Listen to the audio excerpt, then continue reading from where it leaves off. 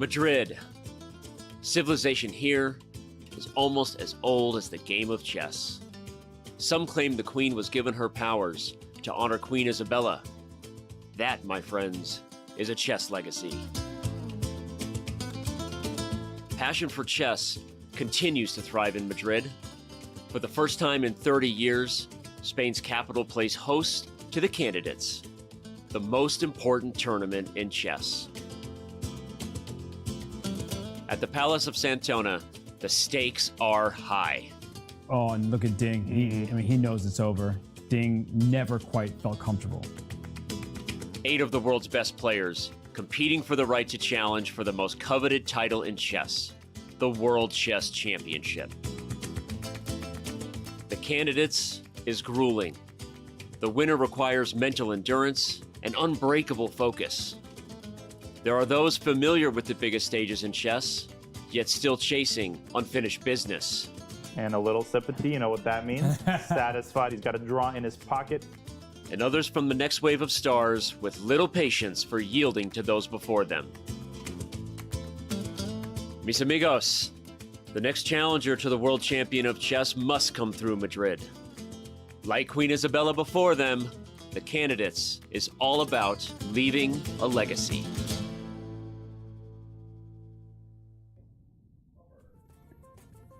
Mis amigos, we see friends of chess coming to the Palacio de Santonia every single day. Hikaru Nakamura, Jan-Krzysztof Duda, they sign autographs, take photos. There's Jan Nepomniachtchi with his fans, Timur Rajabov, smiling with signing autographs, having a good old time with chess lovers.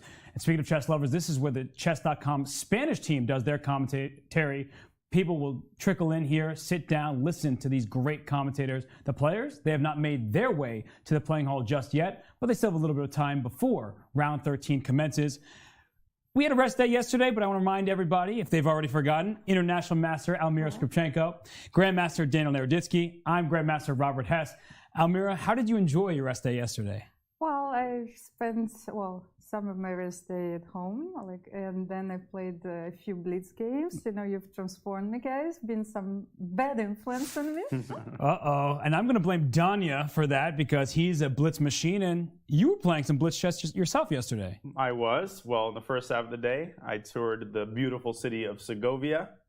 And then on my way back, I found out that a certain someone was playing blitz in the Parque El Retiro. So I knew I wasn't going back to the hotel. I missed that certain someone by a couple of minutes, but I still got to play Anna Kremling and got to hang out in the park. And then that evening, I still got to see Magnus Carlsen and Anish, and I had a great, great time yesterday. And most importantly, I got a lot of sleep. Wow. And of course, Danya skips out the dinner he had with me last night. So the least important part of his day. And my invitation got lost in the mail. But somebody who needs no invitation to win his second consecutive Candidates is Jan Nepomniachtchi. Almira, 8.5 points for him. He's 2 points ahead of the people trailing him, and there are only 2 rounds to go. There are 2 rounds to go, and Jan Nepomniachtchi is only half a point away from the tournament victory, so he needs a draw today. But let's have a look at the standings. Hikaru Nakamura and Liren are tied for the second place with 6.5 points. Timur Rajabov and Fabiano Caruana have 6 points. Richard Rapport and Jan-Krzysztof Duda have 5 points. And theoretically, all of these players can finish second in this tournament. Only Alireza Firouzja, who is on the clear last place, can no longer win the tournament or be second. So every player is within the striking distance of the second place. That's absolutely true. And Danya, how strange it in a way to see Timur Rajabov finally getting his way into the top half of the field. It's crazy, and it still doesn't add up that Timur won with black in 20 moves in the last round. I'll talk about this more when we discuss today's matchup, but I feel like Timur has been consistently underestimated. The factor of experience has been underestimated by most chess fans. This is a guy who beat Garry Kasparov in 2003 with black. That's 20 years ago. Timur is impervious to nerves. He's been centered. He's been playing well. And I think he's thrilled to be where he is in the tournament standings, fighting for second place. Well, Timur Rajabov, he may be overestimated by some and overlooked by others, but he certainly is not by us because he was the spotlight of our round 12 recap. Timur Rajabov surprised Ding Liren with the unusual but effective knight to a6 right out of the opening. Ding tried to press for an advantage, avoiding drawish lines and castling and accepting significant risk to do so. Radjabov found multiple subtle but effective moves to increase the pressure. He himself particularly liked rook to b6. But in my opinion, I don't know, after the best move from me, I think, was rook b6, because rook b6 at least gives some kind of tricks, and also his time was going down and so on, and also pressure is on him, not on me. So yeah, it seems that I'm playing better in this tournament against the players who are leading.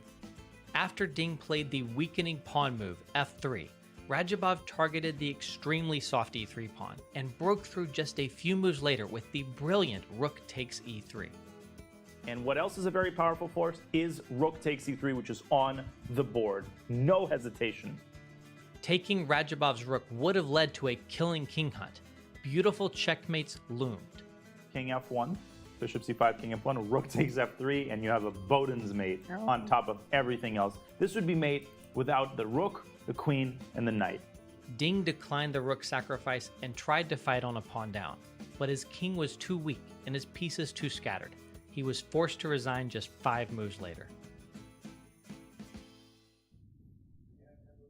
Almira, we heard from Timur Radjabov. He says he's at his best when playing some of the tournament leaders.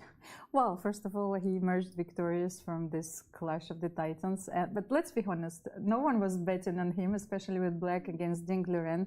That was a very important victory, and he is back in the race. He certainly is. And Danya, he beat Hikaru Nakamura a few rounds before that. So the second half has been very kind to Timur Radjabov. Yeah, both of his wins have been very impressive. His draws have been very solid. His opening preparation has been stellar. Really, whichever way you look at it, Timur Radjabov's performance in the second half of the tournament has been a tour de force. It certainly has been, and he is trying to force himself into the conversation for second place. But we had Timur in the studio. We asked him his thoughts, and he was very matter-of-fact about whether or not Magnus Carlsen will be playing in the next World Championship. I'm sure that he will play the match. I don't know why everybody is so stressing out about this. I think it's not the first time that he's saying this. All the world champions, I guess, and the people who reach the peak in their career, they are probably from time to time thinking that maybe I can do something else. I'm not sure that he will not be playing the world championship, because it should be motivating, and I don't know, for him once again to show that he's the best in the world. Otherwise, why to play the normal tournaments?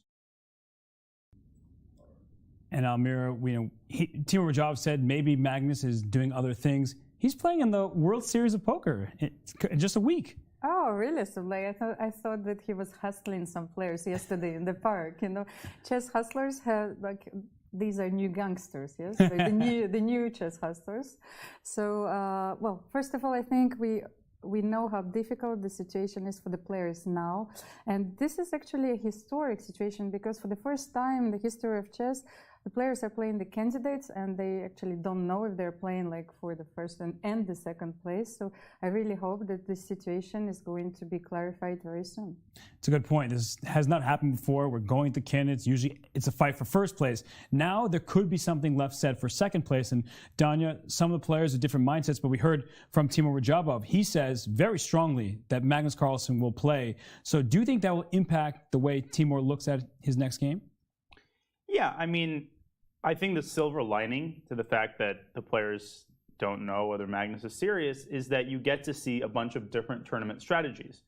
We'll talk about Fabiano Caruana in a bit, but he chose the strategy of taking maximal risk and kind of assuming, as Hikaru told us in his interview 2 days ago, that Magnus Carlsen was just trolling. Somebody like Timur might be trying to hedge his bets, despite what he told us in the interview, and he might be trying to take a little bit of less risk. But now he's got to start fighting for second, because he's got 6 points. He's not in second place, so he has to play for a win, especially because he's got the white pieces. Fabiano Caruana is struggling. This is his chance. Okay, well, we're talking about the matchups. Let's bring them on screen for everybody. Almira, Jan Nepomniachtchi gets the white piece against Richard Rapport. Jan can lock up the turn with the draw, but Richard Rapport, he seems to be down for a fight. So what do you make of this one? Well, I think that Jan has studied almost every opening preparing for this game. But for all the fans of the Game of Thrones here, I wanted to say that Richard could be as well a character from this series. I wanted to say that what is dead may never die, but rises even stronger and harder. So I think that Richard is ready to fight. Okay, fans at home would be very excited about that as we see Jan Nepomniachtchi already in his chair. We'll get back to Nakamura Duda in a second, but Danya, Alireza Firouzja in last place, mathematically eliminated for the fight for even second. He gets the white piece against a Ding Liren who had won 3 games in a row but lost that heartbreaker against Timur Rajabov. Well, we like to toss around the phrase nothing to lose. But so far, Alireza has had something to lose. Today and tomorrow, he actually has nothing to lose. That is it. This is not going to be a tournament that will occupy a central place in his memoirs 20 years later when he's been the world champion for 15 years. This tournament is a wash, and maybe that'll help him. Maybe that will finally free him from the shackles that have prevented him from playing the kind of chess that everybody was expecting him to play this tournament. He's kept playing for a win. His fighting spirit has been admirable, but some of his mistakes have been simply uncharacteristic and unfathomable. I am really, really hoping that we will see Alireza's best chess in the last 2 rounds of the tournament. Maybe his youth will help him avoid the fatigue that has plagued some of the other participants. Well, with nothing to lose, that makes him a dangerous, dangerous man. So Ding Liren will have his work cut out for him. But Almira, Timur Rajabov gets the white pieces against a player, Fabiano Caruana, who struggled in the second half, and a player that Timur himself struggles against. Well, first of all, Fabiano had a very difficult second half of the tournament. But on the other hand, I had a closer look at their games and their live score. Fabiano has never won a game with black against Timur Rajabov, who is a very tough and solid opponent. So it will be, well, how do you say it, a tough road to hoe for Fabiano. And we know that he needs to take a lot of risks today. Well, when you risk with the black pieces, that can cause you trouble. All the players have said that much in this tournament, including Hikaru Nakamura, who gets the white pieces today against Jan-Krzysztof Duda, Danya. Yes, he does. And as we expected, as we predicted, Hikaru got a fair amount of flack on social media for playing the Berlin against Jan Nepomniachtchi. I think completely unjustifiably so. But today, he has to take all of the risk in the world because Hikaru's got the white pieces. He's shown excellent preparation in this tournament. And Jan-Krzysztof Duda, what has his bad form consisted of? I think it's consisted largely of bad calculation. We saw that in his last game against Alireza Firouzja. A lot of uncharacteristic calculation errors. Blunders, stuff missed on move 3 or 4 of certain variations, and we know that Hikaru does not let that fly. So Hikaru has to try to display good preparation. He's got to get a complex middle game, and this is his chance to strike and solidify his bid for second place. You just heard it, that he needs to take the most of his chances. And we caught up with Hikaru Nakamura in the studio where he talked about how he might indeed be fighting for second. Fabiano has been playing every game, taking huge risks. So it's very clear that Fabiano does not believe for a second that second place is in play. It's very clear that he thinks Magnus is full of baloney. Let's put it that way. And I generally have the same attitude as well. But I still want to have a chance where maybe there's that backdoor option where I can get to second place. So yeah, I mean, if I have a chance, we'll see what happens. The situation obviously determines a lot, but realistically, I don't think it's there. But it's still something where if there's a chance, you want to have that possibility. So you're saying there's a chance for Hikaru Nakamura? There certainly is a chance because, as we remind everybody of the standings, Jan Nepomniachtchi, of course, in the lead. For those of you who are just joining us, we'll remind you that Jan Nepomniachtchi just needs a draw today to clinch first place. But the fight for second is not over, and Hikaru Nakamura sits in a tie for second place. So he would like to make the most of his chances. His draw against Jan Nepomniachtchi allowed him to tie Ding Liren in second. And it's the time of the show where I have to make my predictions. I've been wrong every single day. But let's start with the matchup between Jan Nepomniachtchi and Richard Laporte. Fans at home really, really hoping that Richard plays something dangerous, plays something exciting. But I think that Jan Nepomniachtchi, he's going to make a draw, a solid one. We could even see a Berlin draw. I wouldn't be happy about that, but regardless, I'm clicking on a draw here. This game is going to be peaceful. Next game, Hikaru Nakamura against Jan-Krzysztof Duda. I think Danya summed this up very well, that against Hikaru Nakamura, your calculation has to be as close to perfect as it can get. Jan-Krzysztof Duda has not shown precise calculation, and especially in his last game against Alireza Firouzja. I'm going with Hikaru with the white pieces, as are most of the people voting.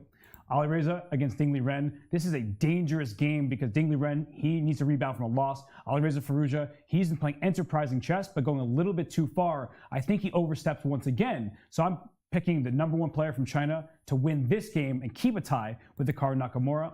And last but certainly not least, we have the resurgent Timur Radjabov. He hadn't won a classical game since 2019 before this event. Fabiano Caruana looked like he was going to be in a two-player race with Jan Nepomniachtchi. He has struggled the second half. I am going to go with neither of them. I'm clicking a draw because I think, as Almira pointed out, Fabiano's never won with the black pieces against Radjabov. And Radjabov, he's been playing very solidly. So I'm going to click on a draw. And for those of you who also want to make your predictions, you have until move 10. We see Richard Report on screen here. But first place, the top guesser, gets a cool $1,000. You can see your potential prize on screen in front of you, all the way down to 10th place with a 1-year Diamond membership. So until move 10, you can make your votes. But we have Richard Report on screen, and that is a man that everyone wants to get into the mindset of. Almira, will he play for more than just a draw? Well, actually, Richard plays so many interesting lines in the opening. So you were talking about the Berlin defense, but I was looking at the very rare line in the Chigorin. And they already played once this line, I think, against each other when Jan Nepomniachtchi had white. So who knows? They played French, they played the Scandinavian. Anything is possible today.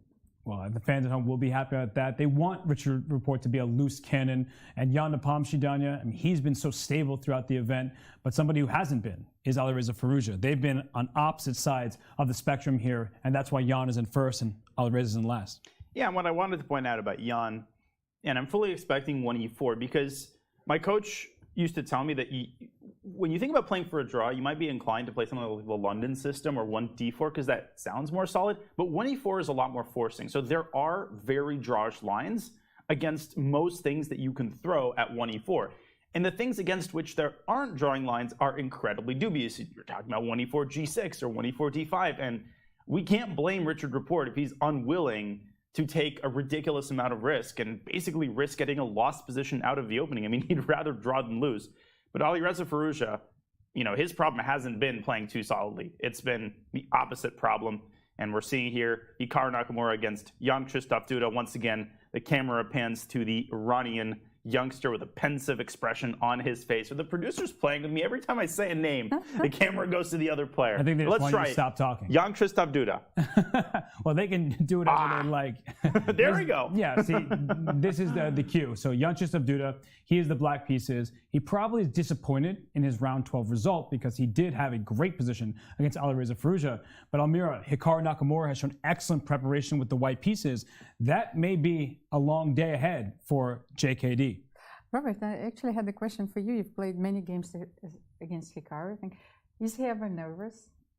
Do you think that he's nervous right now? It's a great question. Hikaru himself has said that he used to feel very nervous, that when he played in his only previous time with the candidates, he felt the pressure, the weight of expectations. Now, because he has a successful streaming career, he feels like, if I don't do so well in the tournament, and of course he is trying his best, he's doing very well, but if that doesn't work out, he still has something to fall back on, whereas other players in the field, Fabiano Caruana, maybe chief amongst them, this is their dream, this is their livelihood, this is their ambition in life, is to fight for a world chess championship. And we can't forget that in 2018, if one single move had been different, Fabiano Caruana could have become champion. Who's and that speaking being of the champions, first move? Judith Polgar. We love to see incredible. Judith here. It's honestly an honor every time Judith is I don't know involved. if she's qualified to make the first move. I don't know if she knows how the easy move. That is former world top 10, the best female chess player of all time, and somebody who just beat Magnus Carlsen yesterday in a blitz game at El Retiro Park. So Judith, I know she can't hear us because she's in the playing hall, and nobody in the playing hall can hear us, but it is really an honor to have her here making the first move. And let's remind our audience that Judith actually played at the final stages of the World Championship. That at the time it was a tournament as the candidates. Right now there were 8 players competing for the title in 2005. Right? And Judith, she sort of transcends chess. Every kind of psychology book and all these studies, anthropological studies, are Judith and her sisters and her father, parents more broadly, they have been written about many, many times. But what has not been written is the end of the 2022 FIDE Candidates. That story remains to be told. And Jan Nepomniachtchi, he's hoping that this is the last game that matters to him. He would like to just make a draw. So for Jan, he did in fact play e4. I love this. You love this? Yes. He's actually gotten up from the chair. No, but Richard is still thinking. Yes. Right. Well, I kind of wonder for Richard Report, people were very hard on him when he didn't take the draw against Jan, and they felt like he almost handed Jan the tournament victory. It wasn't by agreement. It was Richard mistaking his opening preparation, upset about it, feeling like he should continue. I said at the time, every organizer should invite him, and I still stand by that.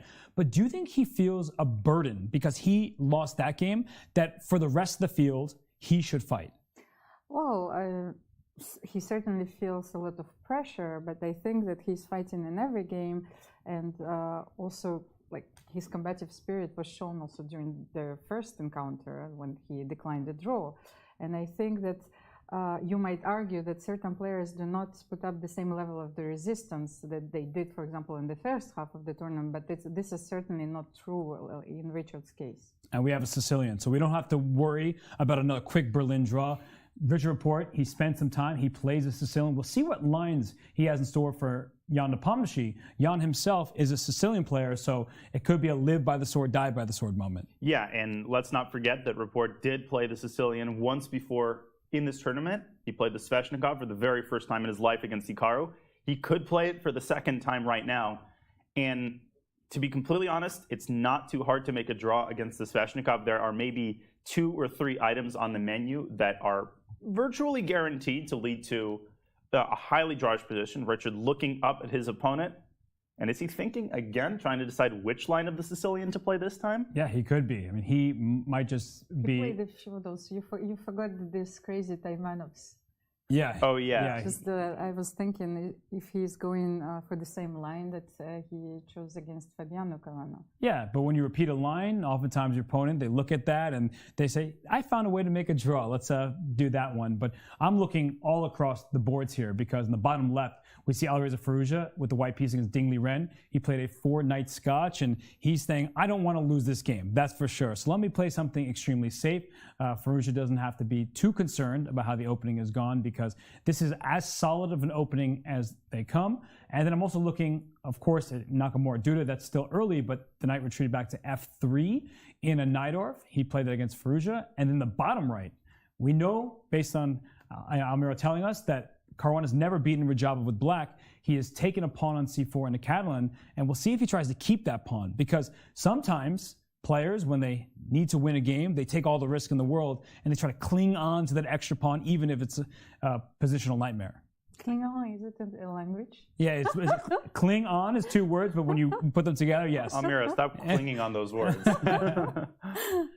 Yeah, but the Catalan, I think, is one of those quote-unquote new openings, which are, on the one hand, very solid and positionally sound, but on the other hand, are very good weapons, legitimate weapons, for playing for a win. So I really like this choice by Timur. If he wanted a quick draw, then he could have transposed into a Queen's Gambit rather, with 4 knight c3, or something as solid as 4 e3. I think this signals to us that he wants to at least get some sort of unbalanced position, and Caruana responding with not the main line, which is now bishop e7 and castles. That's what everybody is doing, but taking the pawn early. Right, and as you said, instead of a5, we can show a little bit of analysis here that bishop to e7 is such a common move because the claim is the bishop on d2 is misplaced. A knight could often want to come there to attack this pawn on c4. So the bishop is invited here just because it occupies a square that another piece should go to. But a5, so I have some experience on the black side of this line. I also played some very bad games on the black side of this line because you are able, let's say white castles in this position, so black can do the same, but there are positions where after a move like queen to c2, black can try to play this move b5. So you do successfully keep this pawn on c4 for the time being after a4, c6. Normally you're unable to play in this manner because there's a problem with this rook on a8. But in the current moment, you see the evaluation go up because the bishop can take the bishop. So it's the problem along the a file, not on the diagonal. But if after a takes b5, you don't just take back. You take this bishop on d2. This knight now can take on d2, and this is where problems start to arise. So don't just play b5 and assume that's going to work out. Somehow this is still been played a couple times, it appears, in our database. It doesn't look very good for black, but there are positions where you can play this b5 move to defend c4, but you need to be careful, as we just showed in those variations. Yeah, and one of the problems of this line is that not only do you have to figure out if you're trying to cling to the pawn, but if you've decided that you don't want to cling to the pawn, the question is, how do you give it away? Because you basically have 2 tempi. Right, white's going to play queen c2 and queen takes c4, And one of black's chief problems here is that French-like bishop on c8. Now you don't have to play b5. You can play b6 as queen c2 is on the board, but playing b6 has one of the same problems that b5 does, which is that it, as you're showing, opens up the long diagonals. So there's a lot of moving parts here. And for black, you have to be very, very careful not to fall into an overly passive position. That's, I think, one of the reasons why the Catalan is so annoying, because if black just develops in a pedestrian fashion, it castles bishop d7, knight c6, you're going to get a position where your control of the center is inferior and your development is inferior, and that is no fun against someone like Timur Radjabov. Pedestrian fashion, this is a new terminology to me. But I truly agree with this analysis, this quantum analysis, if I might say, so which will give probably some evaluation or assessment of the position as a slightly better for white. I've played this line a few times as well with black, and well, with different results. But I think it offers some chances of a dynamic play for black. It's certain that Fabiano himself has played this move b6 that Danya had mentioned against Daniil Dubov, and we know how creative Dubov is. And Fabiano, he drew that game in the Rapid Chess Championship several weeks ago. So b6, you can play this move a3. That way, when this bishop takes, you can take with your knight, so you develop, and then this knight comes and attacks this pawn, because if you take with the queen on c4, that allows moves like bishop to a6. So the bishop doesn't just have to fianchetto, it can go all the way out to be very annoying to the queen, kind of preventing white from castling so easily, and black often wants to make this move c5. So that's where the Catalan often boils down to, is can black successfully get this move c5, and otherwise you're going to face pressure down the c-file for pretty much the entire game. Yeah, and the funny thing is, now that you've moved the bishop away from c8, after you play c5, white's knight jumping c5 is like me going to the Parque El Retiro after Magnus has already left. Like, there's no fun left on that diagonal. Black just goes rook a7. Congratulations, you have control. You know, you've arrived at the park, but it's 7 p.m. This is a very modern, interesting way of playing, where rather than combating control of a certain square or set of squares directly with trying to get the bishop to b7, you're actually just moving all of the pieces to other squares. You're taking the party elsewhere to, you know, to avoid the problems.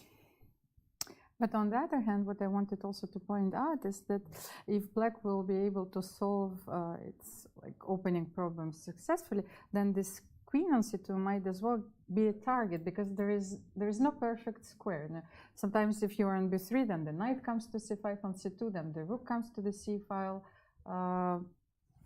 It's a very interesting opening line. And Fabiano, he castled and he got up from the board. So let's go back to our four-board scene as we leave Timur and Fabiano to figure this out. And with the matchups today, we know Hikaru probably should take some chances against Jan-Krzysztof Duda, and Liren with the black pieces, well, he'll look to stabilize. But I'm wondering, we keep talking about this fight for second place, if Fabiano, he doesn't want to take risks with black because he knows Liren and Hikaru play each other in the final round. So even if Ding and and Hikaru are half point ahead of Fabiano, they play each other and they might make a draw, and Fabiano can win that last round to catch up, because Fabiano, he gets the white pieces in round 14. So if he is trying to rely on others for specific results and then rely on himself to win that 14th and final round, that could allow him to end up in a tie for second. Well, you just illustrated how difficult this situation moves. Yeah. Like, are you taking this into account, like on every move that you make? I mean, you can't rely on others, but if we look at the game in the bottom left in Alireza Firouzja against Liren, I think you can count on this game becoming a draw. So we saw that Jan-Nepomniachtchi did the same exact thing against Liren. He is quite predictable when he has the black pieces in particular. He plays very solid lines. He's an e4, e5 player, and we got here through a 4-knight scotch. And if this position looks familiar, it's because it is very similar to how Jan played. So I can start from move one. The opening isn't too important because this theory now is very well developed. But white just develops. This move, castling, is very interesting because it does allow white to take this pawn on c6, but you get in trouble because black develops so rapidly. So instead of taking on c6, white just castles to make sure the king is safe. And then we see this very well-known line that every single kid in the United States plays. Every single kid who just has started playing chess, they're taught this opening. I wanted to show a very funny line in this opening. I think lately the move h3 was played at a very high level instead of queen f3. Then black plays rook b8, and then you go for queen f3. And here there is a very tricky move, h6. Of course, you can transpose into like obvious lines after bishop f6. But what if bishop h6? You know, if g takes h6, you have queen g3 and then queen b8. This actually was considered to be completely unclear by the computer at some point, you know, when I was analyzing it. So yeah, even here, it's like, you know, this is only -1 and black's still in the game. So it looks like a blunder, right? Yes, it just looks like a exactly. terrible blunder, and yet because of, I guess, black's positioning of pieces is okay. But in this one, h3 wasn't played. Alireza went for the direct queen f3, and I think we all, once we saw how the game was going, we could tell Alireza he's just playing to not lose, and it looks like he's going to succeed on that front because he took care of his only weakness, put his pawn to b3, then brought his knight to e3, and now he swaps off his knight for the light square bishop. So they're still following two different Dingley-Ren games, and that is just how consistent Dingley-Ren is. Yeah, and I mean, one could, having that information in mind, one can think, well, isn't it possible that Alireza has prepared an improvement? And the reason I'd be very skeptical about that is just the nature of this position. It's so devoid of life, and the fact they're opposite card bishops. You know, no crazy computer line could change the nature of this position. And the nature of this position is that black's excellent piece activity compensates for the slight deficiency in the pawn structure. And the deficiency in the pawn structure is purely cosmetic, because white really can't attack any of the kingside pawns. The c6 pawn is on a light square, yes, but it could move to c5 at a moment's notice. And perhaps the most important thing is that black has excellent control over the e-file. So this game is going to end in a draw, and the only question is when. well, but Alireza made a very interesting move, bishop g4. I wanted to explain a few ideas in this position, even though, like with the opposite color bishops, you think that it's an easy draw. But if you will not be careful, and I will be able to play bishop b4, bishop c3, then a5, a4. It's very important to play a4 here with white, because if I will be able to limit your piece's activity here, then actually black can even get a little bit better. Yeah, we certainly have seen games where that happens, where especially if this king eventually goes to the queen side, there's squares to infiltrate. So that's important, but it does seem very far away. I mean, Amira, of course, is talking how white needs to be on the lookout, not just assume that there's no issues, because if you play by making assumptions, that's often how you lose games that should be unlosable. But at this point, I think that it's so stable for white that it seems so hard to lose this, you know. And with Dingley already having played this opening twice, this exact position twice, I think he knows that he's in equal territory. So, but if I play just simple move rook e8 here, you have to play rook d1, or what do you want to play? Yes, because you're saying you definitely don't want to take on e5, and you can actually take with the pawn here, because bishop d7, while it does fork the pieces, that once this rook moves and you take on c6 over here, I can just play rook c8, and temporarily white's up 2 pawns. Now let's make it 1. But with the presence of opposite colored bishops, with this pawn on a2 under attack, you can move your pawn to a2, and once black plays bishop c5, you're never making progress. It's a very nasty situation. And actually, Amira talked about white getting in trouble. If you want to get in trouble, this is the way to do it. Yeah. Because black is going to start pushing f5, e4, and you're totally paralyzed here. White has to navigate this very carefully already to preserve the equality. So rook b8 is one option. Another option that I like here for black is rook b4. And the point is not to hope that Alireza blunders his bishop. I mean, this is an hyperbola game after all. And he doesn't even blunder them in hyperbola. But after bishop f3, you do something that might seem weird at the outset. You cede control of the e-file, you trade on e1, but then you go rook d4. And the point is that you're threatening to infiltrate to d2. Rook e2 would be a great move with the small problem that it blunders checkmate. So I don't really see an alternative there other than rook d1, and then black grabs the rook, and the opponents exchange glances and sign the peace accords. But that's a nice line, because Black does have a worse pawn structure on both sides of the board. So if you can force that equality, that's something that Ding Liren will look for. So rook b4 is a good move. And let's say this bishop doesn't leave and you play h3, you could still play this idea with rook to d4. Now the difference, what it would seem, but playing h3 is no more back rank checkmate. But let's not forget the bishop on d6 stares at the h2 square. So if we do the same exact thing that Danya had just mentioned with rook to d4, you still can't play rook e2. You want to keep the rooks on the board so you can play for a slight advantage, but rook e2 walks right into the same checkmate because the bishop covers the square. So it just feels like a position where inevitably Black is going to be able to trade off the rooks, and then it's a result that won't take too long to be signed into the tournament standings. Yeah, I think that there's a 95 to 99% certainty about how this game is going to end. Bishop g4 does seem like a quote-unquote improvement or a quote-unquote novelty, but you know that everything here is within the confines of a dead draw. So I think Ding, with 2 hours on his clock, is going to have no trouble at all figuring out the path to equality. But a wholly different kind of game is unfolding in Nepo against Rapport. I think much to the joy and pleasure and cheers of chess fans across the world, be they Rapport or Nepo fans. Yeah, and Rapport, we've been talking about this, he's the type of player who doesn't want to just give the tournament to somebody. He wants to make them earn it, and he likely does it for the sake of the other players in the competition. And as we see in the top left, we'll bring it on screen for you here and analyze it a bit, that we have a Sicilian. And it's a position where White has committed the king over here on the queen side. We'll analyze how we got here, just to show you the opening moves, because we did see knight c6 on move 2. Went for the rouser, yes? Yep, the rouser, exactly. With d4, knight f6. We get d6, bishop g5. Now, these types of positions can get so sharp. After e6, queen d2, Black just pushed the a-pawn, as is typical in many Sicilians. And what's generally important is that in a situation like this, I think a lot of people are tempted to rush a move like f4 because they feel like they need to attack. But if you play this move f4, you're kind of giving Black something in return, because in the game, the pawn is on f3, making sure the e4 pawn is safe and sound. When you play f4, now you have to be worried, is b5 and b4 coming? White objectively is doing just fine, but it just changes the dynamic of the game. And I believe that Jan Nepomniachtchi, if this were round 1 of some other tournament, he'd be like, let's do this, let's fight.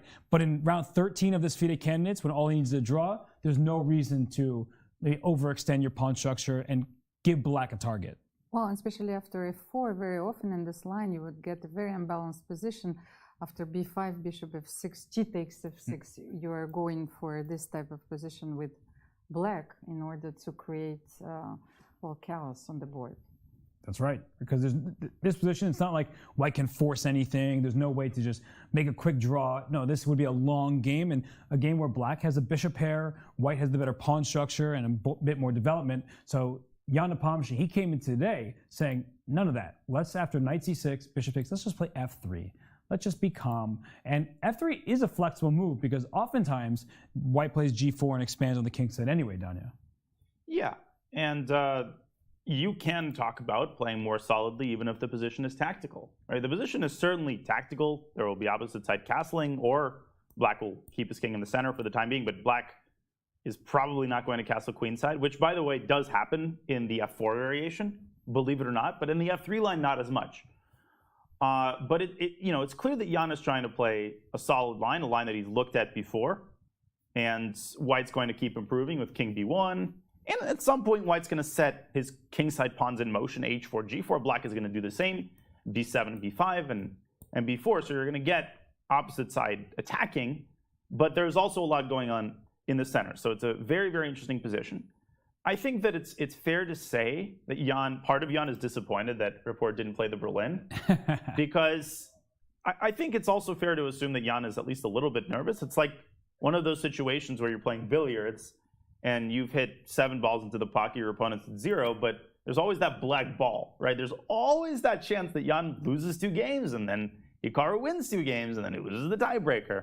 So Jan is aware of that possibility, and he certainly wants this game to end as quickly as possible. He wants to make this draw and pop that champagne bottle that's gathering dust in his freezer. But he is not allowed to offer a draw, that is, until after move 40. Black's 40th move can be accompanied by a draw offer, but Jan can't just say, Richard, my buddy, my pal, let's just call it a day and make a draw. No Half draw of the Dom offers are Perignon allowed. is yours. Yeah, great question by no. Virgil85. So thank you for asking that. It's good clarity for everybody who's wondering the very same thing. So this is interesting. So right now, let's talk about options for Black. Robert, yes, that's what I wanted to tell you, that especially for our audience, that after a very simple move, bishop e7, it might seem that you could take bishop f6, and for example, after bishop f6, take the pawn on d6. But this position is actually much better for Black. That's right. That's a very important element to understand in this position. And for two reasons. You could actually trade queens and still be better despite being a pawn down. But look at this. Queen a5 comes in. Bishop takes c3 is a threat. Rook to d8 is about to happen because the bishop defends that square. So this is a very good example. Thank you, Almira, for mentioning this, that you may think, I win a pawn, I'm really happy, but then your position falls apart immediately. Yeah, very instructive line. And, you know, this is why the rouser is, well, it's often underestimated, but it's a very, very intricate opening. A lot of ideas for both sides that you have to be fluent in, you know, if you don't want your position to fall apart. Again, with either color, there's equivalent ideas that Black has to be fully aware of. Yeah, such as, you know, when you play h6, when do you push your, and sometimes Black can even play h5 in response to White playing g4 or even h4. Mm-hmm. So there's a lot of levers and pulleys that that really dictate this position, give it a lot of life. And you mentioned levers and pulleys. I'm going to mention a hook. This move h6, the reason you need to be so careful about this is because h6, let's say I just retreat my bishop, and Black does the very standard thing, bishop e7, White plays king to b1, and you castle.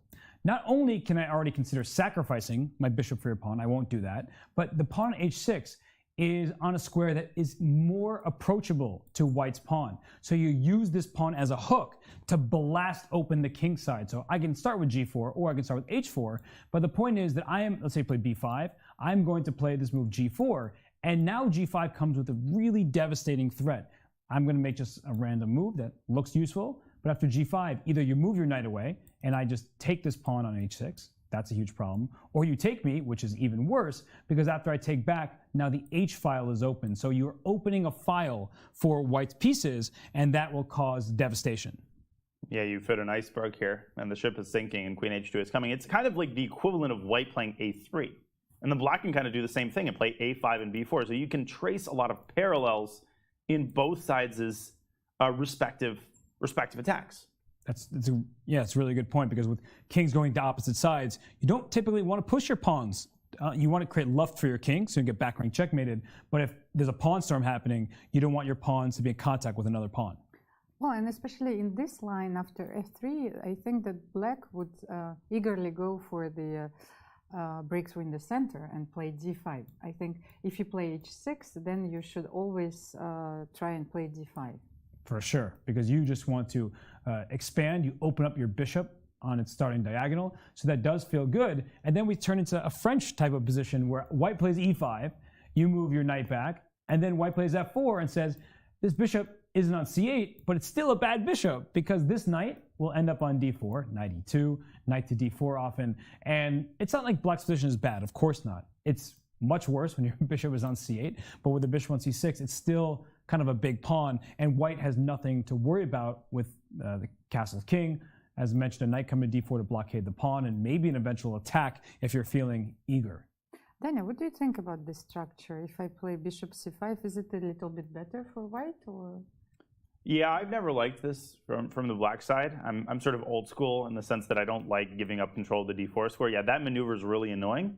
But a lot of French players, they swear by Black's queenside attack, and they just ignore the d4 square. You know, rook c8, queen b6. French players are used to just being worse, right? Yeah, right. It's not a big deal for them. People play the French defense, not Almira Skripchenko and those who play for the French Federation. Right. let's be very clear about who we're referring to. How about French players who play the French? But those are the worst. It's a very important thing to understand, that you're used to be worse. You know, Like sometimes when you only play the Sicilian, you get a French type of position and you think, oh my God, what is this horror? But actually you're just slightly worse and well, you might as well win in the end game. Sure, and that's a really important point about people's styles, because some people can be passive and worse and they're totally okay with it. They say, you create a threat, I stopped your threat, I don't have to go for checkmate myself, I'm okay with stopping your plans, and then later in the game I will try to take over. Other people say, no, I don't want to be without a plan, I need to be ambitious, I need to have tactical possibilities. So that stylistic choice is important. I think of all players, Richard Report, we know he's creative, but he also doesn't mind having positions that are quite neutral that allow him to play for something later in the game. So all top players are universal, but I feel like Richard, he's known for his flair, but we know that in the games he's played in this tournament, he doesn't mind trading off queens early and then trying to outplay his opponent. What type of player are you? Am I? A player who doesn't play, so I'm retired. You're a noted opening expert. I have two things to say. Yeah. The first is the fact that Report has played h6, and I think a lot of players their instinct is to play bishop h4 to keep the pin. But I mentioned all of the sort of vocabulary of the rouser that you have to be aware of. And one of them is the danger of the bishop on h4. It's undefended, and Black has this very well-known tactic that occurs across many types of Sicilians. Knight f6 takes b4, simultaneously hitting the queen on d2, and the complications work out for Black. White can keep material equality, but not with this line. If you take the knight, Black takes the bishop. If you move the bishop on d8, the knight can take the bishop on f1. Now, you can play knight takes c4 and knight takes d6 check, but we've already established that taking the d6 pawn is not as big of a deal as it might seem. Black can just play queen e7 or even rook d8, and at the very least, Black is not worse and has solved all of his opening problems. And this is a type of position where if you saw Vladimir Kramnik, who just played yesterday in the Rapid Chess Championship, you gave him the Black side of this, you're like, he's going to outplay me. You might as well resign with White. Seriously, and Black is a bit better. You have great flexibility in your pawn structure on the king side, and with the f3 g2 setup, if I can even push through to g4, I have an easier nut to crack over on the king side, whereas Black's queen side here is very stable. Black's rooks are already connected, so the 4-on-3 toward the king side and in the center, that's where Black can say that he is better. So yeah, you don't want any part of this, and after h6, I'm sure we'll see the bishop retreat. But as we go to the 4-board setup, ooh, Duda, here's the Black piece against Speaking of knight Hikaru. takes e4. Yeah, speaking of knight takes e4 and the d6 pawn, that's a different story. That's a very, very different story. And, well, they're in endgame, by the way, with Liren and Firouzja. But as we look at this game here, it may seem that knight takes e4 is possible, but after knight takes e4, the knight on h4 is loose. So after knight takes e4, bishop takes h4 over here. This would not be good because knight takes d6 comes with check. But Daniel said taking pawn on d6, not such a big deal. We're fine. This is why we don't just listen to something that someone says and assume it applies to every position. You need to calculate. This would obviously be terrible for Black as your king remains in the center. You're going to lose your b7 pawn. Your position falls apart. Now, there is something here because after knight takes e4, we understand that bishop takes h4 will drop the d6 pawn, but can't Black plays with d5, which is really interesting as both knights are now under attack. That's a very interesting. That's not an easy move to see because your brain automatically tells you that you have to take on h4. This is actually quite a pretty intermezzo. And how does White save the pawn? I guess White should play g3. The point being, if you play knight f3 instead, then I take on e4 with tempo, and I simultaneously attack your knight on f3. The good thing about playing g3 is that if you play d takes e4, I take on e6, and I can triple your pawns. Ugh. And it gets even worse if you take back on e6 because of the check on h5. So you'd have to trade your queens there, but even the endgame doesn't seem too fun. The g6 square can be used as an outpost for White's knight. First of all, you have to play queen e2, so we fill the e file. But no, in all seriousness, this is, I mean, even if the computer says you're okay, no human player would ever accept this. But this is also possible in the other line. If you play knight f3, d takes c4, bishop b6 is also possible there, so you can get the same. But there I can play e takes f3, no? Pawn structure. Yeah, Danya was happy to start gobbling pieces over here. So bishop d5. Oh, yes, it's, I have G2 and then GH1 and G3? HI0. G3 is such an awkward move because you even look at bishop takes h4. I think you have to take it. But something else that I was just considering is like, can I make this move here, queen h5? Because you certainly can't take this knight e4, as after bishop takes e6.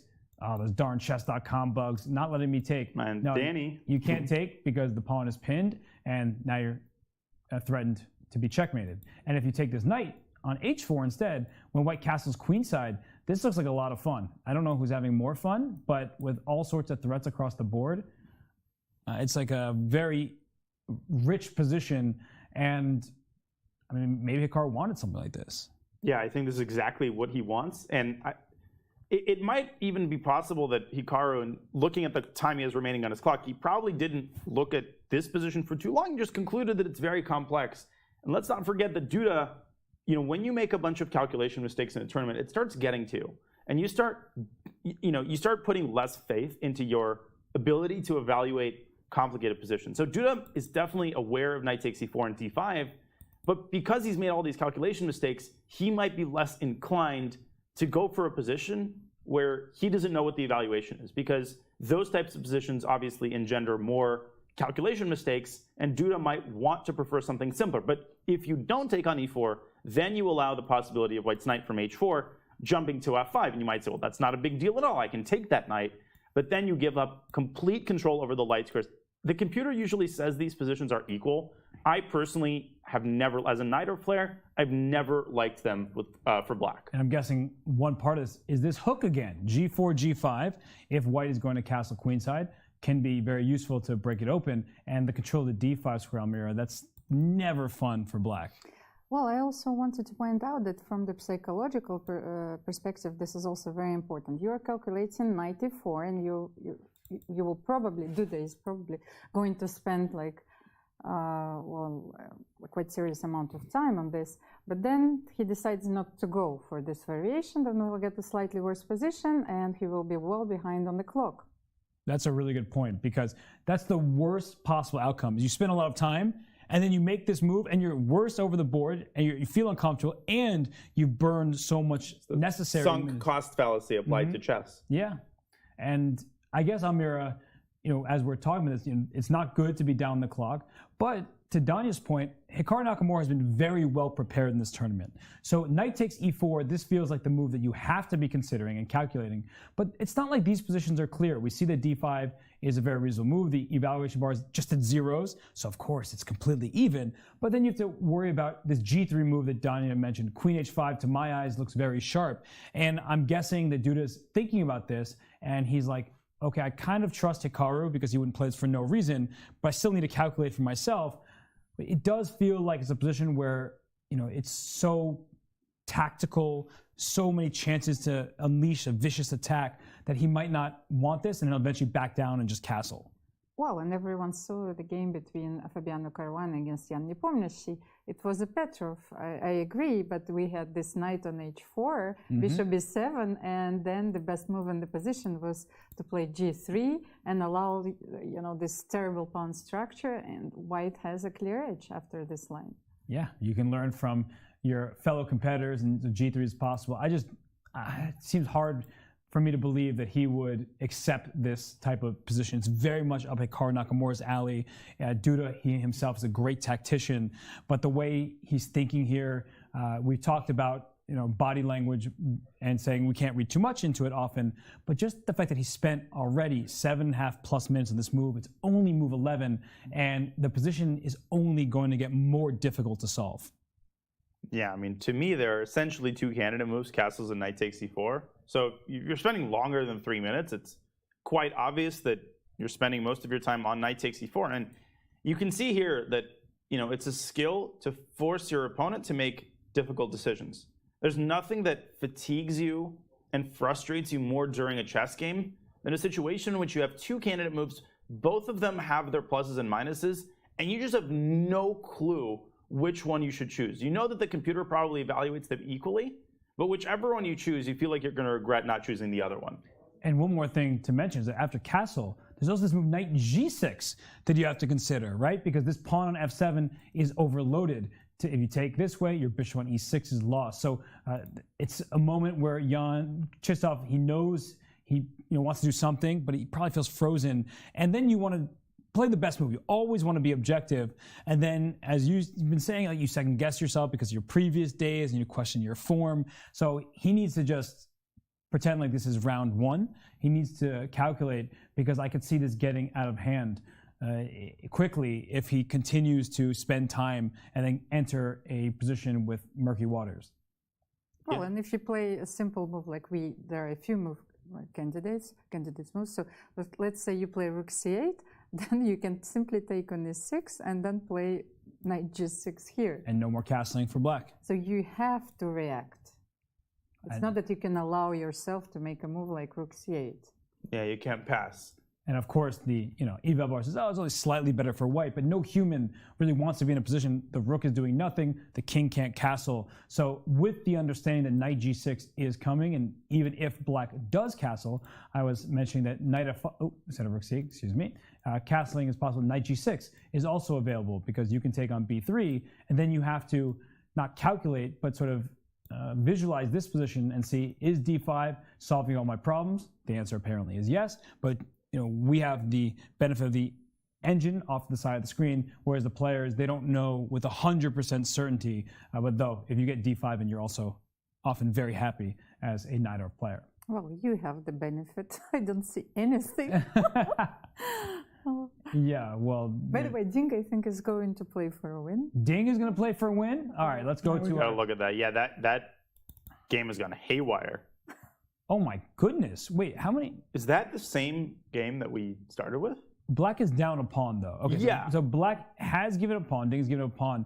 But it's kind of what we were talking about before in that position where the rook was in the second rank. White could be up a pawn, but can't make progress with it. Ding Liren, it almost looks like he's up a pawn. Well, he's going to bring his king to the center, king f6, king e5. He can play c5, d4.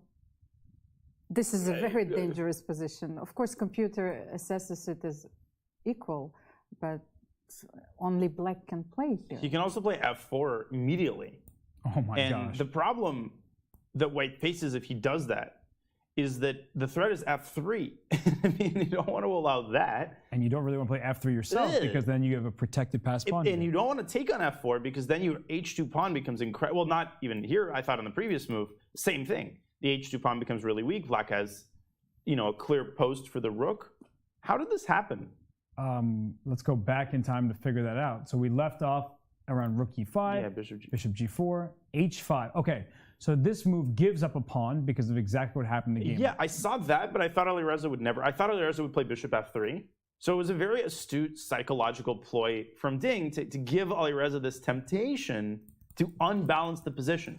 Because Alireza wants to win a game, another game. So he certainly does. And bishop f3, I guess h4 could have been the reply and just trying to take up some space on the king side. But yeah, this just looks really nice for black, even though white is the one up a pawn. So as we see, bishop e2 has been played. f4 is not yet Ding Liren's choice, but f4 does look very good. And all right, on the flip side though, white is up a pawn.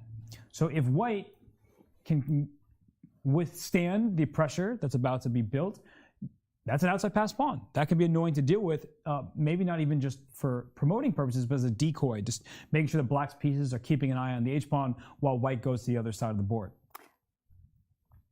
However, it's not so difficult to stop it, especially with the opposite color bishops and the rooks on the board. Yes, that's very true. So it's a long, long, long story for that pawn to be relevant. And as the move f4, a very natural move that can be played, it just feels like this pawn could be in trouble sooner rather than later. So let's remind everybody about who Ding Liren is, the #1 player from China.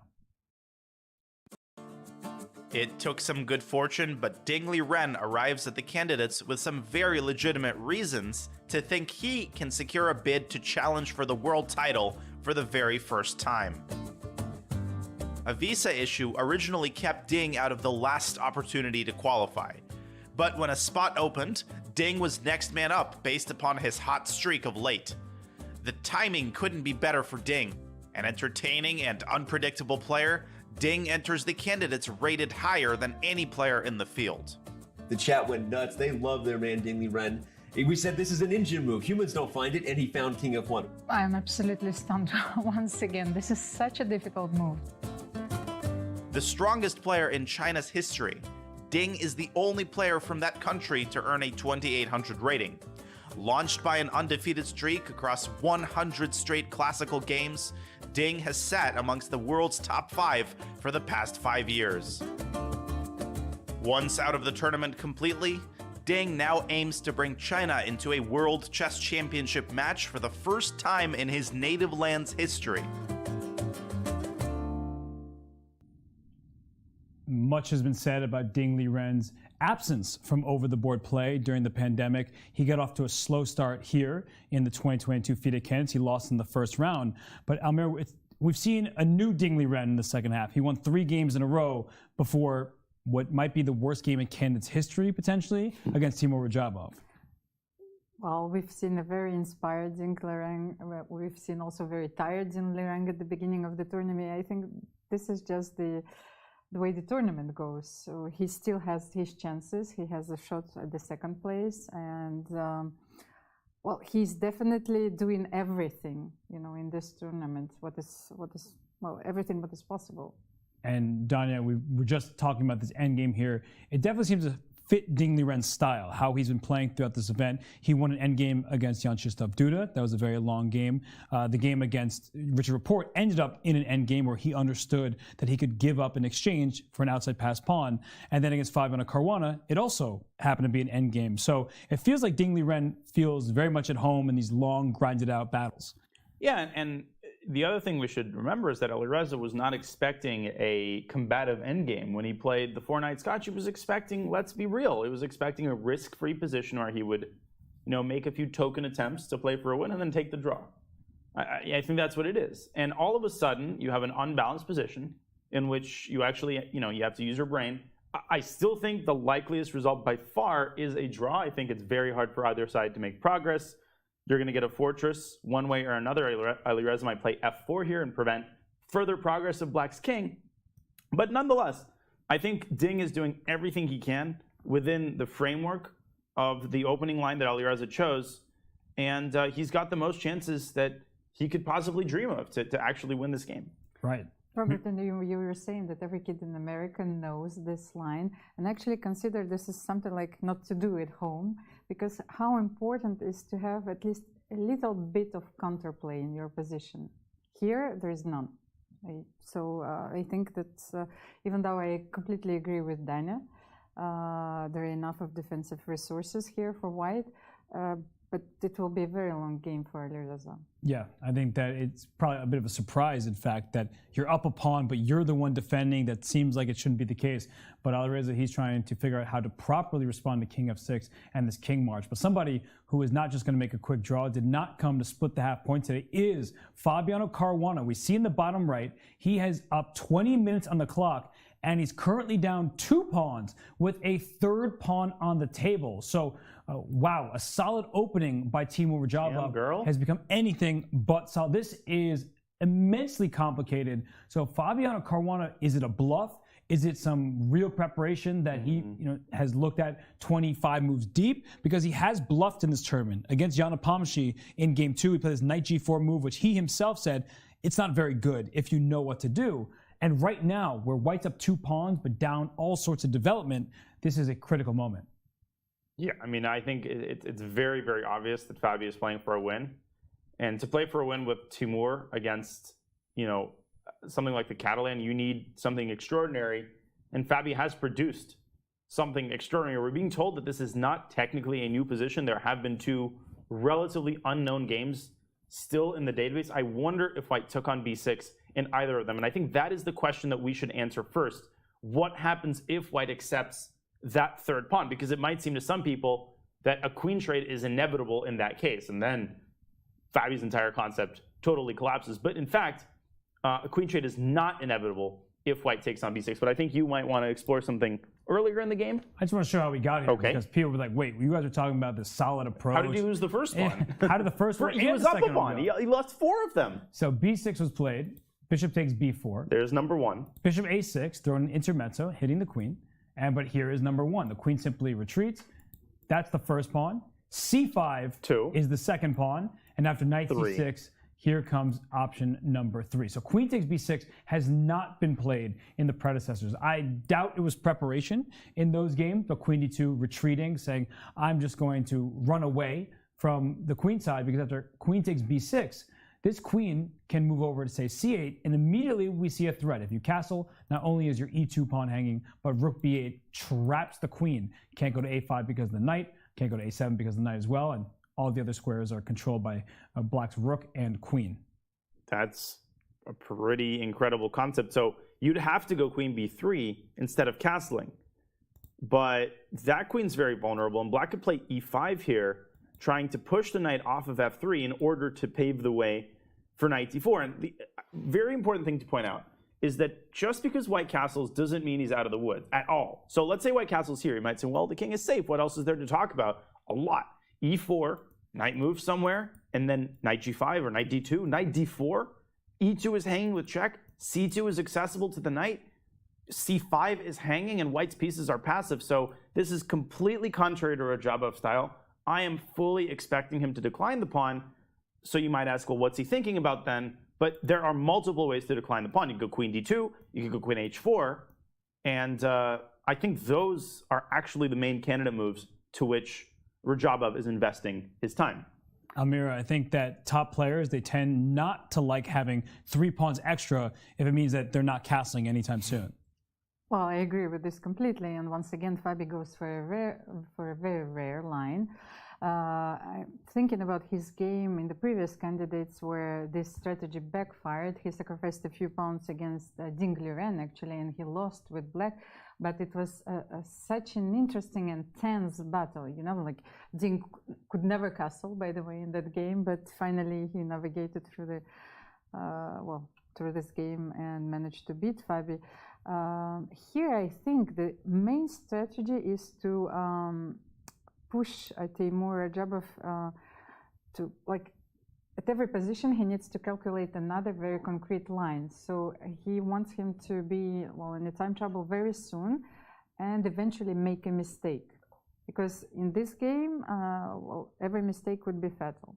Yes, one mistake could end the game on the spot. And actually, Garry Kasparov, he did an interview with the St. Louis Chess Club that I watch, and he was talking about how interesting the opening preparation has been. And I think that Fabiano Caruana, despite some of his struggles in the second half, he's had the most creative opening repertoire, where he put his knight on g7 against Ding Liren. He lost that game, but you don't see that very often. And just the way he played against Jan Nepomniachtchi, bringing his knight out to g4, he's played adventurous chess, and this game is just another one of those games in that style. And Radjabov, it really is a difficult choice, because he may be looking at this queen takes b6 and just dropping the queen back and saying, I have 3 extra pawns. The saliva might be trickling from his mouth. Yeah, that is a lot of pawns. 3 extra pawns. So even if you win my knight for another pawn, then I'll have 4 pawns for the knight. And just to show a sample, we'll bring up the analysis board, because maybe there is a variation where after queen c8, the queen has to go back, as we we're saying, so it doesn't get trapped with rook to b8. And after e5, like maybe there's a situation where I, in fact, give up my knight on f3.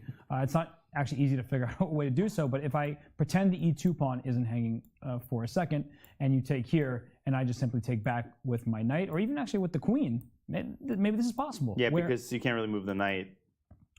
White has 4 pawns for a piece.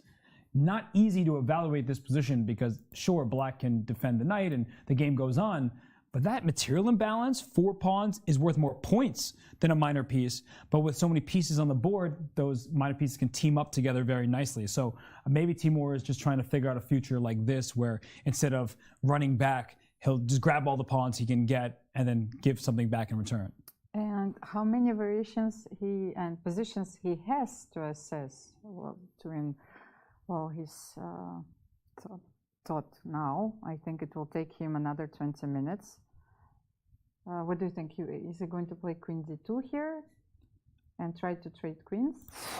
I think he might be attracted by queen h4 because opening preparation has been very interesting. I think because the queen is very safe here, and it's not safe anywhere on the queen side. And after bc, he might want to go knight c3, and then castle essentially by hook or by crook, regardless of what black does. Knight d4 castles, rook b8 castles.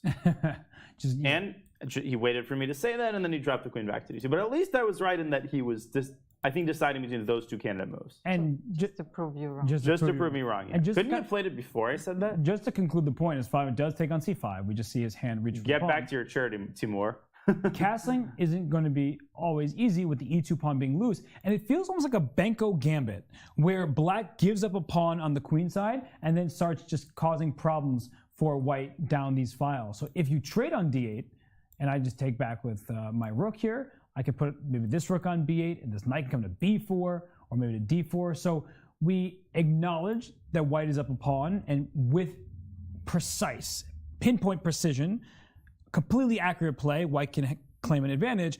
It's really difficult to be perfectly accurate in these types of positions where it's dynamic play for black and white first warding off the threat and then trying to come up with more active ideas of his own. I'm a skeptic, though. Generally, I'm very amenable to these types of ideas, and I think this would be great in a rapid game. But first of all, Rajaba doesn't have to take on d8 yet. He can castle. And then you might say, well, black can actually restore material equality, take on d2, take on e2. But that's the problem with sacrificing so many pawns, is like, it takes a while to take all of them back. And in doing so, you're giving your opponent a lot of tempi. So as you're pointing out, I think it wouldn't be in the spirit of the position trade queen. Queen b6 would be likely, but after something like knight c3, white can push that b pawn up to b3 whenever he wants.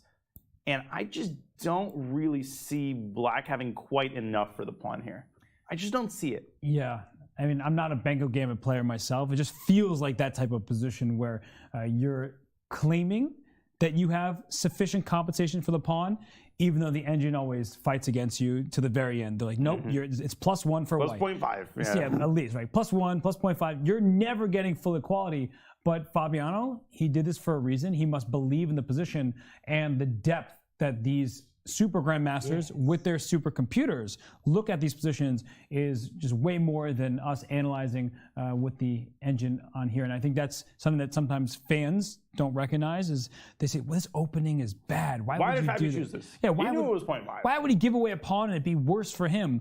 But just they have supercomputers that help them out, and they have a different evaluation than the ones that we have. And the surprise factor can really play a big role in these games. So Timur Rajabov, as he fiddles with that pawn, I think it's a pawn, could be a more valuable piece, but he's usually fiddling with a pawn, as many chess players do.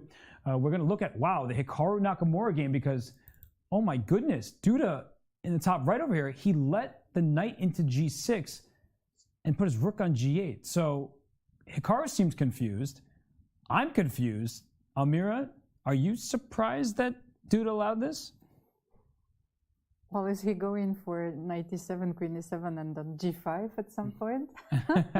That would make a lot of sense if this knight moves out the way. This is a very peculiar line, I must admit. Knight e5, bishop b6, f takes c6, and knight g6, because that wasn't the move that we were looking at all. No, but maybe he wanted this position, right? He forced it.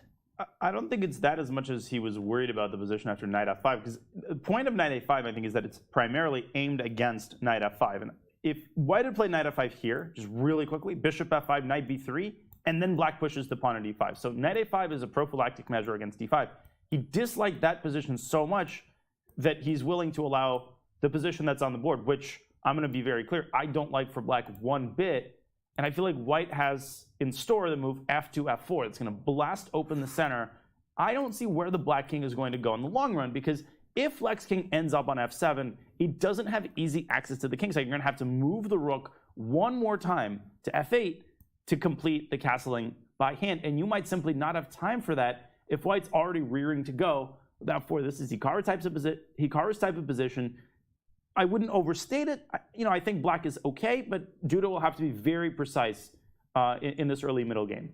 And a lot of this can come down to some kind of d5 break at some point. You can't do that easily with a knight on g6, because don't forget that pieces move backwards. And knight c4 is going to be a nuisance, but if white starts with queen d3, let's note that his bishop can't move anywhere, so we shouldn't rush to capture it. We can capture it next move. Maybe queen to d3.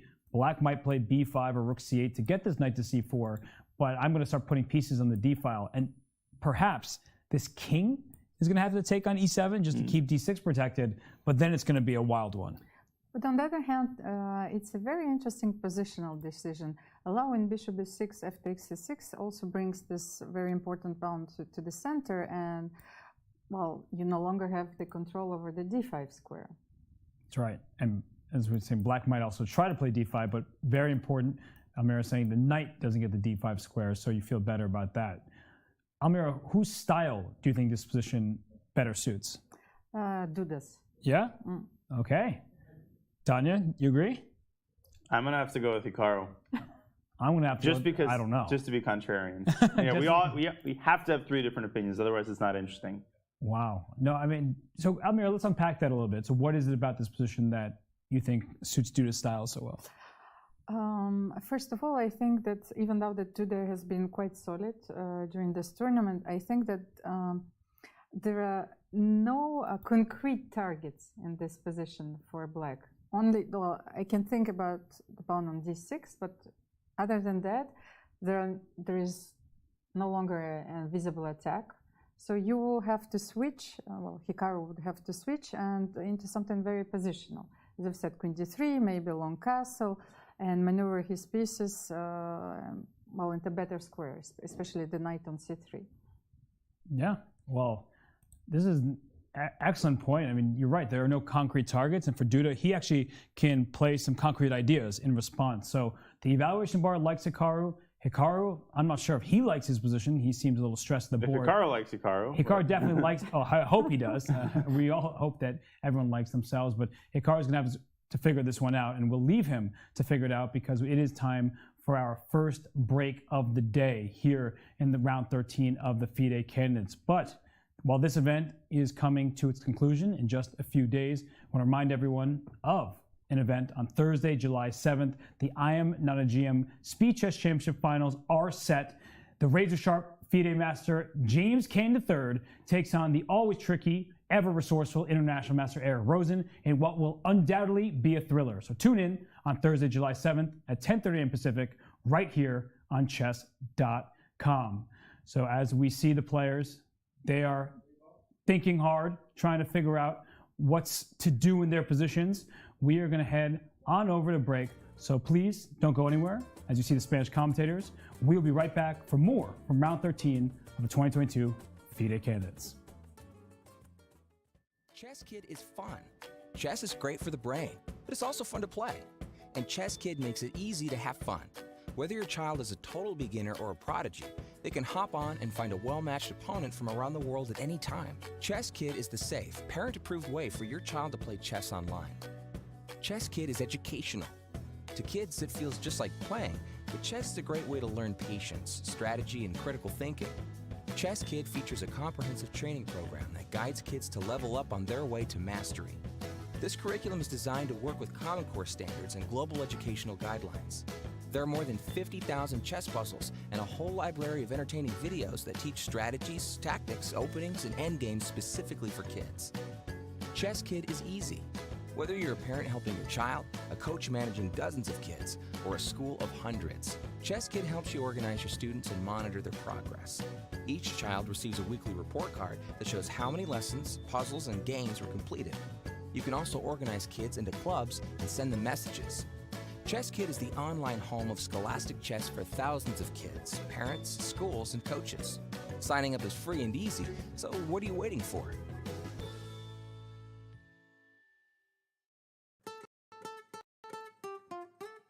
Champion Nepomniachtchi is back at the Candidates, effecting his second straight bid to challenge for the World Chess Championship.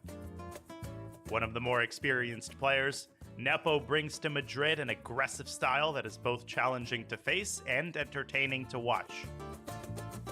2 years ago, Nepo made the most of his debut in the Candidates. With a round to spare, he won the event in convincing fashion. That's all he needed. Jan Nepomniachtchi is the 2021 World Chess Championship challenger. That victory led Nepo to a World Championship match with Carlsen and also secured his return to the Candidates in Madrid this year. Despite being one of only 2 players in the field to have won the candidates, the expectations for Nepo were not particularly high this time around. However, his confidence from having won here before, in addition to his years of competitive experience, may offer him a shot to turn some heads. If Nepo should pull a major upset and face Magnus Carlsen again, the two know each other well. Nepo has competed against Carlsen for decades, ever since the two prodigies were 12 years old. So we're here today at the candidates. We're in the media room with Ding Liren's notoriously large chair, and Fun Master Mike is having a battle of his own to become Food Master Mike. We're gonna see how he's getting on. Lydia, don't make me eat anymore. This is like a pizza simul. Please be done. At least get some water or something. It's terrible here.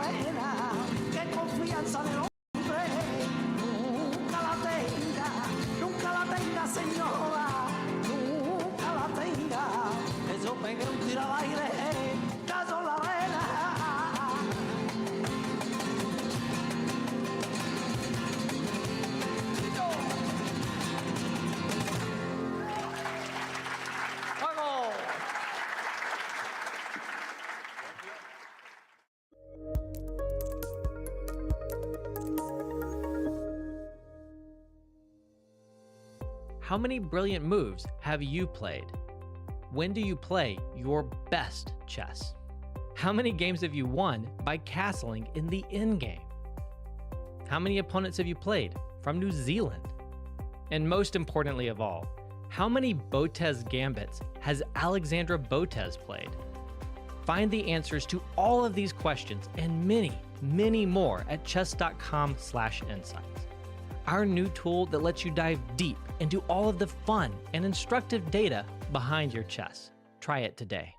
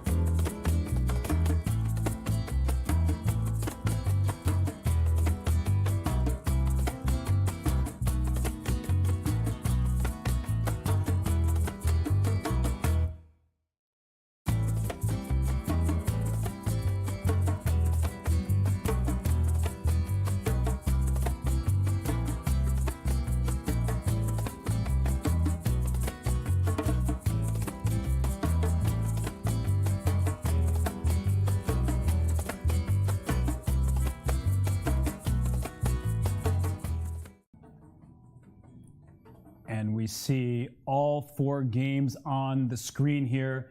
3 players just hanging out away from their boards, their chairs, very tall. Only Ding Liren has what I consider a normal sized chair. It's been one of the biggest talking points of the event.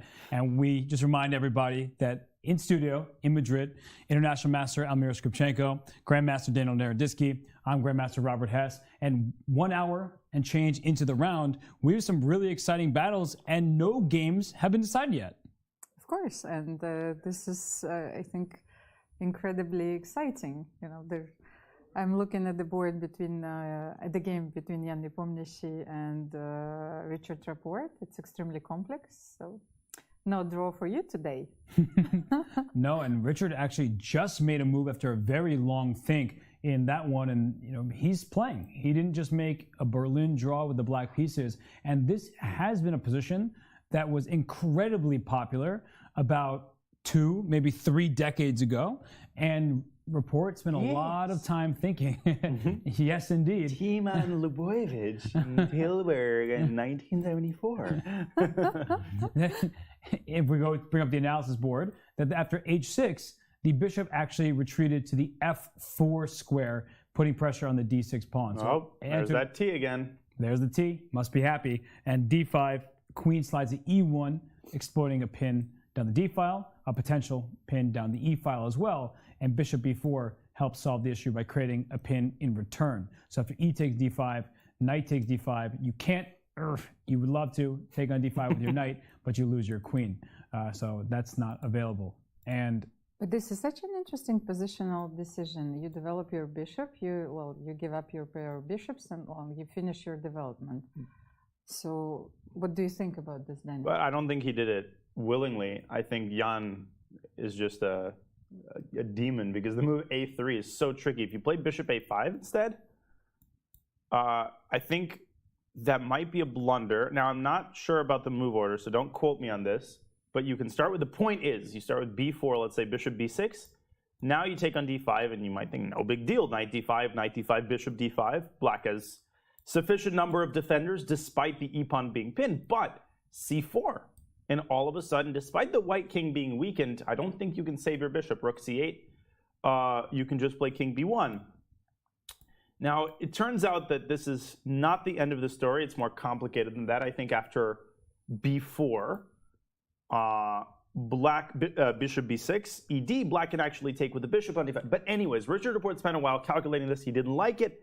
And I think as a consequence of that, he decided to take on c3. But I think this is music to Jan's ears. I just want to point out that bishop c7 fails because of this pin down the e file. Because if we count, it looks like we have 3 pieces defending it, but we only in fact have 2 because the e6 pawn cannot legally capture. So just to show that quickly here, that the trade happens, the rook takes, and that rook is immune from capture because the pawn is pinned. White would win a piece. So what we're getting at is that white was threatening to win material in many different ways if this bishop retreated to a5. Now, as you point out, Danya, to show that if e takes d5, you'd have to make quite a counterintuitive move. With bishop takes d5, we typically don't enjoy losing our bishop for a knight, but here that saves material because after knight takes d5, and c4, which tries to exploit the pin, there's this move queen to f6 at the end, threatening queen a1 check, threatening queen takes f4, so black would be able to survive. But if we continue this version, bishop b5? This is actually why you want the knight on d5. If you had a bishop here, you wouldn't have bishop e3 check. Oh, now the knight defends e3. Yes, so it's just a long tactical sequence where the knight protects the bishop, you have to take with your queen, and then we see a position, I have to skip the move because you take this, and you take this, and black could take the knight on d1 and give up some more pawns, or just take this, and we get a messy position that apparently is completely level. Yeah, and so on the basis of these simple lines, Richard Report took on c3. Now, after queen c3 castles, the good news for Jan is that I think he has this move bishop e5, which might forcibly lead to a trade down the long diagonal. Bishop e5, then pre-move bishop takes f6. But there's one little trick. Yes. I can move my knight because the g7 pawn might not be hanging. Yeah, right? you can play knight e8. But why can't I then, play knight d7? Oh, you bishop g7, queen g5 check. Sorry, friend. I'm not going to be so friendly in this tactical line because the bishop is lost on g7. If I miss one more of those tactics, just like Magnus, I might retiro from chess.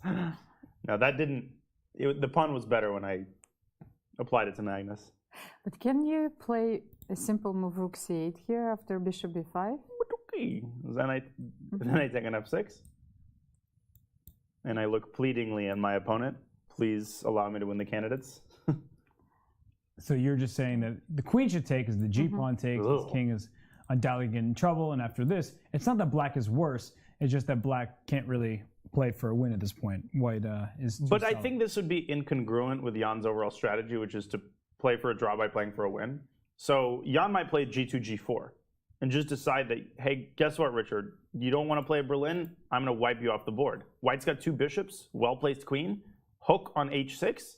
I would prefer white here, but as long as there's opposite side castling and black wants to go rook a8 to c8 and bishop a4, your heart is going to be beating pretty fast here as long as the queens are on the board.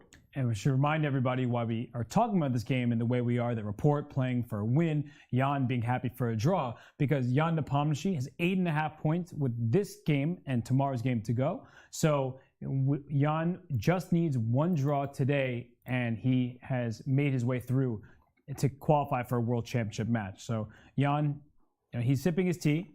He's trying to make sure that he's fully focused. And Almira, do you think he's happy with the position that he's obtained after 14 moves? I think that he's a bit nervous, especially that when you see his result, 8.5 points, even out of 14, would be sufficient to win the tournament. For the moment, that's still not sufficient, like out of 12. And he's going even for an historic score. If he makes 2 draws, for example, he can win a tournament with a score which we have never seen before. But I can certainly feel tension here. Danya, we see Jan on screen here. He's also spending 35 minutes for 14 moves. We know how quick he plays in the opening. Well, I think he's been a Zen master this tournament in terms of his emotions, but he's also human. I think he's obviously nervous. I don't even think that's up for debate. I think it's also important to point out that even if, let's say, Jan loses, and let's say that Ding and Hikaru both draw, he's not going to be happy. He doesn't want to win the candidates with a whimper, right? He doesn't want to win on the strength of other players holding Hikaru and people in second place back. He wants to win by getting 1.5 points out of the last 2 games. And he wants to win with a chess.com pin on his jacket, because I just saw him move, and that looks like a chess.com pin. Snappy. Yeah, how come I don't have one of those? Danny, I know you're watching the show. I don't own a chess.com pin, so I guess Jan is, he deserves it, and we don't here. I don't know. He didn't really. Also, not really achieving anything. Is Jan like singing to himself? It felt like he was vibing to some kind of music, and now he's going back to calculating. It's actually one of the questions that I still have for Jan or for Richard's report, if what kind of music they listen to while they're preparing for their games. I was listening to Mozart, but again, there's my Spotify, and okay, a song stuck in my head, and okay, during game I just to calm myself down, I listen to some music, some Johann Amadeus Mozart, Bach, but okay. He's like, where's my voice coming from? It's Wolfgang Amadeus Mozart. What am I saying? Oh, Johann Sebastian Bach. I got my composers confused. I hope Jan doesn't have his candidate moves confused here, because this is a very complex position. It is. No, it really is a tough one. And Jan doesn't look very familiar with the position either. So Richard Report spent a bunch of time in his last 2 moves. Jan doing the same. Nerves are undoubtedly playing a part. But if we talk strictly about what's happening on the chessboard, and this isn't an easy position to figure out, because right now White has the bishop pair, but the d5, e4 tension is very important. White can push that pawn to e5, but then that allows Black free play on the queen side, where only White's king is. So Jan, he may be nervous, he may still be stoic. He did talk to us about his mentality. So let's remind everybody about what he said. In general, overlooking at all your games here at the candidates in Madrid, what do you think so far has been the reason of your success? I don't know. I'm just trying to keep, my head calm and not, let, any emotions drive me. So trying to do my job more or less. And this could be the difference with the players who play their first candidates. The tournament is nothing over, yeah. So it's still I have 2 games which could be extremely tense. And so far, once again, so far it's so good. But it's too early, to give some promises. I feel like when Jan says that there are 2 games left, very tense, I think he's reminding himself, because one of the biggest storylines of Jan Nepomniachtchi before the previous candidates in 2020/2021 was that he is impulsive. He plays too quickly. Even when he has good positions, he doesn't slow down to calculate. So I feel like, as he said when he joins the studio, that the candidates tournaments are different for him. The level of preparation is higher. He feels like he's in the zone. And I think he keeps himself in a narrow line, and he only walks that line without venturing out. And that's why he's trying to keep his composure and keep his emotions in check. And chess is also, it's a very strange game compared to the other sports where you can express your emotions freely, while during the chess tournament, like you observe almost a religious silence during the games, then you go and prepare like for the next game. And I'm pretty sure that maybe after winning a game, Jan's soul is jumping like a unicorn inside, but you do not allow yourself even to feel that until the tournament is over. Yeah, it's a must. Remaining objective at all times. And Jan Nepomniachtchi has done a masterful job of that throughout this event. Right now in this position, it's not looking very easy. He's been thinking for a while. But as we get to the other boards, in the bottom left-hand side of the screen, Liren against Alireza Firouzja. Alireza has the white pieces, up a pawn. But look at those pawns for black, c6 all the way to e4. It feels like Liren, he's trying to figure out if he can play for more. And as I say that, I look at the top right, and Hikaru Nakamura, he may have played the best move of the tournament with pawn to h4. Danya against Jan-Krzysztof Duda, he plays d4 once again, h4, excuse me, once again. A very interesting, unorthodox decision, but the intention of that decision is crystal clear. He does not want Jan-Krzysztof to move that knight off of g6. He's going to bring that pawn up to h5. The pawn will be supported by the queen. The pawn itself supports the knight. Now, that is obviously a very time-consuming plan, and it allows Duda several tempi to improve his coordination. So king f7 is a very helpful move for black. Okay, we'll analyze this with king coming to f7. Right. Would scare a lot of our viewers, but king f7 makes a lot of sense. And then after h5, black wants to play a move like queen c7, or maybe even rook g8 to e8 to prepare king g8. And the reason I'm a little bit iffy on Hikaru's strategy is because he has given now Duda a chance to either coordinate his rooks or to castle by hand. And if Duda makes his king safe, then I think Almira's earlier point will be very pertinent. Black has great control over the center. Let's not forget that. The knight on c3, it's restricted by black's pawns. The knight on c4 is a very good one. So from the perspective of the non-knight on g6 pieces, one could make the case that black has better control over the position as a whole. So a very double-edged decision by Nakamura. I won't pass judgment on it yet. Let's see how the next 3 or 4 moves go. And I think that the logical continuation after h4, h5 would be for white to support it by playing f4. But in this position, I'm not sure you want to do this because you give up the e5 square, potentially the g5. And the b2 pawn is a problem too. Pawn, exactly.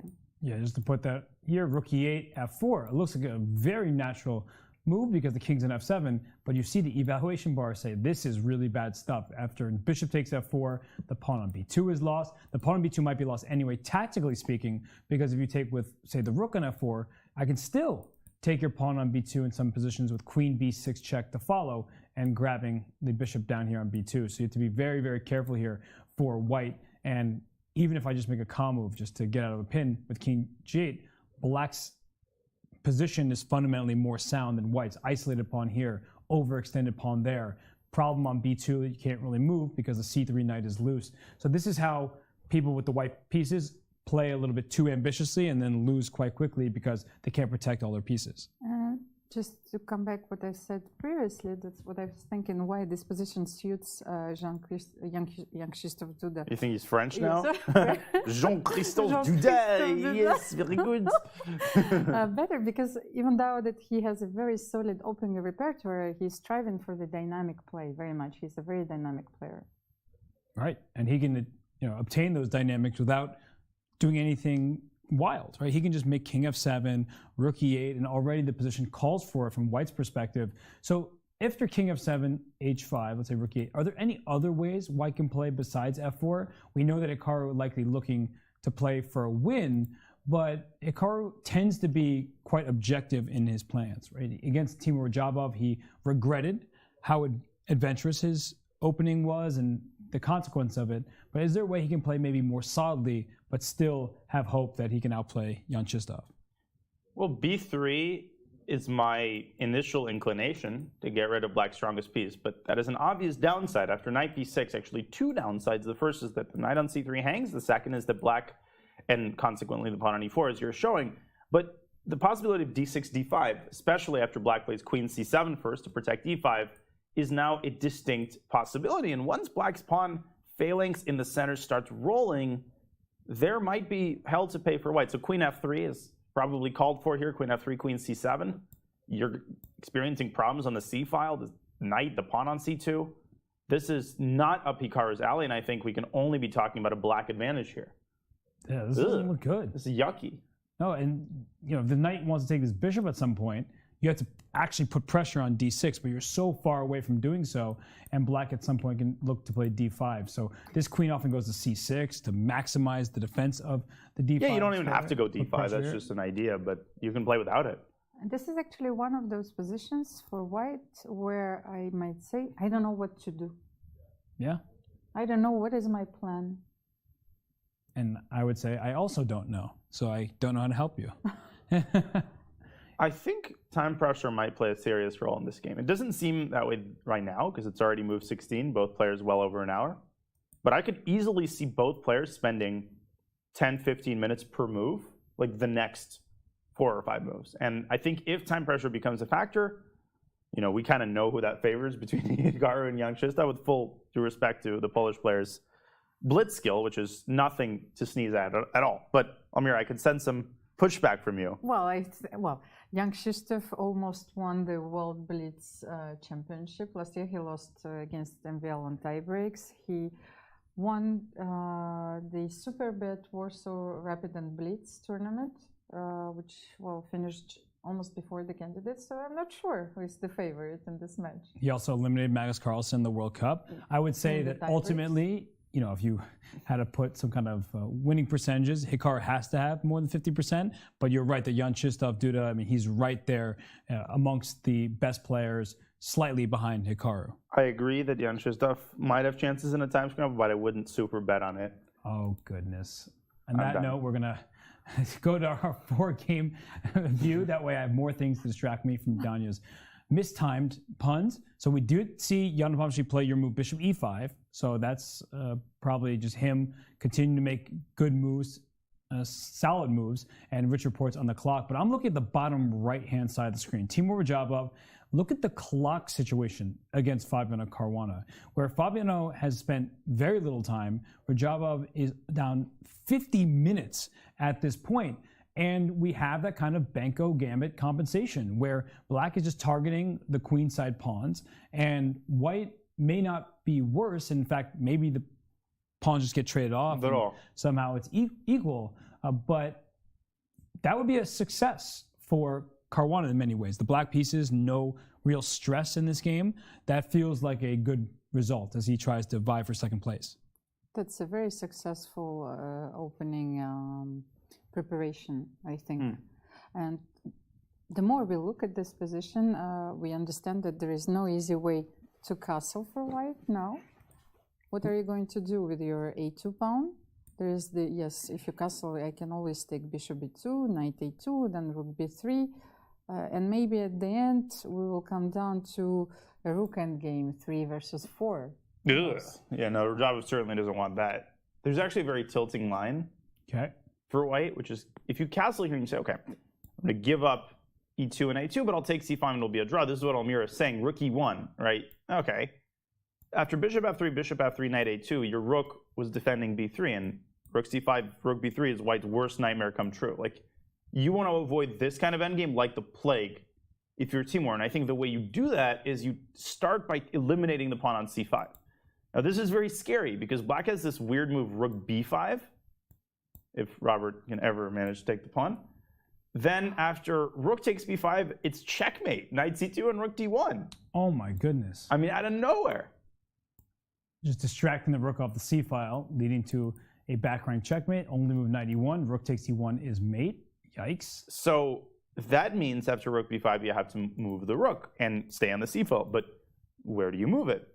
I would probably go rook c3. I think all other squares are bad for various reasons. And after knight takes a2, now you can move the rook off of the c file. You move it to e3. But black has knight c1.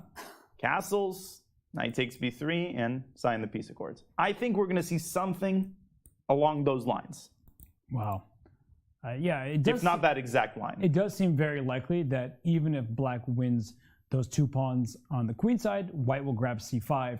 And if white doesn't lose his e2 pawn as well, then that should be quite straightforward. But that's what Timur Rajabov is thinking about. He is trying to figure out, how do I trade my A and B pawns for black C pawn without also losing my E2 pawn and being able to castle. And that often is easier said than done. So he is trying to be really accurate here. He can play rook takes E5 as you're indicating, but he's probably a little bit nervous about that because of some of the tactical sequences. Yes, but let's analyze those tactical sequences, because after rook c5, maybe I can take knight a2. Okay, well, if I'm not losing a piece after rook a5, then this line works for black. Yeah, no, rook a5, you can bring your knight back to b4 if you're worried, but knight c3 is even stronger. Ooh. Because speaking of checkmate, there's one there.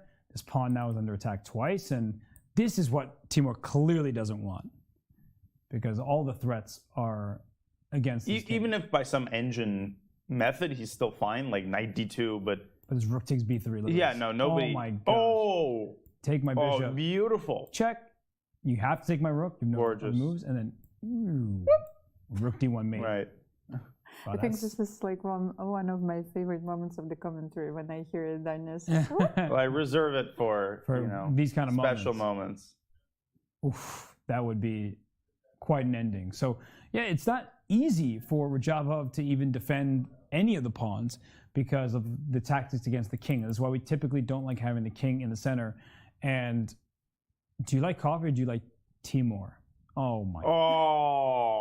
Oh my. A man after my own heart. Yes, seriously. Someone ban this person from chat, please. That is a genius pun. That chatter is not getting a diamond membership. I see my producer. That might be one of the best I've ever heard. I think that deserves a platinum, gold, diamond membership. Whatever, name the precious metal. I think a membership tier should be named after this person. And is this like a joke on boysenberry? Like, is that what's happening with their username? Everything this guy says is a pun. Yeah. That hurt. That really hurt to read out loud. I regret it immensely. Let's be honest. Raj's performance has been quite impressive in this tournament, says Save Nature 47. Yeah, it has. I think, Amira, you were mentioning this, that the expectations for Rajabov were zero. Like, everyone thought he might just get last, he might lose a lot of games, but Rajabov has been playing excellent chess. Actually, before the tournament started, he was one of the underdogs. Mm-hmm. Yeah. No, I just think chess is this weird thing where players are often influenced by the fact they know a player more. So what do I mean by that? Firouzja, he was on everybody's mind, right? For like the months leading up to the tournament and his climb to 2,800. And yes, there were high expectations attached to him, and for very good reason. Rajabov might have been a little bit less on people's minds. He played less, but that doesn't mean he's less strong. He's 2,750, for goodness sake. You don't hit that rating coincidentally. And as I say that, knight f3 to d2 is his choice, closing down the d file. What do we make of this? I think you just take the pawn in a2, and feels like it's just a trade, and he's protecting b3 with the knight. It's going to be a draw. Yeah, I think he's stabilizing, and that way he can make a draw. But Rajabov, as he is tied for 4th place right now with the player he's facing, Fabiano Caruana, he still has a chance of 2nd place, and he shared his thoughts about what should happen if there is indeed a tie for 2nd. Well, the tie breaks are good in general. I think it's the right way. And also for the World Championship format, I think also Carlsen was proposing this. I think the World Cup format is a good thing, like all this, knockout matches and so on. It's a very good thing, I think, in my opinion. So you would prefer knockout matches for the candidates rather than a double round robin? You said knockout or naka? Both can be true. Yeah. So the knockouts, I think, are a good thing. Also for the people like watching. It's fun all the time because until the very end, it goes like in the candidates, for example, if you started badly and then you have to play for 14 rounds and you are like -4 and there's no chance to win the tournament or something like this, it's like useless tournaments. Everybody's trying to beat you and so on. So it's a bit tricky thing, I think. But for the World Championship, I think can be used the knockout system. In general, it's also a lot of fun and it's normal, I think. I think it's a good. So one thing about Timur is he, of course, has been a streamer himself, but he really pays attention to the broader gaming atmosphere. And he said that he feels the knockout format is more exciting for fans, and it also will make it so that people who are having bad tournaments they're eliminated, right? If you play a bad tournament and knockout, you're gone. So Almira, what do you think? What's your take on knockout tournaments? Well, that's an interesting point because if you come back to our discussion before, what I said that you would not see the players putting up like less resistance in this case. So knockout tournaments are very interesting, and it happens that like for the first time in many years, I accepted to play this year in the French Championship. Well, the French Federation has changed the format completely, and we are going to witness for the first time a knockout tournament. So I really wanted to try it, and I find that it's also it's a tournament which is very interesting to watch for spectators. Yeah, and Danya, on the downside, the closing ceremony has just 2 players there, and everyone else has gone home. But on the upside, one player's result can't hurt somebody in a different match, right? If Richard Rapport in this tournament, his game against Jan Nepomniachtchi the first time around, that loss hurt everybody in the field to the point that he apologized to Fabiano, who at the time was right behind Jan Nepomniachtchi. So that seems to be another benefit. Yeah, you could argue that the knockout format is a lot more pure precisely for that reason. Another downside, though, is that people watch tournaments for different reasons. Some watch them for the sporting element, but others watch them because they're fans of a certain player. And if that player gets eliminated, then certain people might be less inclined to watch the rest of the tournament. But I would counter that by saying that there are a lot more fans of the game of chess. There are a lot more people who might be disappointed if, let's say, you're a fan of Alireza and he's eliminated from a tournament. But those people are going to keep watching because knockout tournaments are super compelling. And let's be real, if you're a chess fan, you're going to watch this tournament if 10 other super GMs are playing. So I'm a big fan of the knockout format. I think it needs to be thought through very carefully. But I definitely think that it's part of the future of chess. And it's also part of the past because the FIDE Candidates used to be knockouts. When Timur Rajabov played in 2011, it was a knockout event where there were 8 players trying to make their way through, and you have to win 3 matches. Not easy against this level of competition. But I think that Timur, he has a good sense of what fans want because he not only streams himself, he watches the streams. He told us he watches Hikaru's recap videos. Yeah, that was awesome. Well, he's not missing any bit of information, you know. Yeah, from a sporting aspect, that could be smart, just because you can hear Hikaru's thoughts about his openings and how he played. But it just is clear that Timur, he said just to us that he believes the knockout is the better format, and some of the other players have voiced similar thoughts. And I do believe that that it could be good. And we see, first of all, this person is all about elimination formats because their name's Illuminator. And then the little symbol is Illu. And yeah. What about double Illum? What about double Illum? So it's a good question. Double elimination. That's a pretty illuminating question. Those formats are being used more. It's pretty exciting. They're used in other esports for sure, in other gaming. So, Almira, what do you think? That way people get 2 chances. Well, I have only tried this format when I played in poker tournaments. This is completely different, so I'm not really sure that I have so much experience or at least expertise to talk about this subject. I was thinking maybe gone are the days where the candidates were playing 28 rounds in order not to qualify for the match. So talking about the purity element, I'm not sure that this one suits chess best. Okay. Danya, the recent American Cup had double elimination format. Fabiano Caruana won that event. What did you make of it? I liked it. I think it's promising. I'm not going to be talking about the same caliber tournament as the candidates, but I did play the Bullet Chess Championship, chess.com's Bullet Chess Championship. It was a double elim format. And I liked it a lot because it took a little bit of the pressure off of the initial matches because I knew that I would still have a chance if I lost. And I think it eliminates the sort of role of coincidence because if in the World Cup this becomes a problem sometimes. You make one little blunder, and because it's just a 2-game match, you're already eliminated. And one might argue that that's on you, and blunders are a part of the game. So I think there's a place for a deep philosophical discussion on what caters to the purity of chess more. Double elim should certainly play a central role in that discussion for sure. Yeah, more elimination events could be fun. The World Cup is so popular. It only happens once every couple of years, but a lot of spectators have voiced their approval. Every couple of years? Yeah, exactly. Every couple of years. Didn't actually make a pun. We see Hikaru Nakamura, who doesn't try to become a meme, but he often does when he looks at other people's games. He makes one of his faces. He's like, what's going on in this one? But with this game being so level, I don't think that he has too much to look at. And we're going to take a step back. We're going to look at our 4-game view as all 4 games are in session. Richard Report trying to figure out his end game, as we see in the top left. But Jan Nepomniachtchi is undoubtedly thrilled. No risk for him with the white pieces. He can probably lock this tournament up without too much effort, and Report he's trying to solve his problems. But Hikaru Nakamura, he brought his queen out to f3 in the top right.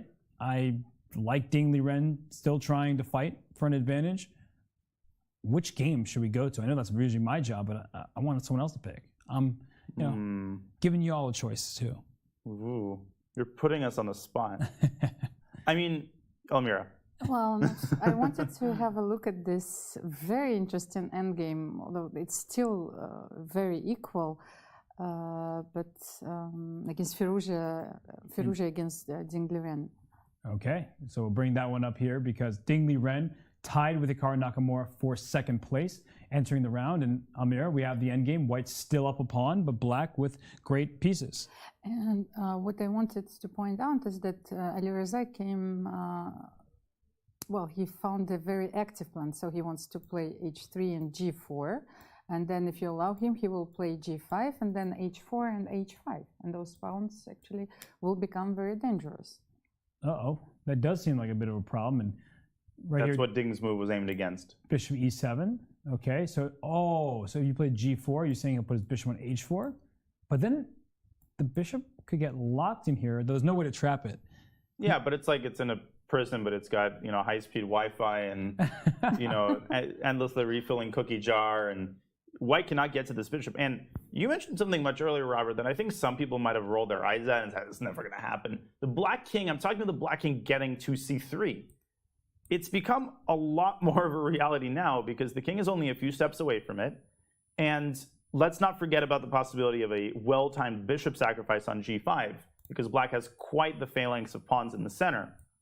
And this is a very complicated position. It's a 3-result position, all zeros by the computer, because if both sides play precisely, a situation where neither side can make progress should arise. But there's a high probability of an inaccuracy from either side here. So this has gotten a lot spicier than I've expected. And Alireza must be pretty happy because you're pointing out this plan that even once you get here, you have a passed pawn, a protected passed pawn. So Alireza probably feels like instead of just waiting to see what Liren's going to do, he now has chances to play for a win himself. I'm not so sure about this.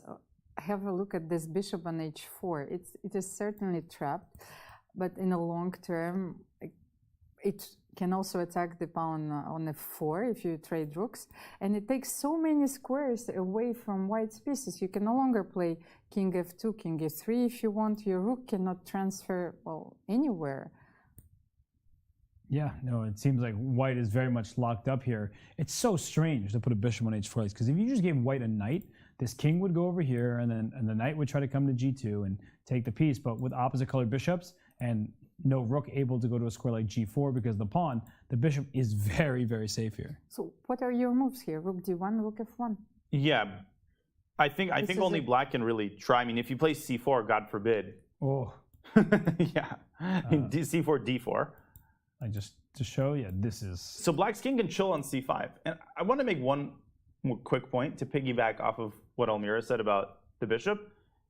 Visually, we think only the bishop is trapped, but in a sense, the White king is also trapped because the moment it moves, the bishop can jump to g3. So we don't think of the king as being tied down or trapped, but really it is. Because in order to keep the bishop trapped, the king is also essentially confined to one little space.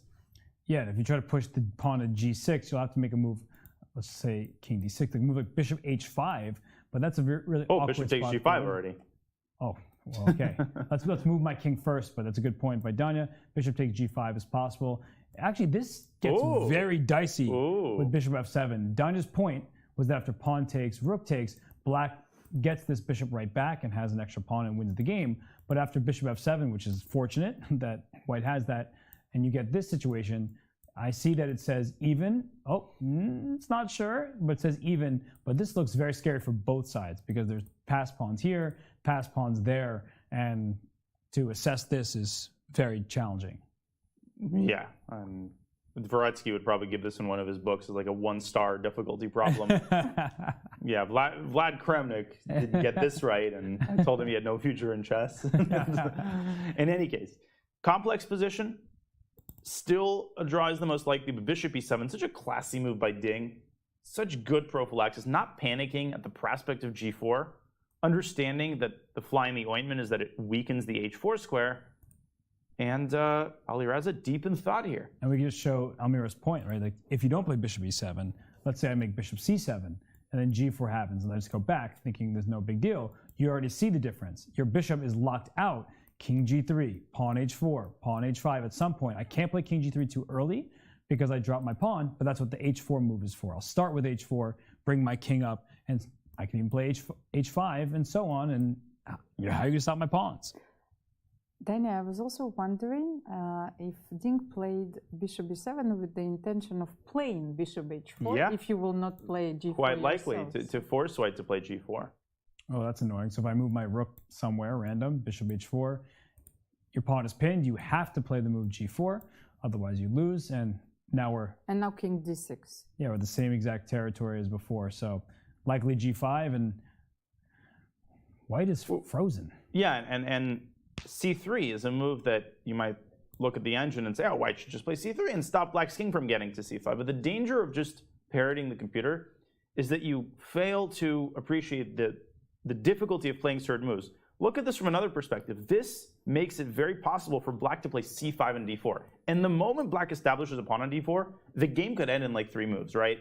So as easy as it is to just say that white should just stop king b4 because the engine says so, there's human difficulties associated with all of these moves. Yeah, I just want to show the difference. By playing c3, you allow black to create a passed pawn, whereas with the pawn on c2, if black ever played the move d4, let's just go back over here and make this move d4, then you're not actually going to get a passed pawn because white has the square under control. So there's a lot here to work out for both these two players, but the point is the bishop comes to h4 and black is holding off white's passed pawns. So yeah, this is a position that Alireza has a lot to work through if he intends to play for a win. So let's have a quick look at the hall there. Oh, look at that familiar face. That is Viswanathan Anand, the former world chess champion, the 5-time world chess champion. He is commentating in Spanish. So go on over to twitch.tv/chesscomes to hear Vishy's thoughts on these candidates as he speaks to our Spanish commentators on site. That is such a treat for all the viewers. Look how many people are sitting there in the audience. Mesmerized by the legend, who also happens to be a polyglot. Yeah, but Vishy lived in Spain for so many years, so he's so fluent in Spanish. And of course, this is such a present to the Spanish audience. Yeah, Danya, who speaks Spanish, maybe you're going to go on a break and go listen to the... I would love to. Yeah, you can take over. I don't really commentate anymore.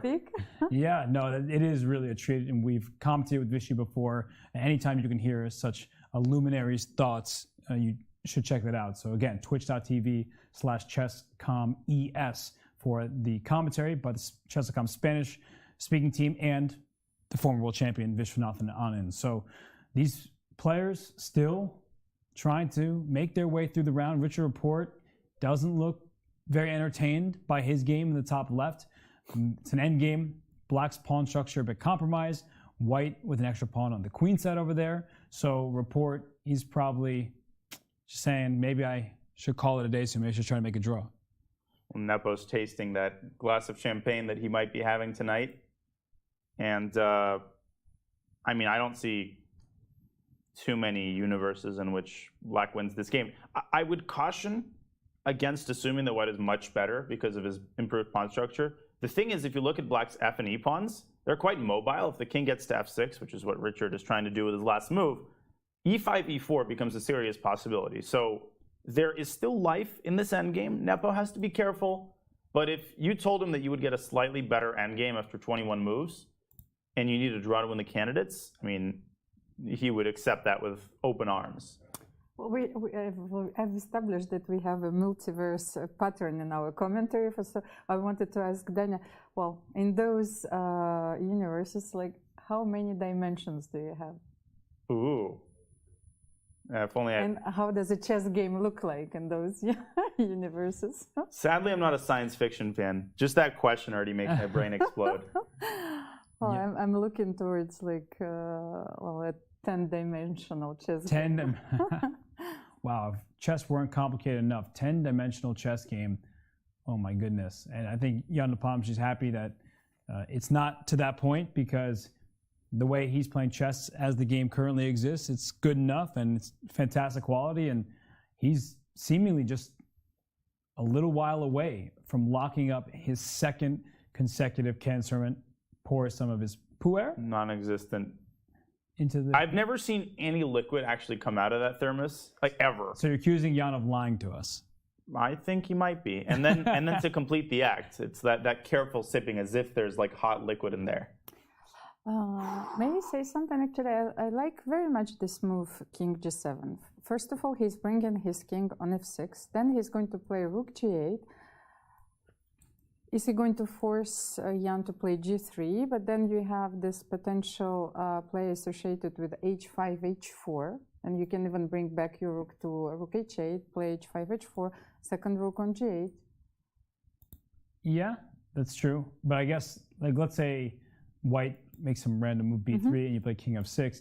I think White can always bring that rook over to H4 just to be a nuisance over here. You're going to have to... What? Okay, King G5? Yeah, and then I move my rook back somewhere this way. Well, then Rook G8. I don't know. Yeah, but if we start trading rooks, I think White is happy. Can I start with H5 here? Aha, so Almira is trying to get this pawn going, get a rook to G8, put pressure down on G2. Yeah, no, this is the start of something, right? This has the look of a position where Black can try and play for a win. So You shouldn't stop watching. The game is far from over. Yeah. It's a 3-result position. I'm not out of line if I say that. No, it's interesting because I think that, you know, we want to just chalk it up, Jan win the tournament, and then you start realizing with these double pawns, inherent to having double pawns is an open file. So this G2 pawn can become a target, and Jan needs to play accurately. That said, maybe Jan's accuracy has to be on the queen side because he can start pushing pawns of his own. So he is up a pawn on the A through C files. So let's look to push those pawns there. And can Black get E5? That really weakens the F5 pawn. It also opens up the 6th rank for the white rook. So it is a bit of a mixed bag right now. And for Jan Nepomniachtchi, he doesn't want to take risks here. So maybe he'll find some move that eliminates the option to play King F6 and Rook G8. And another thing we shouldn't forget about, the fact that Jan has the additional onus of constantly trying to find lines that lead to simplification and a draw. And that's an additional burden on his clock. That's an additional burden on his psyche. I remember when I needed to draw for my second GM norm, which is basically as good of an achievement as winning the candidates, you know, comparable. But I had a similar situation where I had like a slightly better endgame with Black. But all I could think about, all I could look for were lines that led to trades. And ultimately, that, you know, desire to simplify was so overpowering that I just like forgot I was better and traded into a 3-on-4 rook endgame, which I had to defend for another 60 moves. I eventually made the draw, but it was crazy how much that influence distorted my thinking. And Richard doesn't have that. I mean, he's just playing this like a normal land game. He's got nothing to lose. It's a good point, right? The pressure is entirely, squarely on Jan Nepomniachtchi's shoulders, and he may see what Richard's up to. Almira's plan, bring the rook to G8 and king to F6, and he may say, I need to stop that. But when you only look to stop potential winning ideas for your opponent, you may stop also looking for your own ideas. So Jan has to remain objective. What does he keep looking behind? He's like looked at that direction 1,000 times. Well, hopefully it's not people distracting him, because you know, even a small footstep. Oh, it's Hikaru's position. Because remember, Hikaru and Ding both have to win their games in order to make Jan's result meaningful. Oh, that's true, because if Ding and Hikaru draw their games, then it doesn't matter how Jan Nepomniachtchi does. He is the champion of the 2022 FIDE Candidates. So that's a good point. But you don't really want to be glancing at other people's games too much. It's actually such a powerful image. It means and it proves how nervous he is. Yes. Because he's not strictly focusing on his own game. And this affects him gratefully. Yeah, no, he clearly is looking around, and maybe he felt Hikaru making a face, so he was ready to make a face of his own. Both these players, they wear their emotions on their sleeves and on their face. But for Jan Nepomniachtchi, I think one move that I'm considering, because we keep talking about black trying to take over the G file, is this move rook to h4. Like that way you can't play king f6. I don't think you can easily play king g6, because then I push my pawn to g4 to exploit a pin on your king. So rook h4 feels like a really annoying move for black to deal with. But this is such a strange move to make on the other hand. Because it looks completely artificial. Let's say if I would be black, I would start with rook d8. Then I will try to take control of d file. You will probably play bishop e2. Absolutely. If we are looking for the lines which allow you to trade a few pieces and to reach a draw in endgame. But here, now that your bishop is on e2, maybe I can play king g6. Right. And I guess I'll happily trade. And did he just play bishop e2 first? Okay, so he's opening up the d file. But yeah, I was just looking at a position like this and like, all right, come beat me. Show me what you got. And if you bring your king up, I can just put my pawn on g3 and defend my rook. And it's one of those ideas, like I was saying, where you're just stopping your opponent's plan, but it could get you in trouble because it does feel very artificial as a way of dealing with the pushes on the king side. But of course, this is by no means a better position for black, but we have a game. Right. For sure we have a game. And I think Jan, his move bishop to e2, laying claim to the d file, so no rook d8 for you, and maybe he could play g4. Yeah. He doesn't want to deal with his pawn on g2 being a weakness, and if he starts trading off pawns, even though it's a double pawn, he may feel like his position becomes easier to play. Or g3 to once and for all, or at least for the foreseeable future, fix the problem of the open g file, rendering rook g8 ineffective. It takes some time, it's a little passive, but we also have to realize that the move e65 comes with a hefty price tag. It weakens the f-pawn, it weakens the 6th rank. The rook could metamorphose into a monster. And it's likely that Richard plays this move at some point, but he's got to choose that time very well. Yeah, and then as we've been looking at some point, White can push forward, but I don't think that Jan feels any need to, as a draw suits him just fine. And Richard still calculating, trying to work his way through this position. Let's get on back to our bird's eye view, because Liren in the bottom left-hand side of the screen, he has planted his bishop on h4, and that seems to stop almost all of Alireza's chances to throw his pawns forward. And then I'm just looking at that top right game between Hikaru Nakamura and Jan-Krzysztof Duda, because the king on f7, is it safe? Is it going to be attacked? Is Black's foundation so strong that White is going to be worse if he doesn't find some sort of initiative? Those are the big questions that Hikaru and Jan-Krzysztof have to ask each other. Actually, I am so impressed by Hikaru's play because he grasped the essence of the position. He understood that the knight on c3 is badly placed, so he played knight d1, probably knight e3. Right. The knight on c3 was just in the pawn's path and couldn't move if you allowed Black to line up on the c file. So the knight on e3 does, in fact, protect this pawn on c2. It also aims the d5 square, and maybe it goes over to g4, because if you're not careful, we could already see certain sacrifices on the king side. Like, that could be very scary for Black to deal with. Yeah, and Duda almost immediately responded with knight d7, solidifying the knight on f6. I think that he still is prioritizing the manual castling of the rook e8 and king g8, but I think Hikaru has made a lot more progress than JKD. I'm already looking at c4 as a move. Binding the center and b3, bishop a3. Let's not forget that White doesn't sacrifice anything. Hikaru isn't under an obligation to go for mate. He could go for central pressure, attacking the d6 pawn, maybe attacking the e6 pawn if the king moves from f7 to g8. So it seems to me that Nakamura just has a better, as Elmira is saying, a better grasp on the position than Jan-Krzysztof. And it's hard for me to pinpoint a single move where that has manifested itself, but just taking a snapshot of the position 5 moves ago and the position now, it feels like Hikaru's making moves, and he's literally making moves as he plays your move, c2, c4. And if we bring up some analysis board here, we'll soon get back and look how we got to this point. But if we analyze the current position after c4, it may look like white can get in some trouble.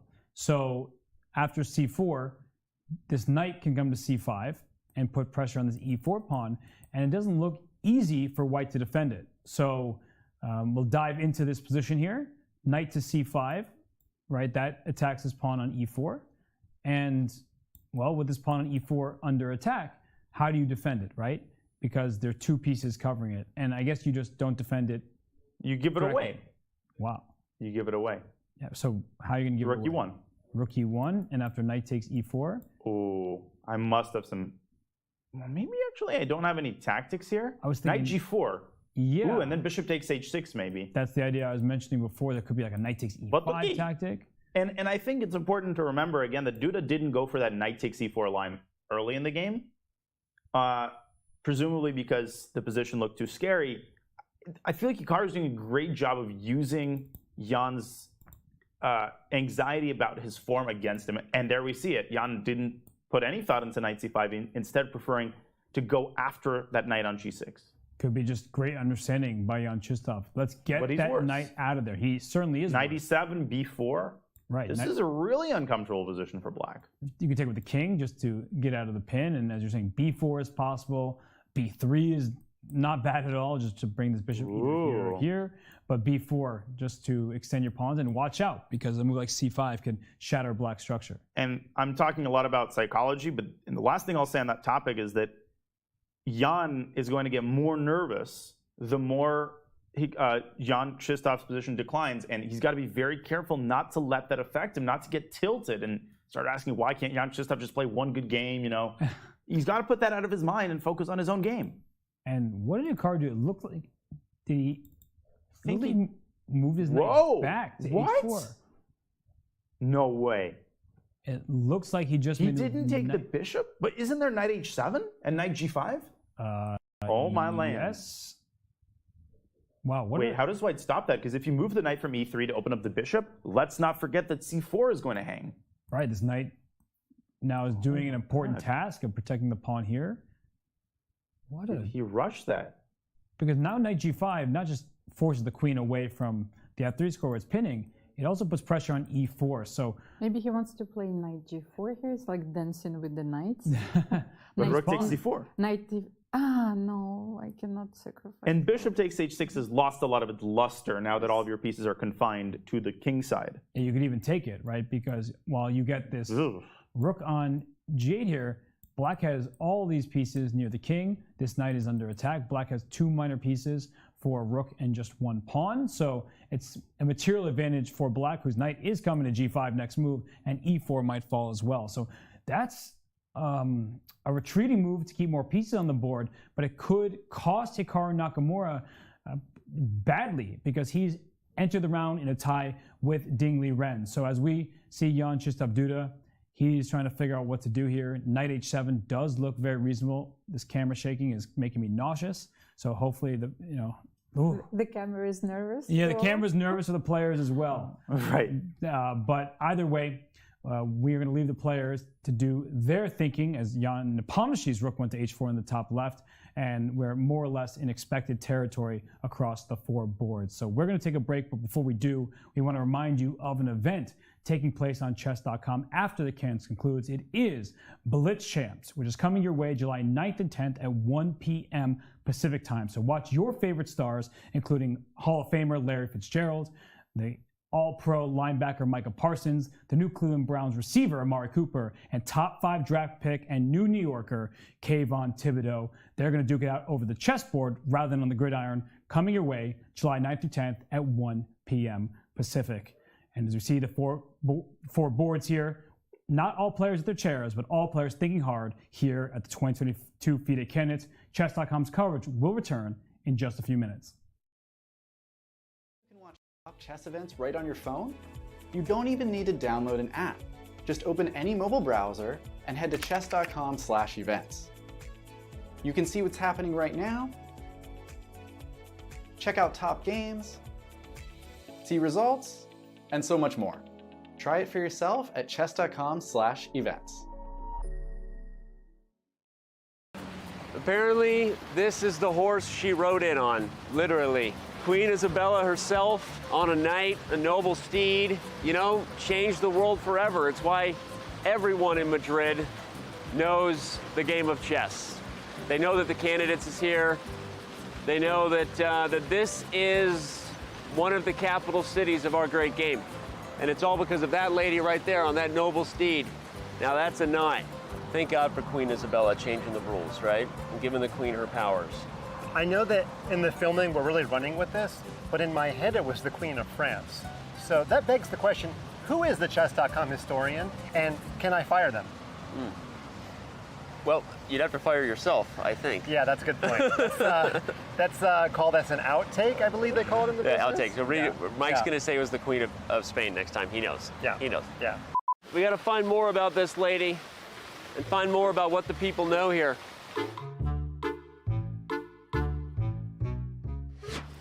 You guys excited for the Candidates? Hey, can we talk for a second about this? Here we go.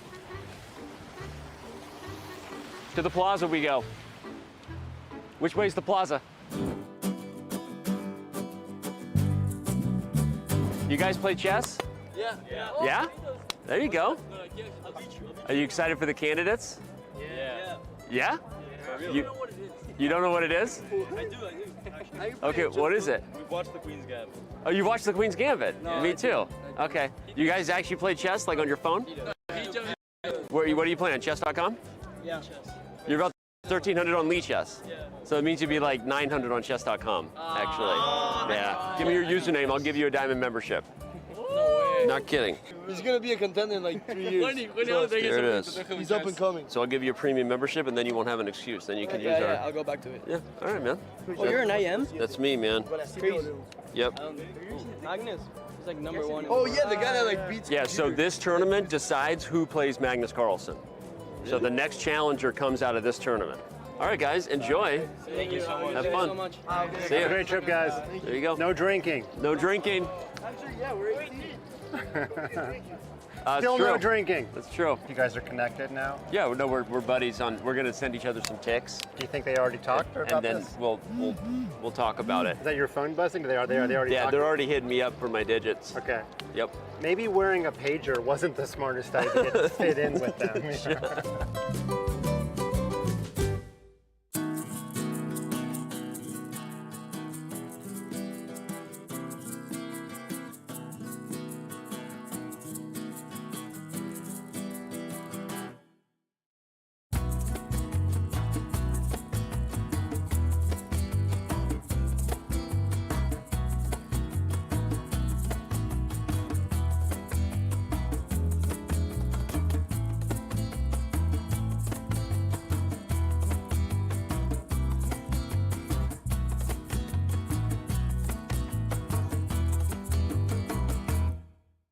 Want to play chess online or learn how to improve?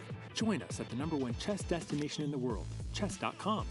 With thousands of people playing at any moment, you'll quickly find a game with someone at your level, whether you're a beginner or a grandmaster. Chess.com makes learning fun and easy. Sharpen your tactics with puzzles and enhance your strategy with our lessons by top masters. Learn from your own games with our easy-to-use analysis tool. Chess.com has everything you need to take your game to the next level. Signing up is free and easy. Join chess.com today.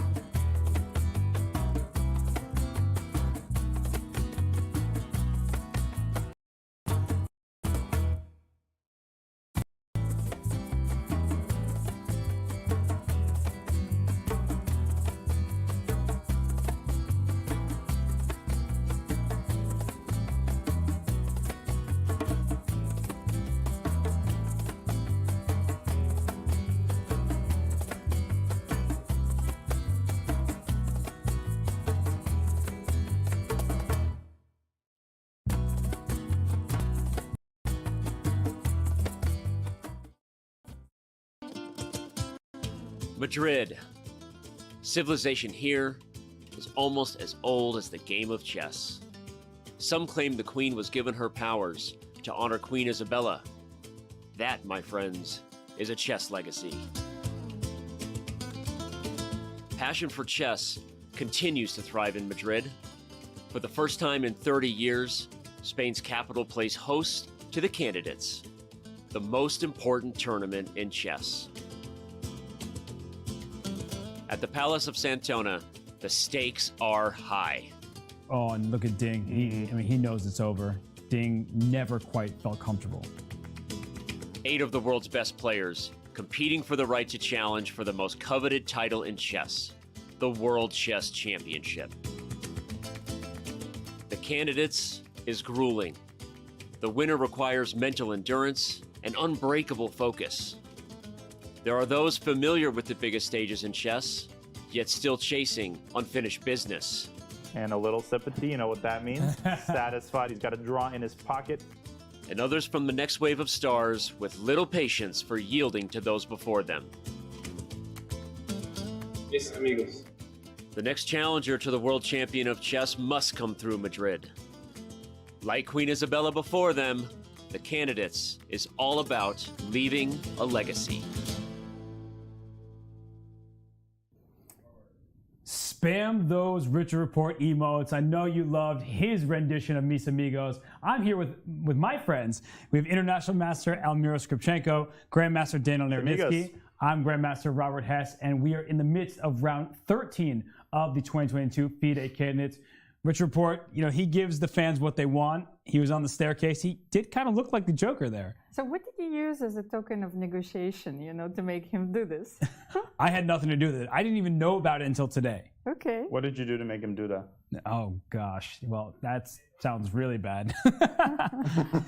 Oh, okay. Come on, Danya. Get your mind out of the gutter, young man. Oh, gosh. Well, I think that their minds are made up in the bottom right between Timur Rajabov and Fabiano Caruana. The pieces are traded. It looks very close to drawish territory in their game, which is good news for Ding Liren, as his game against Alireza Firouzja continues, and Ding Liren entered the round a half point ahead of Caruana and Firouzja.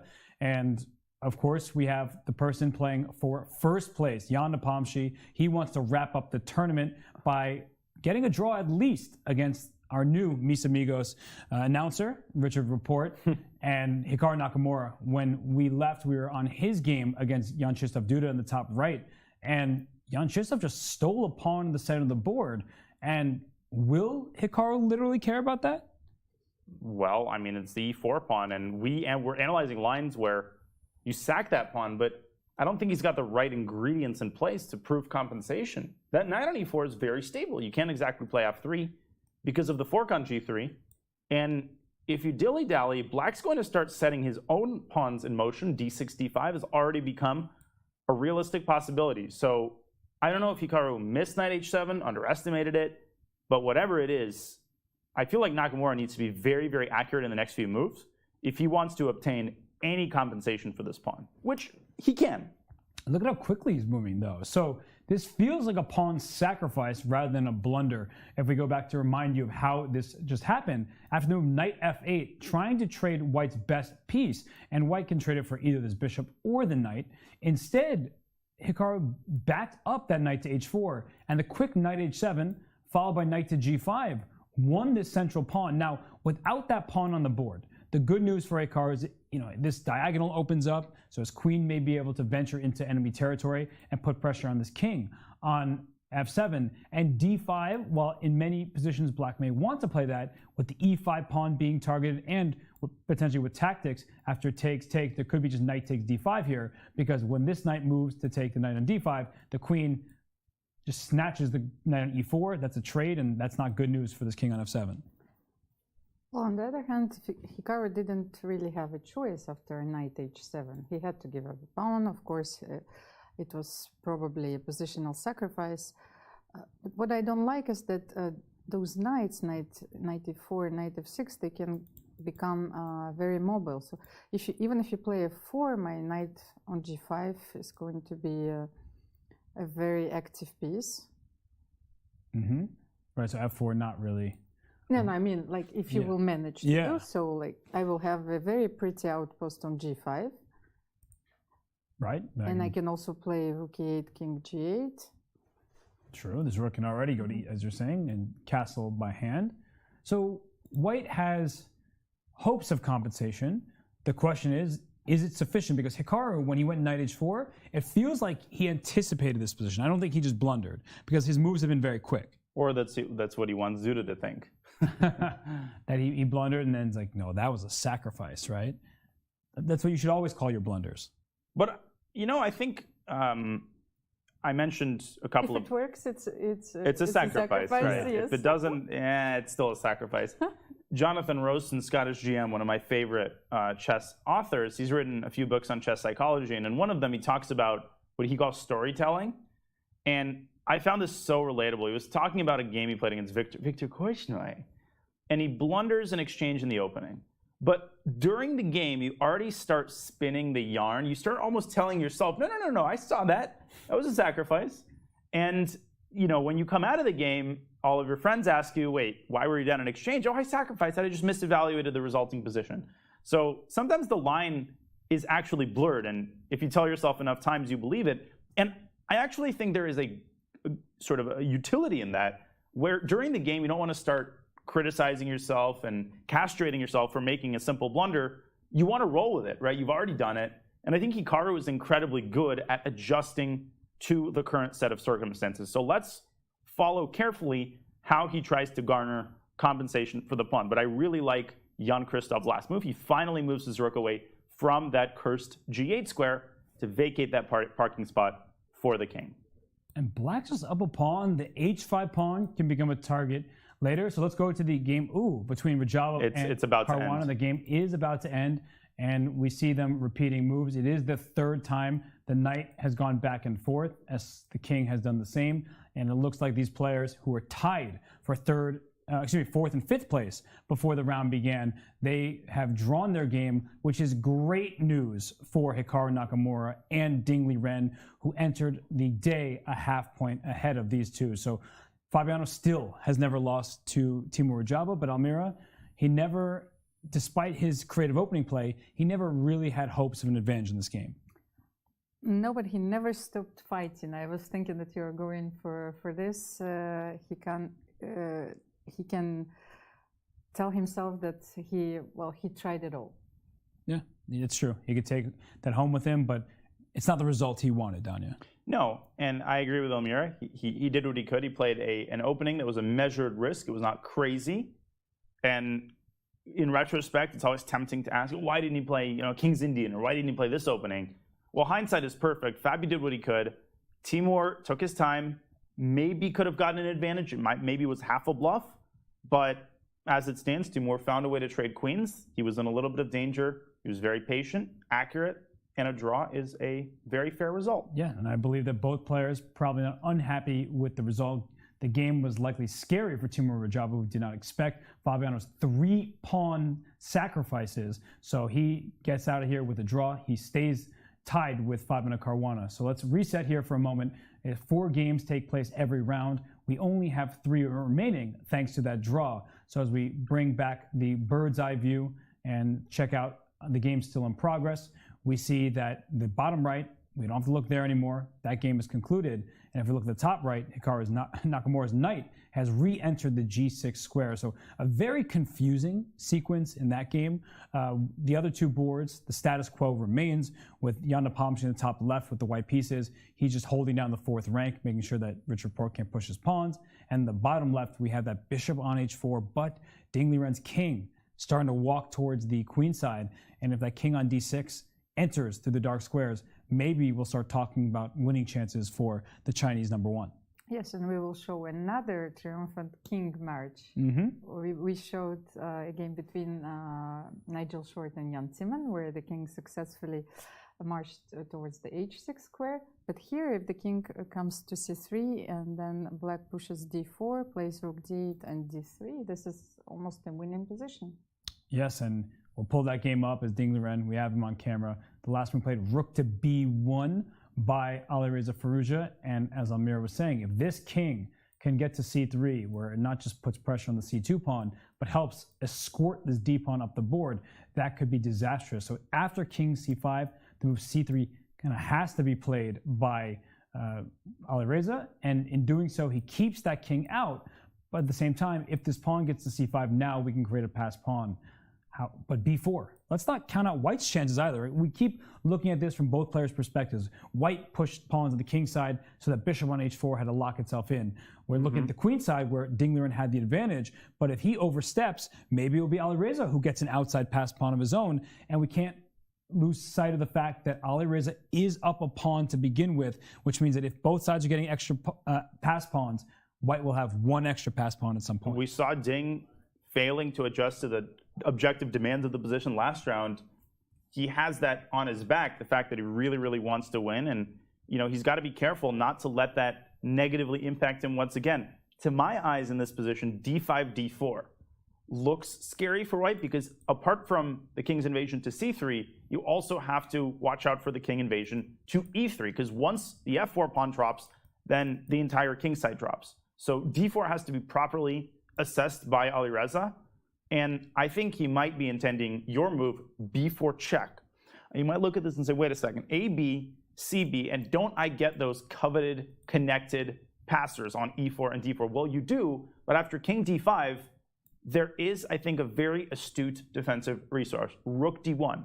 We talked about black sacrificing a bishop on g5, but what about white sacrificing a bishop on d3? And I guess the engine, it frowns heavily upon that move. So maybe instead of rook d1, is there a better way to make that happen? Or is there a better resource? But I think we should show your point that in this event of the sacrifice, this isn't why black has an edge. There must be some kind of move order thing that allows black an edge, because if we get to a position like this, we can go rook d6, we can hunt pawns, we can push our g pawn. Exactly what my idea was. I think I understood my mistake.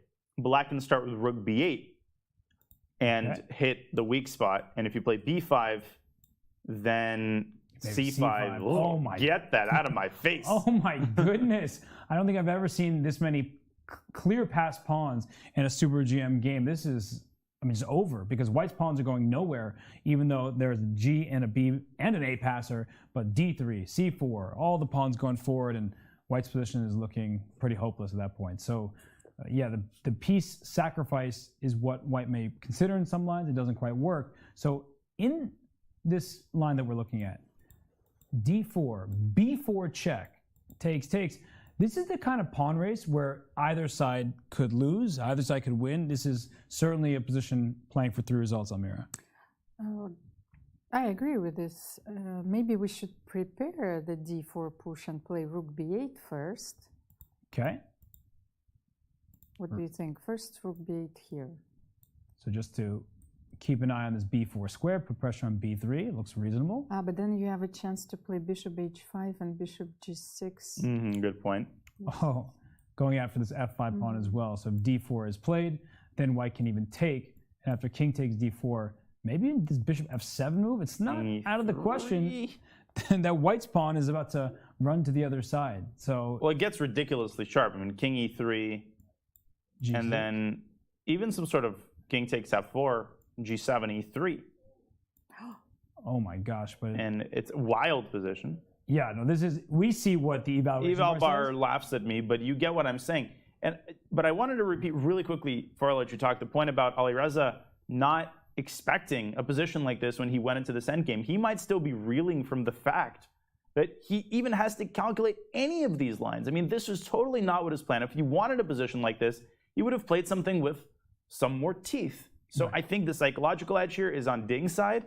And this game could go in one of a million directions. And we see in this final position of this kind of ridiculous line in analysis that White is better. But the players not only to calculate this far, which it looks like it's about 8 moves down the line or whatever it is into the game, and then they have to assess it properly. So it's very difficult to even see it in your mind's eye and then find the correct answer to the question of who is in fact benefiting from the sequence. So if they got here, you gave it as a puzzle, they're like, yeah, White's winning. I'll just stop your pawn before it gets to e2, and then I'm going to get my queen, so I'm very happy. King f3. Yeah. There's this brilliant move, rook e1, actually. Oh. you give up the rook for the greater good of eliminating black's bishop, immobilizing the pawn, and then promotion is unstoppable. Wow. Sorry, continue. No, but Just thought that was instructive. No, but that's exactly it, because the only winning approach at this point for white might be rook to e1, because rook b2 to stop the e2 push allows bishop f6, hitting that rook and hitting the pawn at the same time. So look at this. So you have to get here. It looks very scary because black's king is so advanced. The pawn is about to push. And queen looks like it might just be a draw. And then to see rook e1, not when you get here, you have to have calculated this 10 moves beforehand. Wow. So this is how difficult high-level chess is. And for Ding Liren, he's still trying to figure out, can I get this king c5 move in? Do I need to play something different? If my king goes to the queen side, am I going to have to wonder and worry about the king side over here? It's not like black gets 5 free moves to come into c3 and white's not going to do anything. Of course, white can choose to play with c3 or alternatively on the king side. And can we start, can we make one more attempt and play c5 here? Aha, so c5, trying to get the pawns going. That looks like a perfectly reasonable move. We can look into it. So c5 from black here, and so many pawns in this. Is it rook d1? Rook d1. You're trying to take. Ooh. But king e6, rook takes d5. There's rook to g5 potentially. I'm not in the mood to analyze that, but or even bishop takes g5. It gets wild. Okay, we can play d4 here. Yeah. Even though I've given a few squares. Yeah, and it might be hard to make progress. Yeah, just shuffling pieces back and forth because neither side can really do much of anything. That's sometimes how these positions go. Even though it looks like white is happy with the pass pawn and black is happy with these pawns here, may not be able to make any progress indeed. So Ding Liren did start with rook to b8. He doesn't want to commit to his king march just yet. And well, c3, still possible for white, but now I switch and I play c5 rather than king c5. And that's a huge difference. So we often talk about what it means to have subtleties in chess and nuances. This is a big difference. The king isn't already on the square. So c3 trying to go b4, now I have the b4 square covered. And if you make a rook d1 move to stop d4, you drop your pawn on b3. And if you try to close the lane, then I can already think about this d4 push. And if you start swapping pawns here, thank you very much. I have 2 passed pawns. And just like white sacrificed in exchange, don't be fooled when black does the same so that these pawns can march to the other side. And compared to the other variation, there is one more subtlety, is that your king is closer to the f5 pawn. So your king from d6 can protect the pawn by playing king e6. So if bishop h5, I'm always in time. I can play king a6. Right. No, this is a great point. And from that perspective, Ding's move it's incredibly flexible. He's keeping Alireza guessing. And again, I don't like to overanalyze body language, but Alireza just seems uncomfortable. He seems like he might be thinking, like, am I actually in danger of losing this game, which was supposed to be unlosable after my opening? So this is danger time for Alireza. He's got 9 more moves or 8 more moves to make until time control. He doesn't have forever. And we're going to keep a very close eye on how this game continues to unfold. I thought that you were going to say, is it actually me playing this, who's playing this position with white? Yeah, it's going to be a tough one. Ding seems to hold most of the winning chances here, but we'll leave Alireza to his devices. We'll let him think. We'll zoom out for a second. There are transformations in a couple of the games, but in particular, I've got my eye on Report against Nepo because there's been a major pawn structure transformation on that board. Ooh, and that's good news for Jan. For Richard Report, it's like, all right, now I probably have to just sit and wait until the draw happens because black's double pawns are now isolated. With that e-pawn, there was potential to spring free a passer. Here, the bishop on e4 is marvelously placed, but you can't land any sort of checkmate threat, and white, from all intents and purposes, is up a pawn because we see a 3-on-2 advantage over here on the queen side. And eventually, when these pawns start going, you can create a pass pawn. Black doesn't have the same opportunity. Let me ask a dumb question. Okay. What if white just goes rook h4, rook f4, rook h4? How on earth are you ever going to make progress here? You're not. And you can do rook h5, rook h4, rook f4, or you can just go back and forth. Every square is defended, d3, d2, d1. Pawn majority on the queen side. You don't even have to push. In fact, if you push c4 too early, you might give up the d4 square. If Nepo had to win this game, he would have undoubtedly taken up the challenge and played a4. As it stands, I'm fully expecting something along the lines of rook h4, rook f4. Almira, you think we're just going to get some kind of repetition like this? Sadly. Sadly, but let me try and find something. Okay, and you always do that, which I appreciate a lot. You're like, let me dig in. Let me see if there's something outside the box that we can come up with. Okay, rook h4. Okay, so black's turn. Rook d6. Rook h4, rook f4.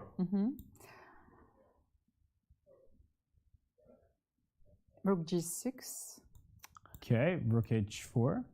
Okay, king f6 now. Rook f4. King d5. Rook h4. And now, yes, I want to push f4 at some point. Yeah, but I'll play king d2, king e3 if you're not careful. Yes, that was the only problem with that maneuver, that I cannot keep controlling the d file and and prepare f4 at the same time. Prepare f4 at the same time. So. And we have a comment from Zipley here. If Report goes down in a blaze of glory trying to checkmate Nepo, it's a good end to the tournament. Chaz Michaels would probably agree with you. So we'll see. I don't think that there's much for Richard Report to try, as we just showed. The rook can slide back and forth for Report. Yeah, for Jan. I would caution chess fans against pushing back if Richard repeats moves, because you have to understand that, like, you can't will yourself to win the game. If Richard does something foolish here and loses, that would be a completely unreasonable decision, and it would be completely unreasonable to expect him to do that. So Jan's played a good game, he's played a solid game, and I'm fully expecting a repetition before move 40. But what do they say, right? Fool me once, shame on you. Fool me twice, shame on me. So he already was fooled once into playing on in a position he shouldn't have, and I don't think he's going to do the Jan can smell it. Oh, as you know me, I found something. I want to play. Okay, all right. Found something. Okay. All right, let's do this. Let's do this. Almira has a variation that may allow Richard to play on. What is it? Well, there's this bishop transfer. I want to play bishop g2, bishop h3, bishop g4, and then play h5. But I'll wait for you to do that, Almira, and then I'll play h4 check after bishop g4. Okay, so we'll even allow it to happen. Bishop b2, let's say. Let's go back and forth. g1. Okay, but now you're playing bishop d2, bishop b2, bishop b1. And it's h4. Yes. King h5. Yeah, that's not abiding by the rules. King h5 saves the g4 pawn, but it loses the bishop because of the pin here. So this is actually nasty. And if you go back, you just lose the pawn. The bishop takes g4. So my idea was to play bishop g4 when your rook is on h4, but you stopped doing this. Okay, I'll put my rook on h4. So rook h4, and now bishop g4 is Almira's idea, and my rook is trapped over here. Well. Okay. Ooh. In an ideal world. Yeah, no, you found a position where white could lose. So it's good to think in these ways, but I think that this rook is not going to go back to h4, even though we did say rook h4, rook f4, rook h4, rook f4. So you were counting on the pre-move now that you're playing some blitz chess.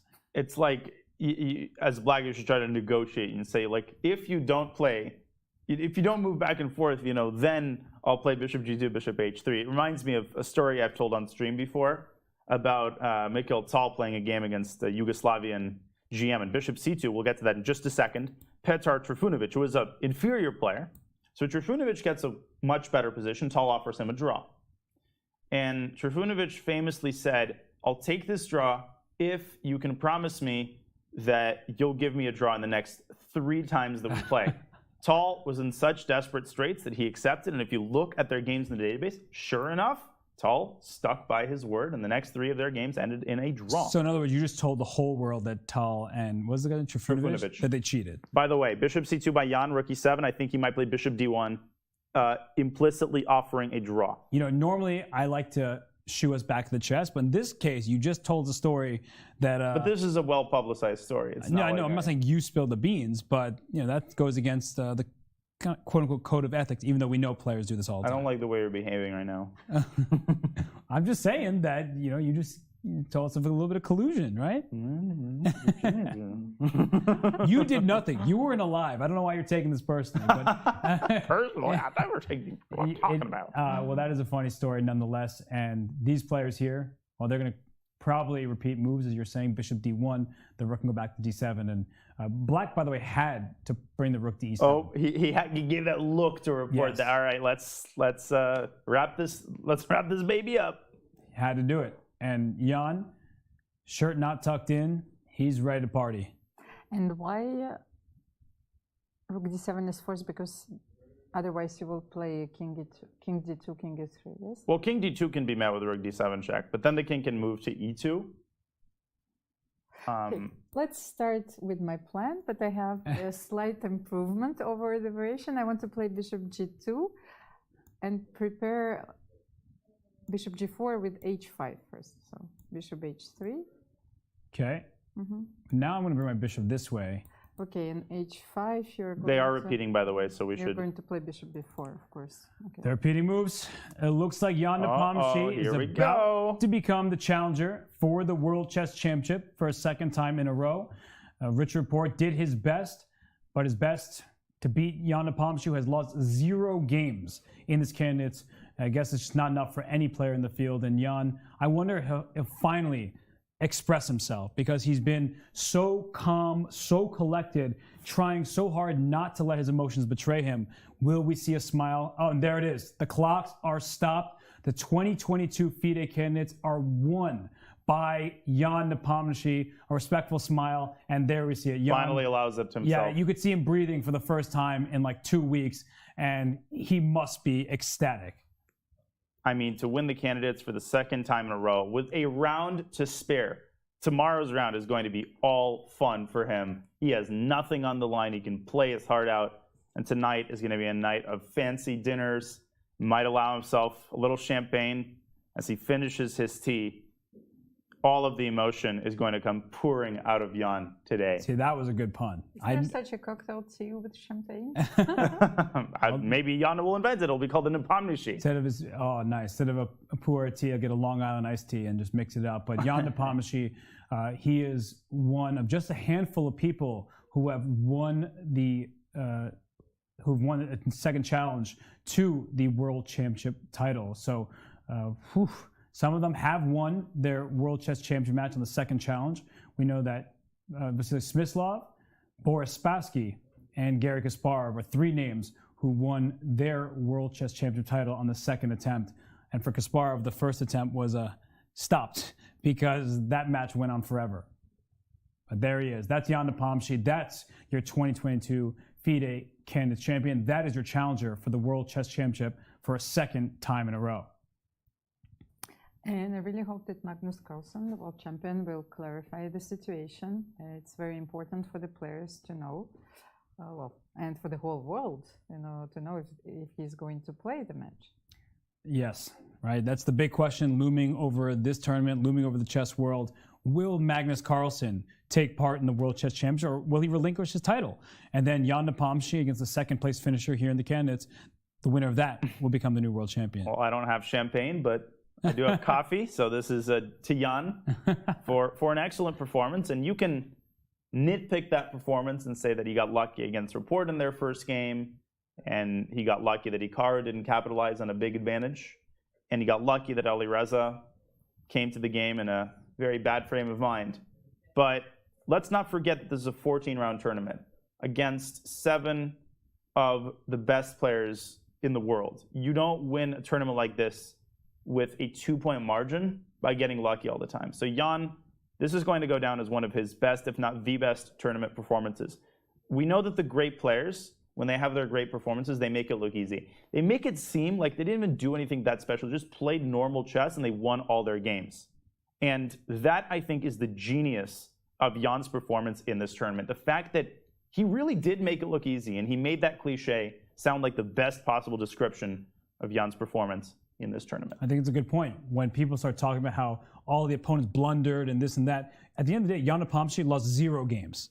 He may lose round 14. He did that last time, but he's already won the tournament, so who cares at that point? So we see the congratulations streaming in. Thank you to everybody in the Twitch community who are giving your congratulations to Jan Nepomniachtchi. I'm sure he'll be excited to know that many of his supporters and fans out there, but Jan lost 0 games. And no other player in this tournament can say that.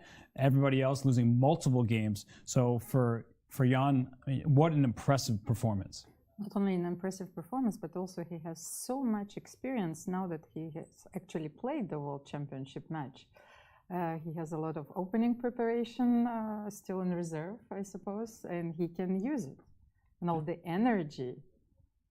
Yeah, no, he certainly can. So for Jan Nepomniachtchi, his second challenge, we mentioned just before that 3 players did win their World Chess Championship title on the second go-around. So Jan would like to join them in that illustrious list, as we mentioned, Smyslov, Spassky, and Kasparov. But the other players still have something to fight for. So Jan Nepomniachtchi is one participant in the next World Chess Championship match. It should be Jan against Magnus. We don't know if that's the case. If we take Magnus at his word, he's not playing. If we take everybody else who's talking about it, then Magnus is playing. So who do we trust? The person himself or everybody else speculating and saying Magnus must keep his title? And I think the chess world does hope that Magnus plays. Absolutely. We hope that Magnus plays for many, many reasons. And I'm jumping the gun here as we have a look at the format. The rules are that the winner of the candidates, Jan Nepomniachtchi, is slated to challenge Magnus for the World Chess Championship. If Magnus sticks by his word and declines, Jan and the second place finisher will compete for the World Chess Championship. But I'm jumping the gun here, okay? But I think that the narrative of the previous World Championship is fundamentally wrong by a lot of people. Jan was doing incredibly well up until that six game, right? Up until that 120 move 6-game loss. He had almost a winning position, I think, in one of the early games. If Jan can carry over his new emotional maturity, his opening preparation, his calmness, I think that we might actually see a fascinating second World Championship match. I wouldn't just shovel dirt on Jan and say, yeah, he won the candidates, but he's got no chance against Magnus. We don't know that, and I think that that might sway Magnus to try to reassert his dominance for a second time. And Almira, we heard Jan in the studio talk about with every tournament with the candidates, why do you play so well here? My preparation. And if you think about it, he's been preparing very hard since 2020. Other players, they, after the last candidates, they're like, okay, I don't have a World Championship match. They prepare for their individual games, but not to the same magnitude as preparing for a World Championship. So to Danya's point, maybe Jan Nepomniachtchi, with 3 years in a row of intense preparation, in the great form we've seen him in both candidates tournaments, and even in that last World Championship up to the point where he lost Game 6, maybe Jan Nepomniachtchi has a chance even if he's playing Magnus Carlsen. He certainly has a chance, and let's remind our audience that the previous candidates lasted for more than a year. So the players were forced to prepare, even that was such a long break. But what do? You still work on your opening preparation.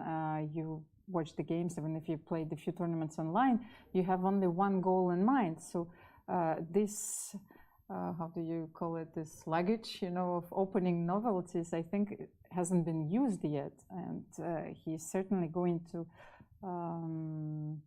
to use them in the World Championship match. And I think Jan Nepomniachtchi silenced all of his critics because so many people have talked about he's a streaky player. He does well at the start of the tournament, but he falls apart in the second half. But if we think about his second half of this event, he survived his toughest challenge with the closest competitor against Fabiano Caruana in the black side, where he was out-prepared. He did have a position that was in Fabiano's favor. He managed to draw that game. And then what has he done? He's just been stable, right? He killed game 1 of the second half, round 8 against Liren.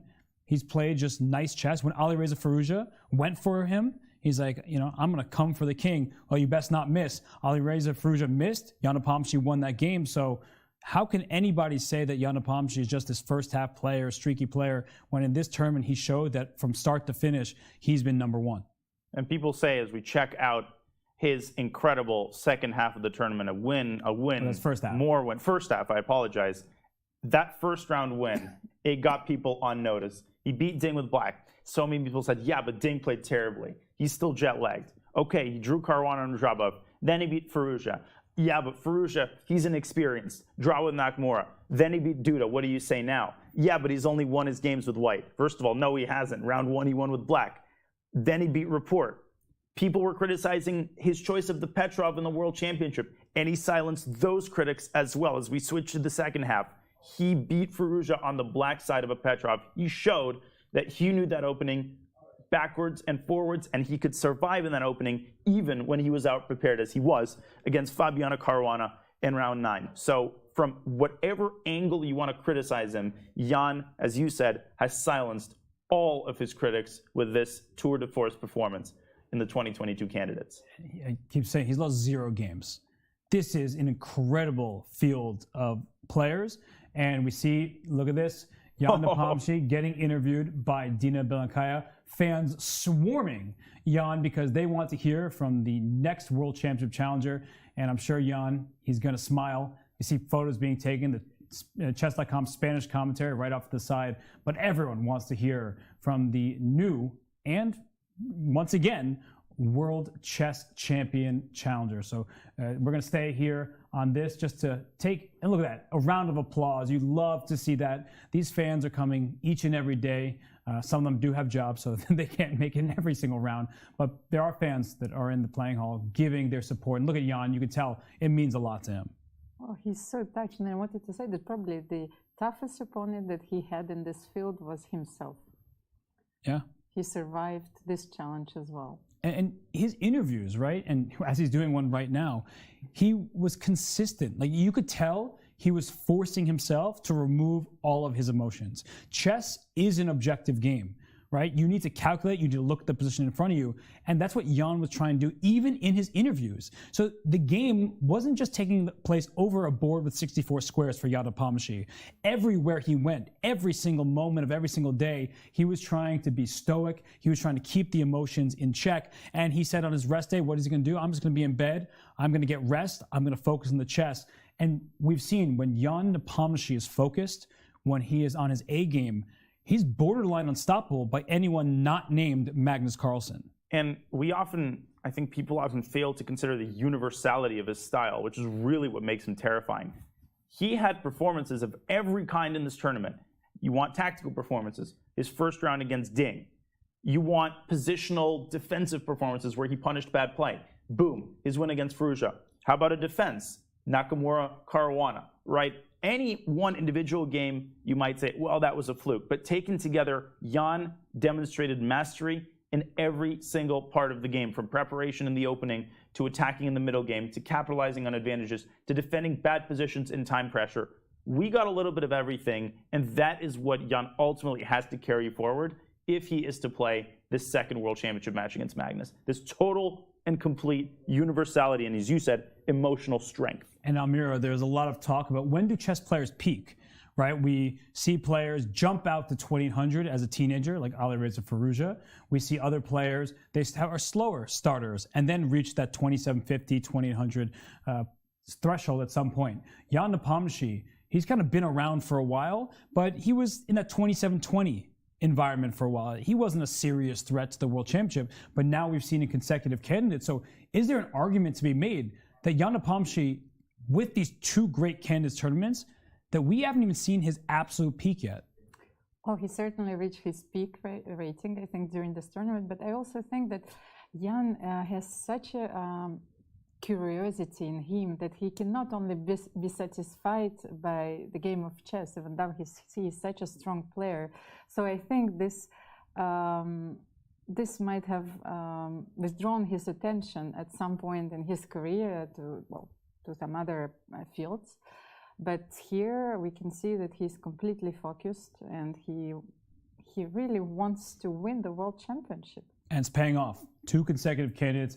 And just so you know, everybody, we are going to try to get Jan Nepomniachtchi in the studio. So hopefully he comes here. We know he's a busy guy. We know he's being swarmed. He's probably signing all the autographs because the chess players, they do really appreciate the fans that are here, but they also appreciate the chess. So we're going to go back into the games that are still in progress. We see some trades happening in the game between Hikaru Nakamura and Jan-Krzysztof Duda. So let's head right on over there where Jan-Krzysztof Duda, he won a pawn in this game. And now Hikaru, look at him. I mean, he is, speaking of focused, he is ready to play this game out. And black with 7 pawns, white with 6. But white's pieces, they're on very nice squares all throughout the board. Pressure everywhere. There's bishop on b2 as well. Maybe there's a future for f4. So I like black's material, Danya, but I like the prospects that white has. Well, playing Hikaru is like a game of whack-a-mole, right? He attacks the king side. You bang that down. All of a sudden, he switches back to the queen side. He plays c4. You stop that. Now he switched to the center, and he has a very clear plan in attacking the d6 pawn. So doubling on the d file is one option. There is always the temptation, as we've discussed several times, of also playing f4. I'm not totally sure about that. That is a very weakening move. So Hikaru, with a big decision to make, where is he going to seek the continuation of his counterplay? In terms of attacking d6, you could also reposition the bishop from b2 to a3. So there's a question of move order. There's a question of which region of the board he wants to focus on right now. But I think he's doing a great job, all things considered, of producing serious and tangible compensation. He's got Duda pretty cramped here. Yeah, Almira, it looks like for Duda, he might need to bring this bishop, move the queen, and bring the bishop to c7, but that doesn't look all that appealing.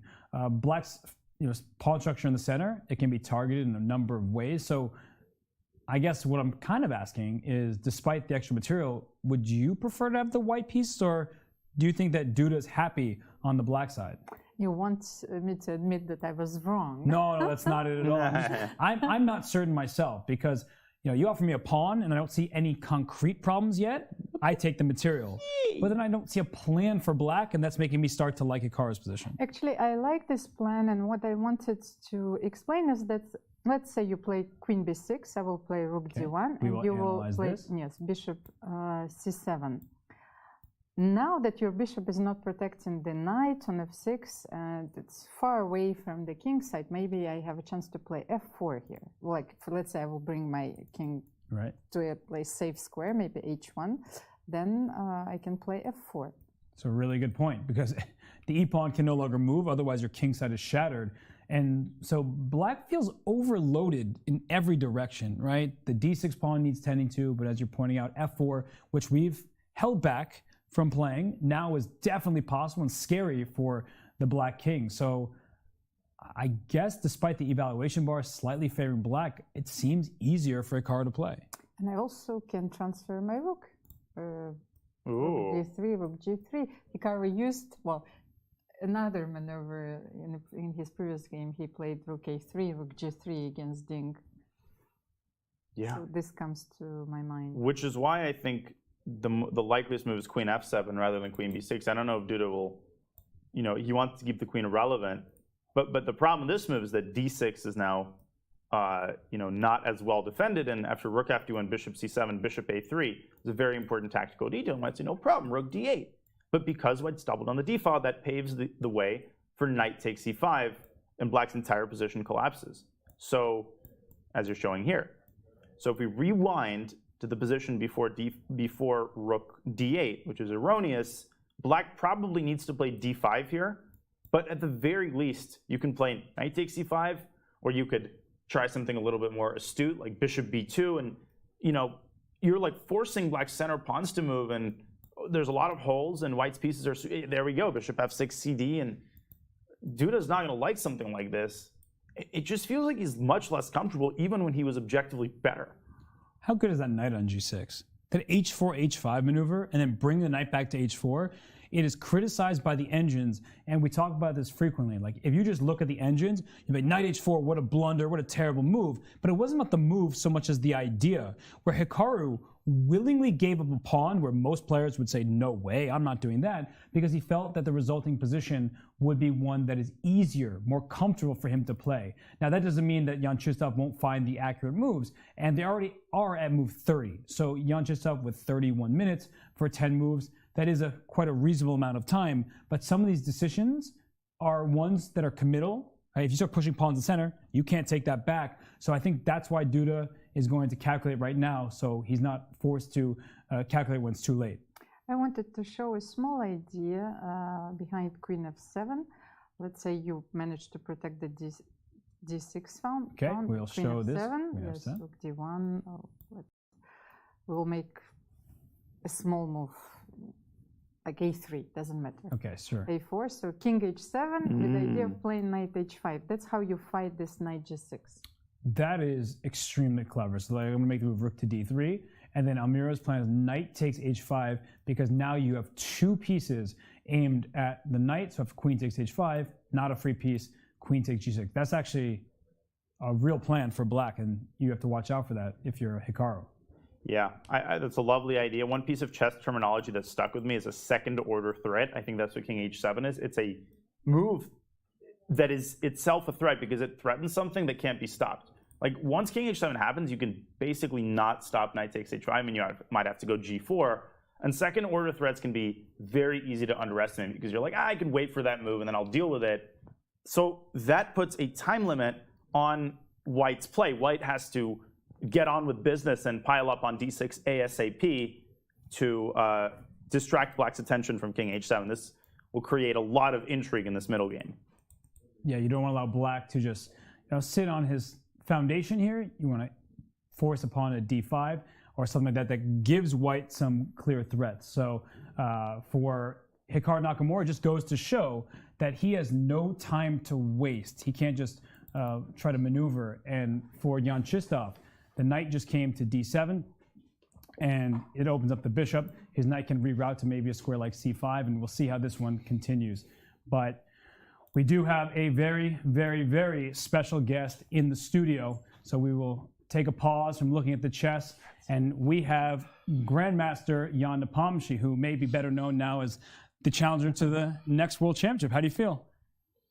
Okay, the traditional answer, I don't know, yeah. Well, you keep saying, yeah. Next game, next game. Now you don't have to worry about the next game. No, I surely have to, because, no, but like last year in Yekaterinburg, it was quite disappointing, yeah, to lose like this to Ding, and somehow I didn't have like some real celebration, yeah, so I was like so happy after holding this game against Maxim, but holding in the winning position probably at some point with White, holding a draw, yeah, and seeing like Grishuk is doing so good against Anish. But then I just immediately started preparing for the next game, and got surprised in the opening and lost, and was like very, very sad. And yeah, tomorrow I'll try hard not to let this, repeat. So I assume you won't allow yourself a full-scale celebration until the tournament's over. Yeah, I think this would be like more or less professional. Well, it seems like throughout the tournament, you've been trying to contain your emotions in a box. Mm-hmm. What was that first feeling after you made the draw? Well, I was so happy, like, okay, all these pieces went off from the board, yeah, like especially queens, like then rooks, then pawns, then okay, I saw this fortress, yeah, rook h4, rook h4, rook f4, bishop c2, bishop d1, so shouldn't be a problem. But yeah, somehow I felt like if there would be a chance, it would be, let's say the final game of a tournament, I wouldn't be, I wouldn't resist, yeah, but I guess, yeah, overall, of course, I'm very exhausted. After Richard played the Rouser, was that something that was on your preparation radar? And when he played it, what was your reaction to his opening choice? Well, my reaction was pity it's not Berlin. I had an idea what to there, yeah, in Berlin. Somehow this temporary piece sacrifice, yeah. Mm-hmm. maybe you're familiar with novelty. I watched Hikaru's recap. Yeah, I had quite something in the pocket. Yeah, but, but to speak more seriously, I think he plays, I would say, like 5 or 6 different lines, and I think he plays 3 different lines even inside the Sicilians. So he plays these 2 knights and d6. He plays Rouser, and he plays also, some kind of Paulsen and Taimanov. And okay, I could expect everything. So of course I had to repeat more or less, okay, all these lines. And maybe Rouser is, somehow against Taimanov, take on c6 and play queen d3, get this endgame. Yes, so you're very happy. And against Rouser, the position is overall quite good for White, but it's never, it's never a draw. Yeah, so it was one of the lines we expected, and of course, I think it was maybe only line Sicilian he didn't play yet in this tournament. Yeah, so it was, surely it was expected, but okay, I knew this F3 line is very solid, and I had this. I think I had a couple of games like this already. Yeah, okay, maybe also in Blitz, but yeah.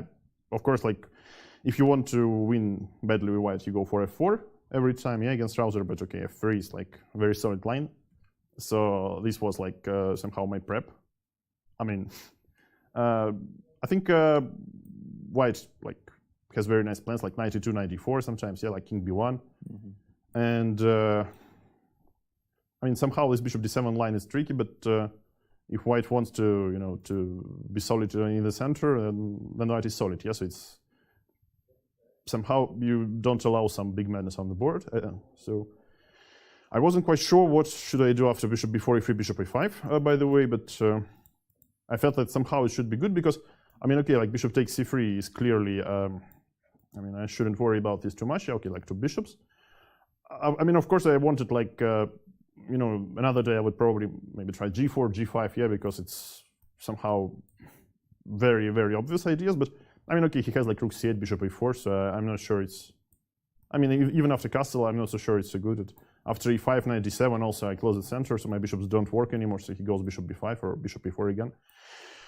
Well, so then I saw, okay, I can like bishop e5, bishop f6, takes. As one streamer says, yes, takes, yeah, takes, and then okay, and then takes, and okay, then it's good.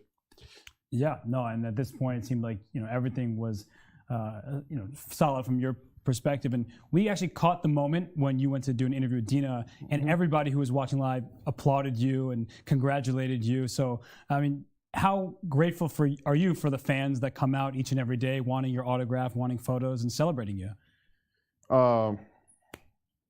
Very much. I believe, like comparing, for example, to the previous candidates, which was in more strict COVID times, there were like no audience at all. There was no audience, understandably, and I think the first tournament with more or less, normal, I don't know, normal way of, I don't know, letting people in, yeah. So it was Bucharest, but in Bucharest I did quite poorly, so no one applauded to me. Yeah, so yeah, it's just wonderful feeling. And I mean, you stream yourself sometimes, right? Chess is becoming more and more popular.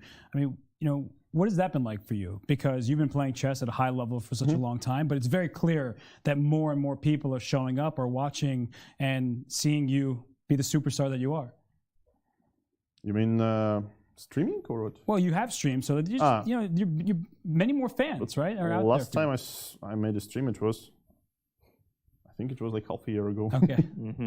So no, of course, during the pandemic times, it was some kind of you had to have some schedule, not to go mad, yeah, just to have a goal. Yeah, okay, tomorrow I will stream. Yeah, tomorrow I have let's say Title Tuesday and so on. Yeah, and all these tournaments, but I somehow understood at one moment that it's just kind of a work. Yeah, it's not like it.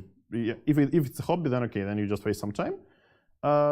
Basically, so okay, you have some fun, but it's nothing more. But for example, I thought it's like completely, impossible. So at least for me, to do at the same time streaming, like let's say like Hikaru, so like every day, and doing some serious chess work. Yes, so I don't have so much energy actually. Yes, so I had to choose because okay, I had sort of experience. Yeah, like back then, like I don't know, 10 years ago. So I was trying to combine, let's say, esports and chess, and did quite badly in both. Yeah. One more question from me, Jan. What, being as experienced as you are now, having won the candidates twice, what sort of advice would you share to young grandmasters and maybe even someone like Alireza Firouzja, who of course struggled mightily in this tournament? So I share now this advice, and next year, perhaps next time we play. Okay, he hired you a few days ago, I know. And then they beat me. Yeah. No, but seriously, at some point I thought, okay, what's going on? And I thought that maybe it's because of I started so well. But at this tournament, I was more trying to play chess upon like playing for a win. So maybe that's quite important because, for example, Dink, who had this super streak of 3 wins in a row, and then he said, okay, but I was playing for a win in this position, and it was very hard to play, and that's why, it happened. Okay, happened what happened, but I think it was, somehow the difference. Yeah. So while he was playing, playing chess. Yeah. So he was like worse, maybe not worse, but okay. For example, Fabiano pushed too hard to win against him. Yeah, for example, he was e6, e7 was obvious with such an exposed king. Okay, e8 never promotes, so it only, can never be worse. But still, he insisted, and okay, he ended up blundering something in the time trouble because he was extremely tired. Okay, all these long games, and also another somehow was lucky factor that I think I never had like 6-hour game here. Yeah, so it was like more or less every time it was decided after.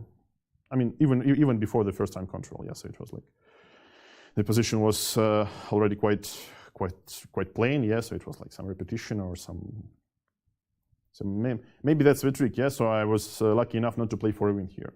Yeah. So I just played some normal. I mean, okay, normal openings, some usual openings. So I never was forced like to push too hard. Okay, obviously this all became possible because I started so well. Yeah, like I mean, beating like maybe the main favorite of the tournament with black pieces. I mean, despite the jet lag, despite he didn't really have time to prepare because okay, he never knew he will play here until the very last moment and so on. I mean, yeah, maybe it was the big, I don't know, the big handicap for me, yeah, just to play normally. So I have a two-part question for you. Mm-hmm. So can you confirm right here and now that you will play in the 2023 World Chess Championship? Sir, you are organizing it, yeah? Or why you are asking, yeah? Well, I mean, if I'll be given a chance, yeah. Okay, and so second part of that question, who do you want to play in the World Chess Championship? As they say, literally, I don't care, yeah? But no, but of course it will be quite challenging to play Magnus again. Yeah. And, well, I guess, do you think that impacted yourself during the tournament? Or did you actually you literally didn't care and you were just playing for first no matter what? No, of course I was playing for second, yeah. I knew, okay, I should like take an eye. So Firouzja won't do that brilliantly, yeah. So then, okay, then I fight for second place and then I somehow, okay, qualify. I mean, I think these thoughts could be quite destructive, yeah. So you just start to, I don't know, dividing the cake too early, yeah. So it shouldn't be like this, yeah. I mean, it's very strict. It's very it's very tough tournament, and you basically you make one mistake and everything goes the wrong way. Like I mean, for example, against Hikaru, I don't know how to explain, but I never expected e4 from him somehow.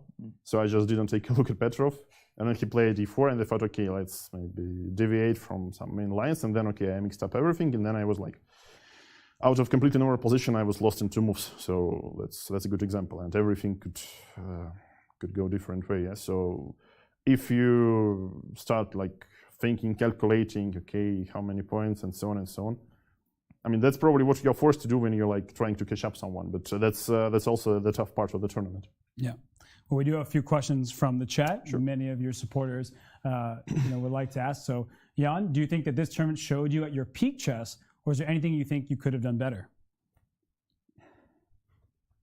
No, I mean, I'm surely shouldn't like blame myself for playing here some extremely poor chess, but I can't say I managed to like hold some extremely high level through all the games. It was like some games were like really good, but I can't say it was like some game which I like played without like any inaccuracies from first move to last move. Yeah, so.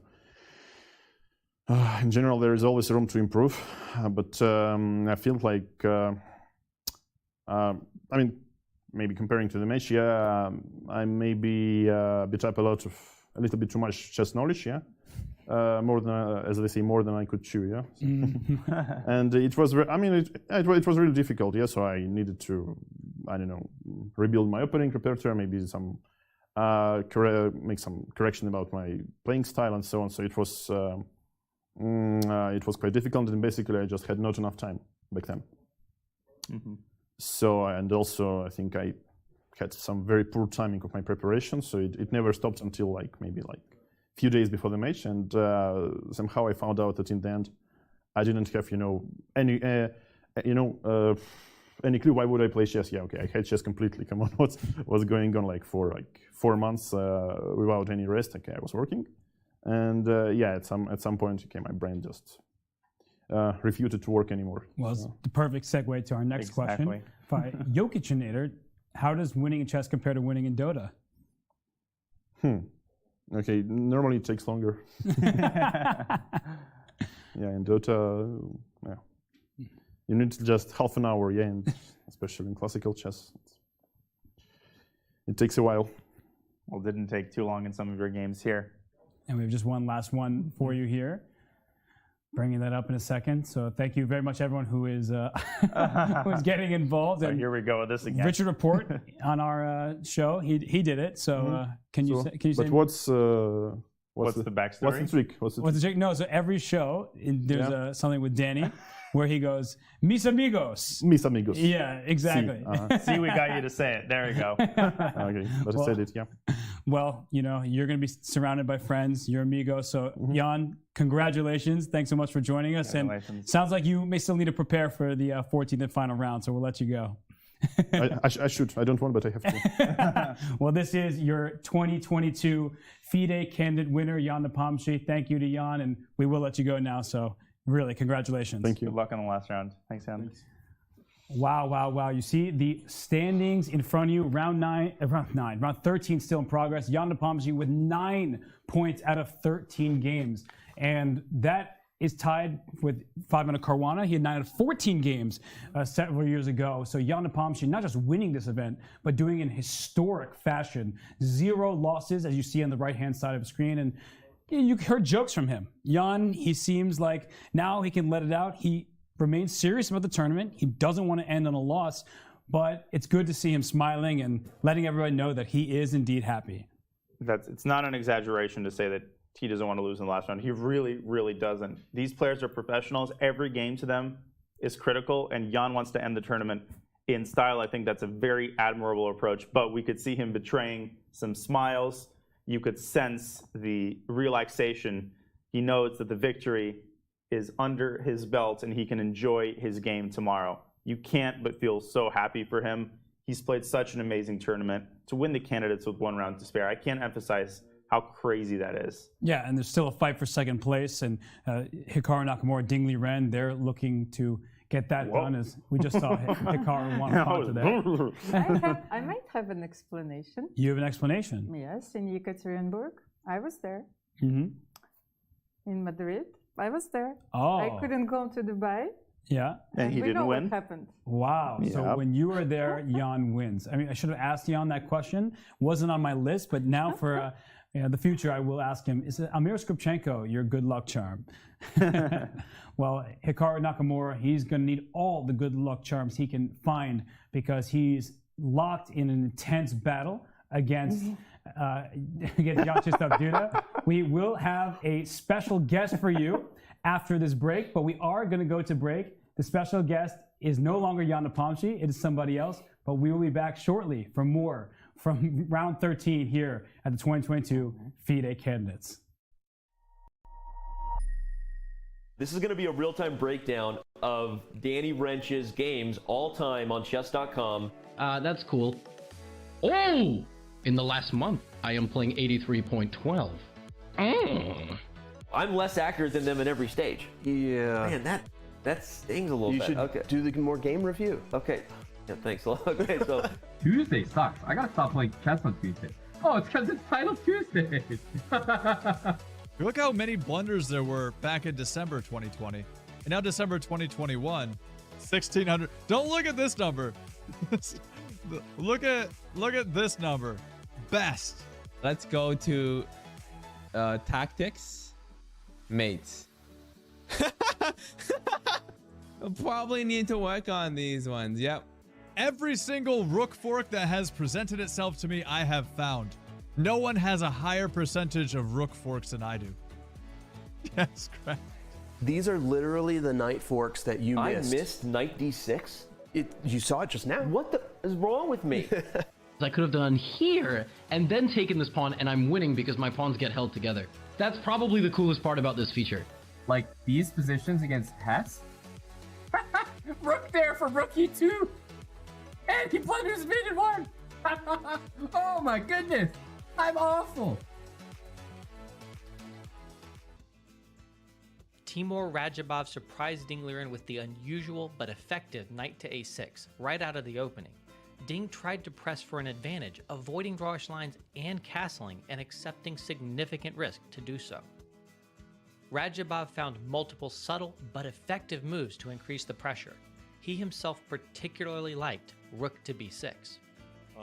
But in my opinion, I don't know, after the best move from me, I think, was rook b6, because rook b6 at least gives some kind of tricks, and also his time was going down and so on, and also pressure is on him, not on me. So yeah, it seems that I'm playing better in this tournament against the players who are leading. After Ding played the weakening pawn move, f3, Radjabov targeted the extremely soft e3 pawn and broke through just a few moves later with the brilliant rook takes e3. And what else is a very powerful force is rook takes e3, which is on the board. No hesitation. Taking Radjabov's rook would have led to a killing king hunt. Beautiful checkmates loomed. King f1, bishop c5, king f1, rook takes f3, and you have a Boden's mate on top of everything else. This would be mate without the rook, the queen, and the knight. Ding declined the rook sacrifice and tried to fight on a pawn down, but his king was too weak and his pieces too scattered. He was forced to resign just 5 moves later.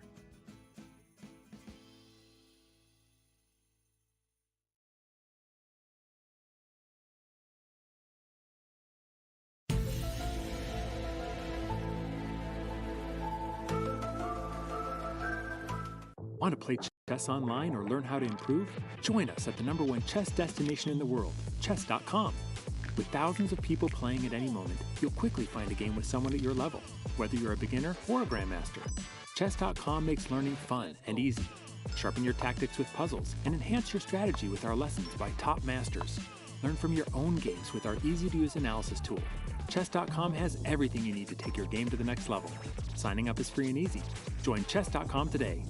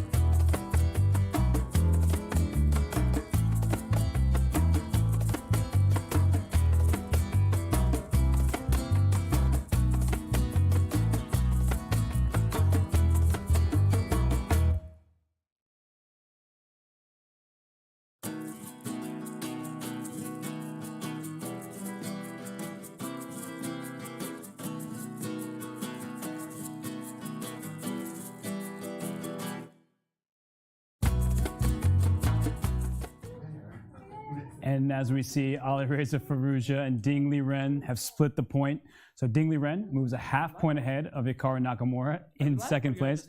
We're live, and you are the secret guest. Start talking to yourself as usual. Okay, You're the fine. special guest. And look, we have Anish Giri and his son Daniel. This is our very special guest. Daniel, you can wave, Daniel. Say hi. Смотрите, что себя видишь там? Махай.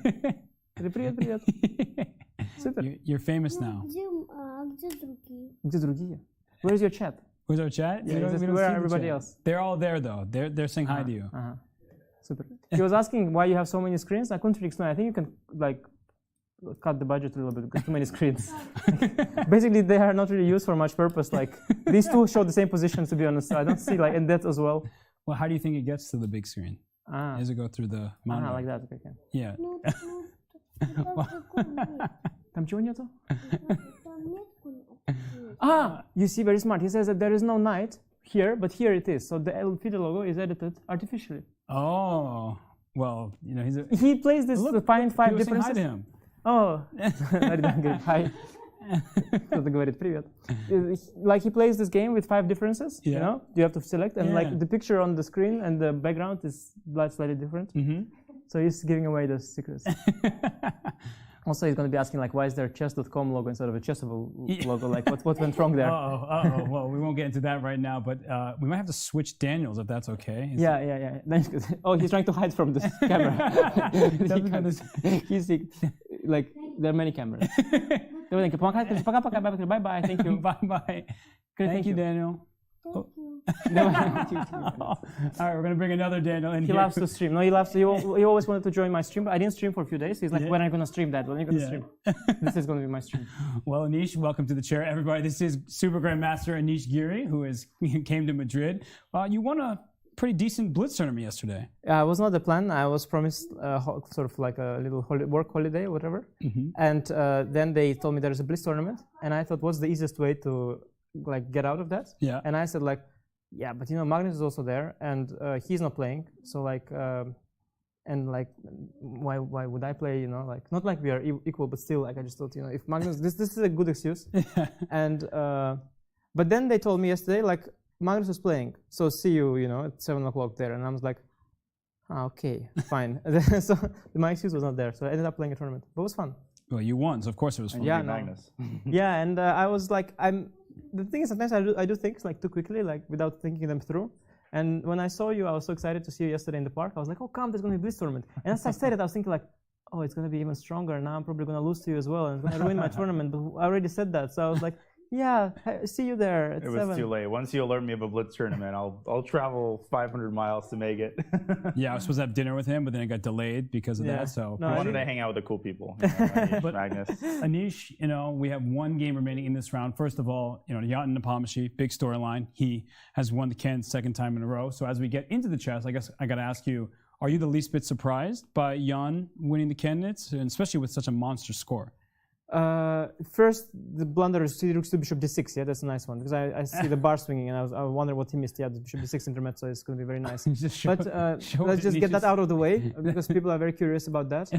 Rook c2 looks good, but you're saying that d6? Yeah, bishop d6 also, like all kinds of resources were missed there. Oh, the queen is under attack. Yeah. So you take my queen, I take yours. Yeah, a lot of queens, a lot of things were missed. But in terms of Jan's play, for sure, like a fantastic result. The second candidate in a row that he's dominating. The previous one as well, he finished with 1 round to spare. Yeah. And that's really an incredible achievement in a field like that. And he said that he takes it more seriously. He's focusing, he's preparing all the time. Oh. Yeah, but you know, that's kind of, I mean, it's not a moment now to start, start arguing with Jan, who's like showed an insane level. But that story that, you know, normally I don't try hard, and when I try hard, I crush. That's a typical story. But okay, you know, like someone who tried hard all the time, I can tell you, like it's not so simple. It's not only about you trying hard. You also need circumstances to work your way, and they did for him. But yeah, for sure, he is great, and especially there's been a shift in the last 2 years in his play, in a sense that he started to work so much more on chess, and now he's one of the best prepared players in the world. While before he was banking solely on his practical skills. After he won his first round game against Ding, did you sense that he had very serious chances of winning the tournament? I said one thing, and that came true. I said that if he's not going to lose a game until it's like really late, like last one or round before, my son's really into your setup. And I mean, he likes cameras and all that, but he's like, okay, this is some cameras, some high-tech stuff, which is a little distracting. But yeah, basically, I thought that the thing that can go wrong for Jan is that he loses, let's say, a game in around 6-ish, and then he can tilt because he has like nothing personal, but he just has history of tilting. He's never lost an important game 6 before. Oh, like yeah, I didn't even say it on purpose, but yeah, like he has a history of tilting. I don't know if he would overcome it now, maybe, but maybe not. But I thought if he's not gonna lose a game, he is probably going to win the tournament because like racking up wins when he is in shape, that's not something he hasn't done before. So he's known for that, and it kind of came true. He generally is very good, like in one wave, one breath. You know, he's not really the player who like plays well, then that wave gets broken, and then like by a loss, and then like the second wave starts. He's not really that. I mean, Magnus and Fabi, they do that sometimes. Like they, but Jan is more like one huge wave, and it either goes that direction or it goes that direction. And so yeah, this one it just went like that. And when Jan is in shape, is either the best player in the world or a close second. Well, you say best player of the world or close second. He's playing a world championship match. The best player in the world, Magnus Carlsen. You know, I don't want you to have to give away private thoughts or if you have personal conversations with him, but what do you think? No, I didn't have that personal conversations, and also I don't think like he values me more than a random journalist. So he'll be like, I'm not going to tell anyone, but Anish, come here. So the thing is, here's the deal. Actually, I'm thinking to BS a little bit and then play. And the idea is we're going to get a bit more money, a bit more press. It's going to be really nice. No? Yeah. But no, I don't have any insight. Magnus doesn't tell it to anyone, I guess. But I think he has the right to like decide until the deadline. That's always nice to just drag it out. You know how it is. When you guys getting your chess.com contracts for commentary, you're like, yeah, then I'm going to sign it. What's the deadline? Then like Wednesday. Yeah, I'm going to sign it on Wednesday. You never rush these things. You wait till just to see. Maybe Chess24 will offer a better deal. Milk it for content. Well, Yeah. his decision to suggest that he might not play has opened up second place in this tournament, which Yeah, is that's the very first interesting. time for the candidates. So as you see here, Ding Liren, he's in clear second for the time being. Hikaru is still playing Yeah, his game. Oh, and Ding is finished, by the way. He drew. Right, Ding Liren drew his game, so he's in clear second for now. For now, yeah. But it's if Hikaru draws, he's also second. And but they play each other. What Magnus has done in any case is he has brought life back into this tournament, because had he not had that whole thing with not playing the World Championship, we would by now have lost all the intrigue, right? And there would be nothing to talk about. But now that the second place might be up for grabs and might bring something, suddenly the race is still on in the tournament, and we're really excited following today and tomorrow. Who's your favorite for second place? Favorite in a sense who I want or who I think? Who you think? You can also say who you want. Right, both. So I believe if they draw both the games, then it's Hikaru that. So if all the games for now finish in a draw, then Hikaru takes on the tiebreak, right? I believe Ding. so. Yeah, so that makes it probably mathematical favorite right now, because like it's the most likely outcome in any sense. But his position now looks, after Bishop d6, looks kind of nice. Duda started to lose the thread. He's been doing it before in this event, so Hikaru might even win today. But even if not, like tomorrow, draw is a favorite, and then. I mean, I don't know what happens if Teimur or Fabiano win the last round, because I think that's also there, and then it creates a different dynamic, but this I didn't look into. But it's all possible. I think that, yeah, Hikaru would be kind of...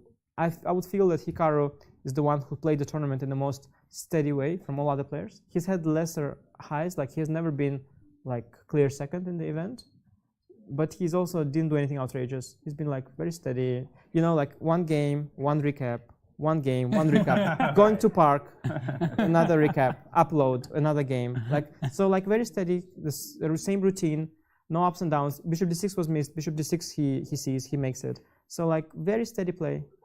Hikaru is better tiebreak if all draws. That's correct.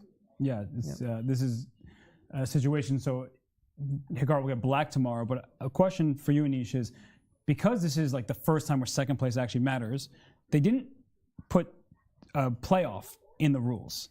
So if there's a tie for second, then someone just gets second place, and then they get, if Magnus doesn't play, then they get to play Jan. So Hikaru, Ding, everyone who we had interviewed said that there should be a playoff. What do you think? Not necessarily, because actually tomorrow is very fine. What you get tomorrow, if Hikaru draws this game, you get a showdown between Ding and Hikaru.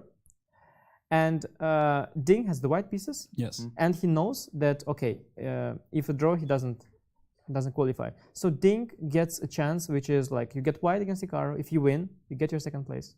While Hikaru also has like Hikaru if he draws. So basically, like what I'm saying is that essentially the situation is clear, and both players have a chance. It's in their hands. So it's like an Armageddon game, exactly. And I think they could already see it as a tiebreak. Tomorrow is that tiebreak that you want them to play. But this is exactly what FIDE changed, right? Because the fight for first place, if there was a tie like we had with Karyakin and Caruana, that was a tiebreak, right? Because Karyakin the better tiebreak. Yeah, but now you have that tiebreak before the tournament finishes. Basically, tomorrow is tomorrow is that deciding game between Ding and Hikaru, where if Ding wins, he gets it. If Hikaru holds, he doesn't. Even if Hikaru wins today, if Ding wins tomorrow, he will take that second place. So Ding has a chance, Hikaru has a chance, and they have to sort it out tomorrow. And if they draw and Rajabov wins, he gets second place.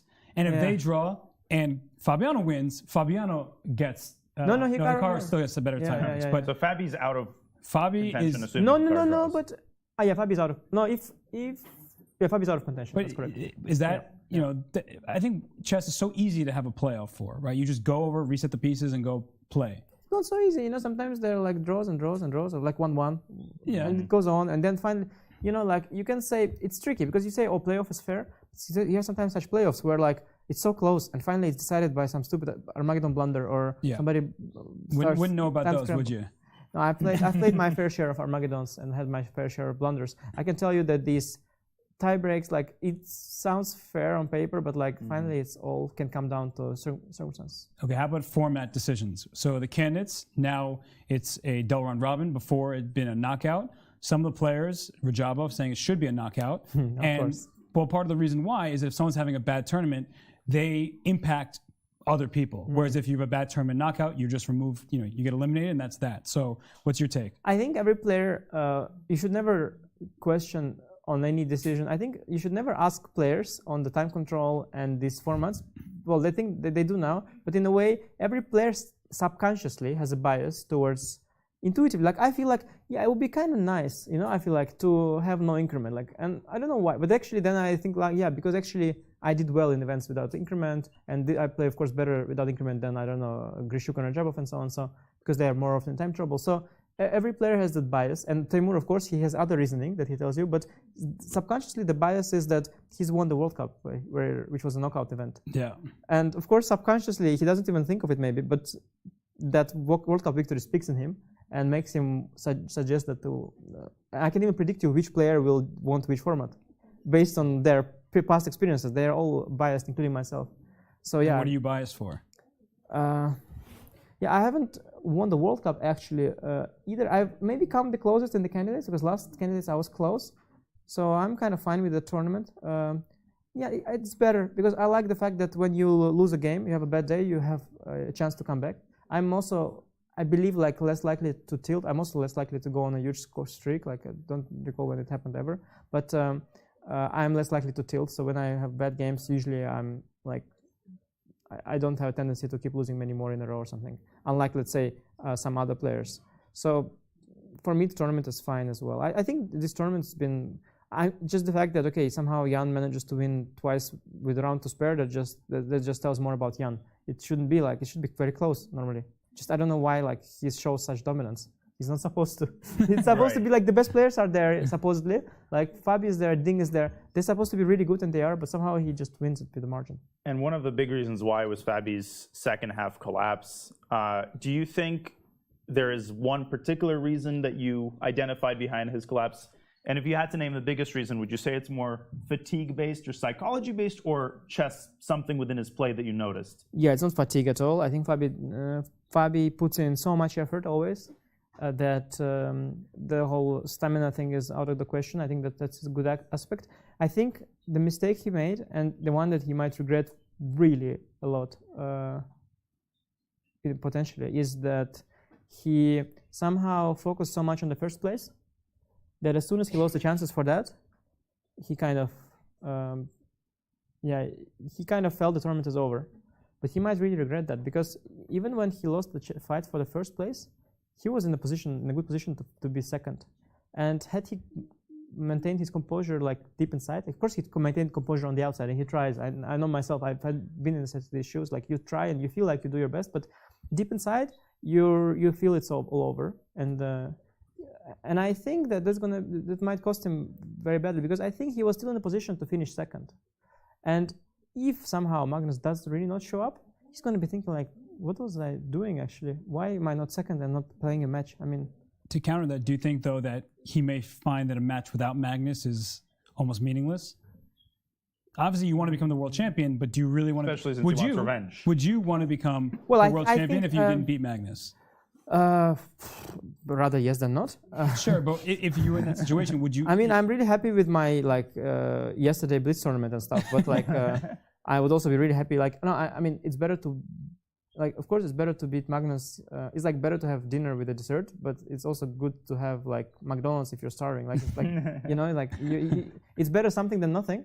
It's better to have that match, and also keep in mind, okay, you have the match without Magnus. If you win, you're some kind of world champion. Okay, fine. But of course, very likely that Magnus will want to play you then at some point, and then you'll get that match with Magnus. Plus, you got all the cash that you won in that cycle. Plus, you got that World Championship title that anyway goes into the books one way or the other. And, you know, it's like the World Championship title has as much value as your own level of play. Like, somehow we've got some World Champions, like from knockout events, like Ponomarev. I believe, and Kasimdzhanov and Khalifman, also Vichy was first knockout world champion. I believe that, and Topalov also won this tournament, right? But Topalov, like later, proved with his play that he can be dominant, right? So Topalov is still felt like one of the world champions, one of the legends, right? Even though he won it not in a match. So I feel that if, let's say, you are Fabi, imagine, and then you win a match without Magnus, and then you go on to dominate the whole year, winning all the tournaments, becoming world #1 for a short period of time even, then still people will acknowledge you as a world champion, Also, you could argue, you know, even like Kramnik, Vichy, Topalov, like you can say, okay, if Kasparov hadn't quit, they would still be not world champions. But nobody thinks like that. Everybody acknowledges them. Yeah, there was Vichy, there is Vichy, there is Kramnik, there is Topalov. Kasparov just quit. We think it's okay. But you can also say, use logic that no, Kasparov would still be now the best player until Magnus, you know? But it's just kind of, we are now in the moment where Magnus dominates, so we are focused on that. But if you take a bigger picture and what people will think in 10 years, it will be maybe a bit different. But Kramnik beat Kasparov. So that's Kramnik is a special.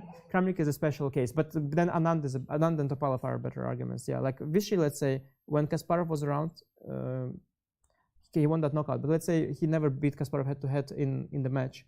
But okay, he won so many titles that he is more than legitimate. He's one of the biggest, if not the biggest, chess legends of all time. But what I'm saying is, a world championship match, world championship title without Magnus is also worth a lot. Especially if you later, if your career later collapses and you're not even in top 10, the way somehow Ponomarev's career turned out, then okay, it slightly gets overshadowed. And nobody really knows why Ponomarev didn't go on to become one of the top players, because he was very promising as an 18-year-old world champion. But yeah, basically it's in your own hands to make your destiny after you win that match. And still you would, I don't know what kind of matches it would be, but I guess some kind of good prize fund and so on. There were like, in chess history, there are many interesting instances. Like for example, the Kramnik that you said will beat Kasparov, but he of course lost the qualification match to Shirov. That's a fascinating story. Also the story between Kamsky and, you know that story, Kasparov Kramnik, I heard that there was also some talks about Kasparov playing Anand instead. And Kamsky Topalov. And there was some kind of potential. Some of the matches were created, and Topalov also was maybe supposed to play Rajabov, and there was such talk. I've heard some sort of rumors, let's say. And you know, there are rumors until they are kind of happening, like this Kasparov Kramnik thing happened. So sometimes you can there is of course, now we are again in the period where everything is like logical and following the order, but there were periods when there was chaos and it was fine. And Kramnik is more than legitimate anyway. And also there's like boxing and all with all kinds of federations. So it's like we shouldn't be like too much, maybe we shouldn't be too much inside our own box and like unlimited with our thinking. You know? And there was a whole Kasparov short thing. I have two related questions. You can answer neither or both. The first is, do you think there is someone in the candidates field or elsewhere other than Anish Giri who Magnus feels particularly uncomfortable playing? Lately, I mean, lately, definitely not me, for sure. What was the second question? The second was, this is a bit cynical, but Magnus's tweet about not playing anybody other than Alireza. Do you think his choice of Alireza specifically might have been at least partially motivated by the fact that he wanted to put additional pressure on Alireza because maybe he was worried about facing him in a world championship match, or do you think that's way overthinking? No, I'm thinking, okay, first of all, I think the best opponent against Magnus right now would be an in-shape Ding, an in-shape Wesley So, an in-shape Fabi. I should have mentioned Fabi before those, by the way. And Nepo, but without losing somehow. If he manages, it's not funny. Right. Just literally. It could have happened. Nepo in this, if he had not lost game 6. Yes, right. That would be still a tense.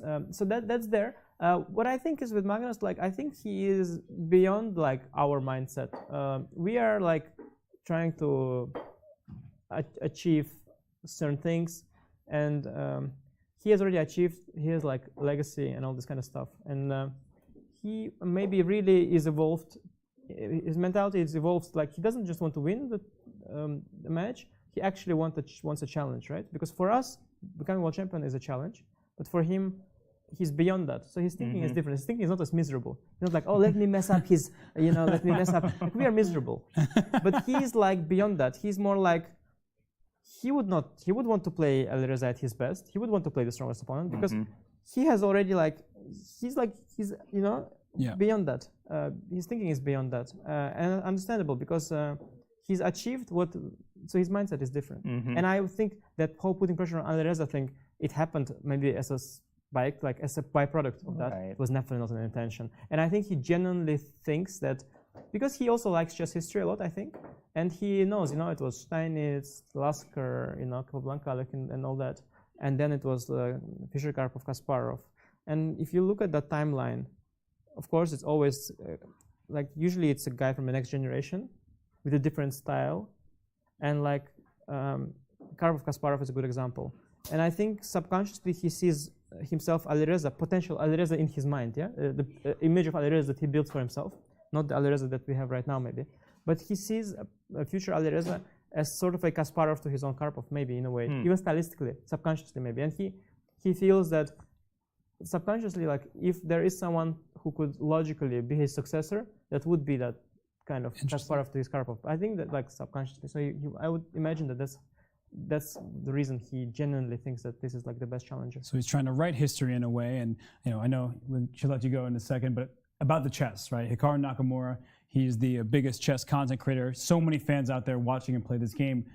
It was looking not good for him before. Now we have a few moves to time control. And I see W's in the chat.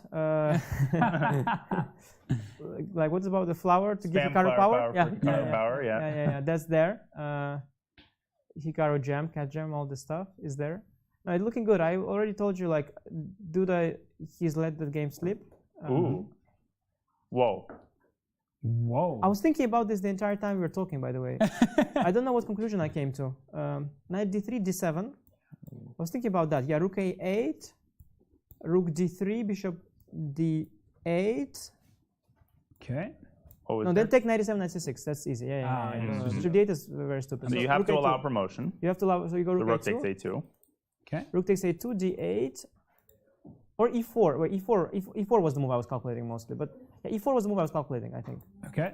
Rook d6 or something. And I was calculating that. I didn't know what it is. Duda didn't take the rook, by the way. Oh my gosh, Duda went backwards. He went knight to d7. It looks like he didn't even consider it. He trusted Hikaru. Oh, but now just bishop a5 and. Yeah, just take this one. And just penetrate with the rook and then knight c7 check you've got if rook c8. But Duda is totally gone in this game. He doesn't believe in himself at all. That's the feeling you get. So he had that move 33, right? So move 33. We'll go back, move b5, 33. bishop a3. To analyze that, yes, bishop a3. So there is this b4 move, right? Yeah. Why not, by the way? I see the comp says it's good, but why as a human also? What could you miss here? Maybe didn't want to lock up the queen side and thought that his position would become worse. But he's a pawn up. I agree. All right. I'm just, you asked me why, I'm trying to help. So he goes d5. He misses, of course, he blunders a bunch of things. First of all, bishop d6, also d6. He blundered bishop d6, and now he already thinks he's worse, and he completely tilts. He just tilts. And he also trusts Hikaru, of course, on d6. He trusts him on that. Yeah, knight back to d7. He had a little time. He put 0. But that doesn't matter that much, by the way. So all the sunflowers in the chat are nice, but it will come down to tomorrow's game between Ding and Hikaru anyway. So it doesn't matter so much for Hikaru what he does today, in a way. Even if he wins, he still has tomorrow to... But if Timur wins, we were talking about that. So now it... Okay, that's out of the way at least for him. Yeah, but some scenarios, of course, it's better to win than to draw. That's always the case in chess. I learned it the hard way. But basically, the situation is fundamentally the same. Tomorrow, his aim is to hold against Ding. It's not easy. Ding is good player. Especially with the shape he's been the second half, not including the game against Rajabov. Though that time Ding was in master against Rajabov, it went badly. But, not always, Now Ding will learn from that game and play less kind of direct chess. I think he will play it more slow. Yeah. So if I was Hikaru, I would think of some Catalan setups to rehearse. For sure. Well, we're going to let you go. It was an honor to have you, but more importantly, your son on camera. Well, my second one also woke up now, so we should go. Yeah. But the last thing before you go, can you say mis amigos for the fans? Mis amigos. Yeah. Hey, that was the best pronunciation of anybody who said it so far. Yeah. The camera to your right. You got to say it into it. Mis amigos, hola. There we go. All right. Well, we had Anish Giri here in the studio. We'll let him go as Hikaru Nakamura takes on Jan-Krzysztof Duda. So thanks, Anish, and have a good rest of your time in Madrid. Thank you. Good to see you. I'll see you in Chennai. Good seeing you. Thanks again. Well, that was always fun. Good to have chess's best tweeter hanging out in the studio, Hikaru Nakamura, the biggest content creator for chess on Twitch. He is trying to take this one home, and his fans would want nothing more than to see him take down Jan-Krzysztof Duda, who has 6 minutes remaining for just a few moves, but he's been making several mistakes. First comes allowing bishop d6, then comes believing in Hikaru's d6 pawn push, and we had Anish talking to us that Jan-Krzysztof, he might just be on tilt, Elmira. Well, let me have a look at the position, because that was such an interesting interview and the moments that you spent with Anish Giri. Now that I've seen him push in a stroller, I can say that I've seen it all. Yes, this seems like Hikaru is... It is shocking to me that Duda is going for this line. Absolutely shocking. Bishop b4, rook c3, rook c7. What the heck? Yeah, the rook is just infiltrating. It looks completely lost. I mean, the engine gives some chances, but... But how did we get there? But, because I missed So as they're approaching time control, so we'll just leave it for the moment. But we had right here, big moment where Duda could have played b4, closing off this bishop from its attack on d6, and that's a very good move. Instead, he plays d5, likely missing something in this variation, in the move bishop d6, because if the queen were to just move somewhere, let's say queen f3, then this pawn can go up to b4. But even here, like DE, I mean, seriously, rook d6, this just looks, even this looks completely unclear. Yeah, this bishop is trapped, so maybe he was just going for the piece, but you're right, this does not look clear at all. Rook d7, e7, I mean, it's totally anyone's game. White's king is a lot safer, but okay, he goes for this, Hikaru, gives him a pretty big chance there by sacking the exchange. It turns out to be a great decision by Hikaru.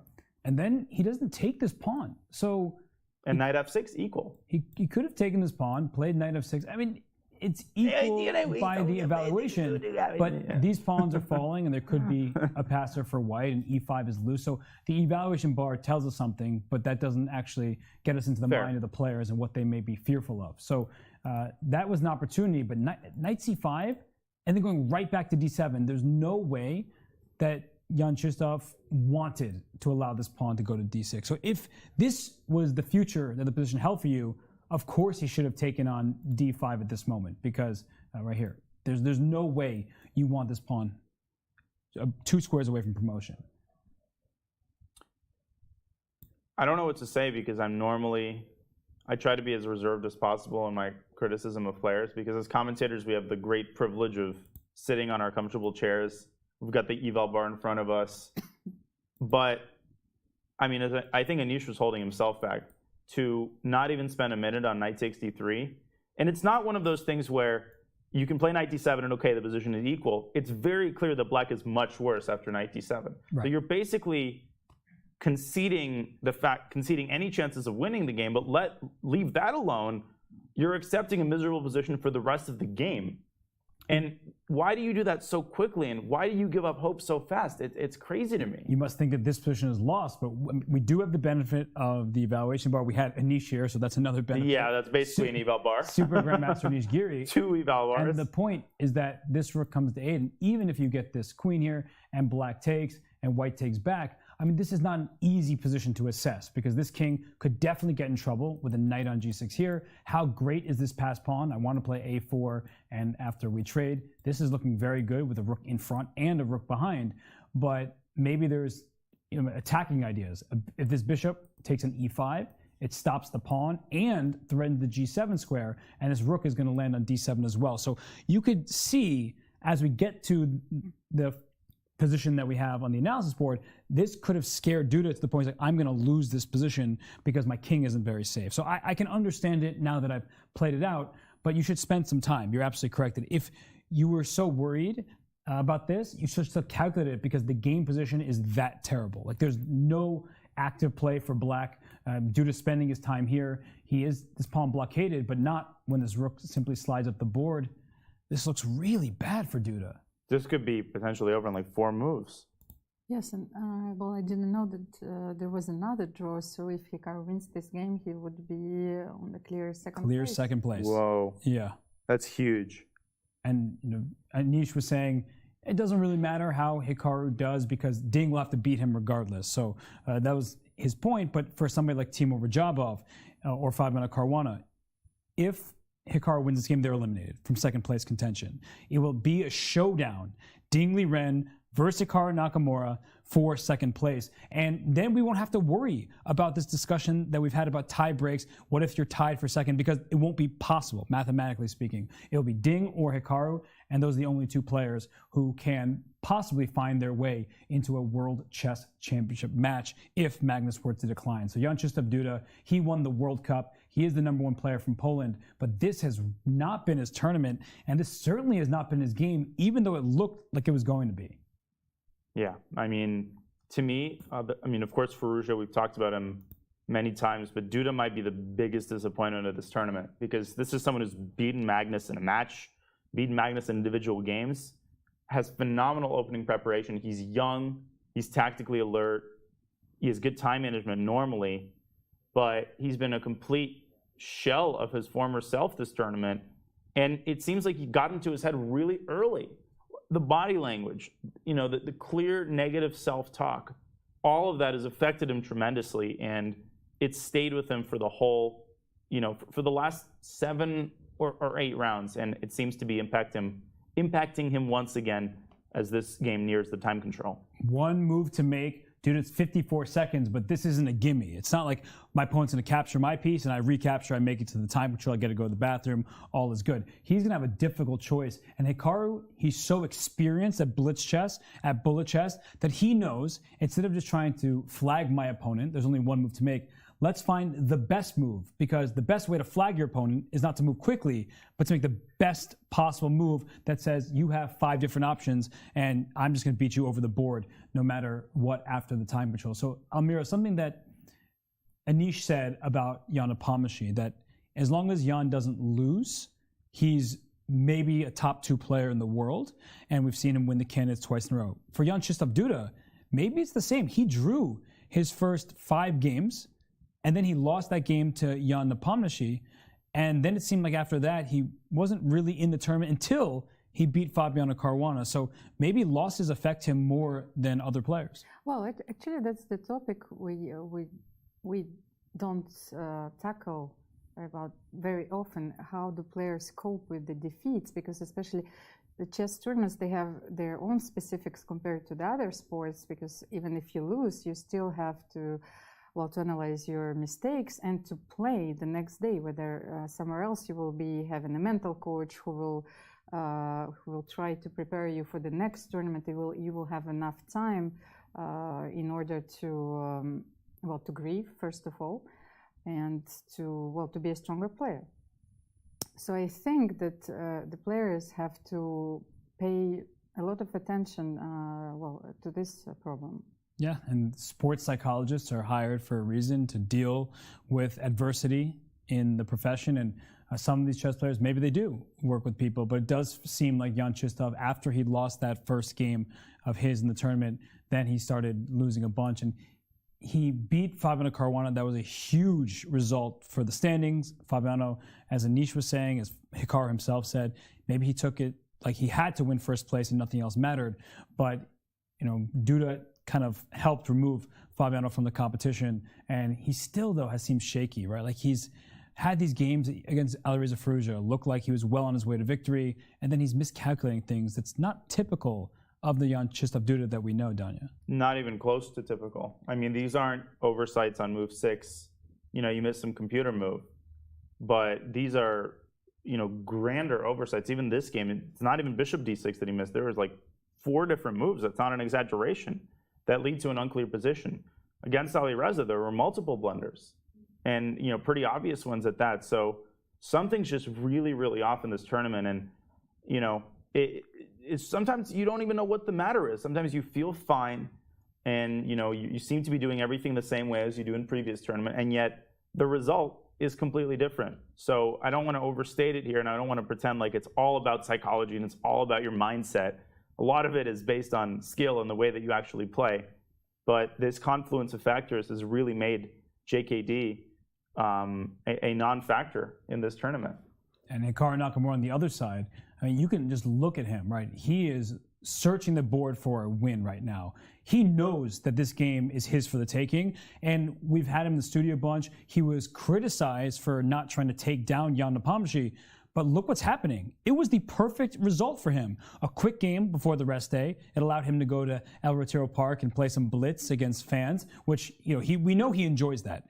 Hikaru Nakamura has been a different person since he started streaming, and people were saying it's the end of his chess career. He can't play classical chess. But as we've seen here, and as Anish said, he believes that Hikaru Nakamura would deserve second place based on the stability from his play in this tournament. So Hikaru, he's seizing the moment. He did take chances early in this game. He sacrificed a pawn, but we did realize he had compensation for it. And now as he slides his rook over to the c-file, Jan-Krzysztof Duda has to deal with all sorts of threats, including a move like rook c7, exchange sacrifice here, just to get this pawn one step further. 43 seconds counting down for Jan-Krzysztof Duda. He does not look ready to make a move because his position after the time which might just fall apart. In fact, I think rook c7 is a pretty deadly threat.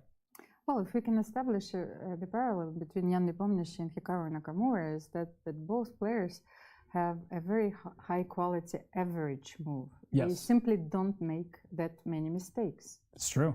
And oh my gosh, Duda down under 20 seconds. He's And got bishop e6, and that was the idea of bishop d8. But that does not properly respond to this massive threat of rook c7, which is what I think Hikaru Nakamura will play. Checking that move 40 has indeed been made.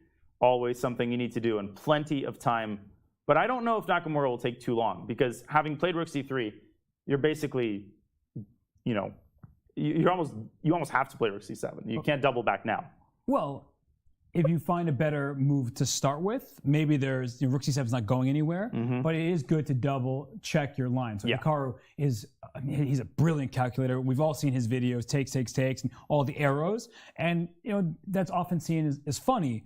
But in all seriousness, everybody in the world, Magnus Carlsen, through the last chess player on the planet, they know how phenomenal Hikaru Nakamura is calculating, but he's doing the right thing here, right? He is not wasting his chance because he knows that whether he makes his move in 2 minutes or in 20 minutes, or even he's going to have over an hour on the clock, so he will have so much time to calculate that you just don't want to spoil it. So Hikaru, he's going to think, he is going to, try and win this game. It is the last game remaining in the round. To remind everybody, we've seen 3 draws that clinched first place for Jan Nepomniachtchi. Hikaru Nakamura trying to leapfrog Ding Liren the standings after Ding Liren drew with the black piece against Alireza Firouzja. So this is a really, really important game if, in fact, Magnus Carlsen does not play in the World Chess Championships. The battle for second place is real.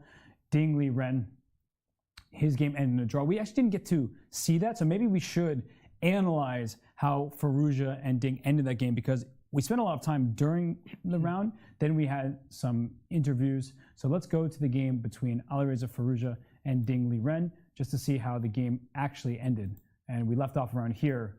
Move c3 was played, and after c5, bishop b5. So this is, the fact that this ended in less than 10 moves is almost a bit surprising.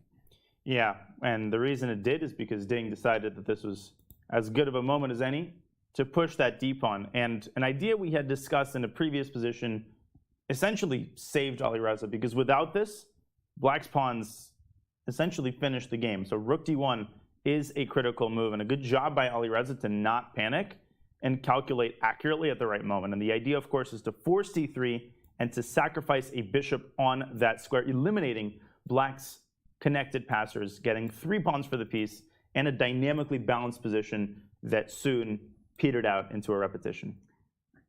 Yeah.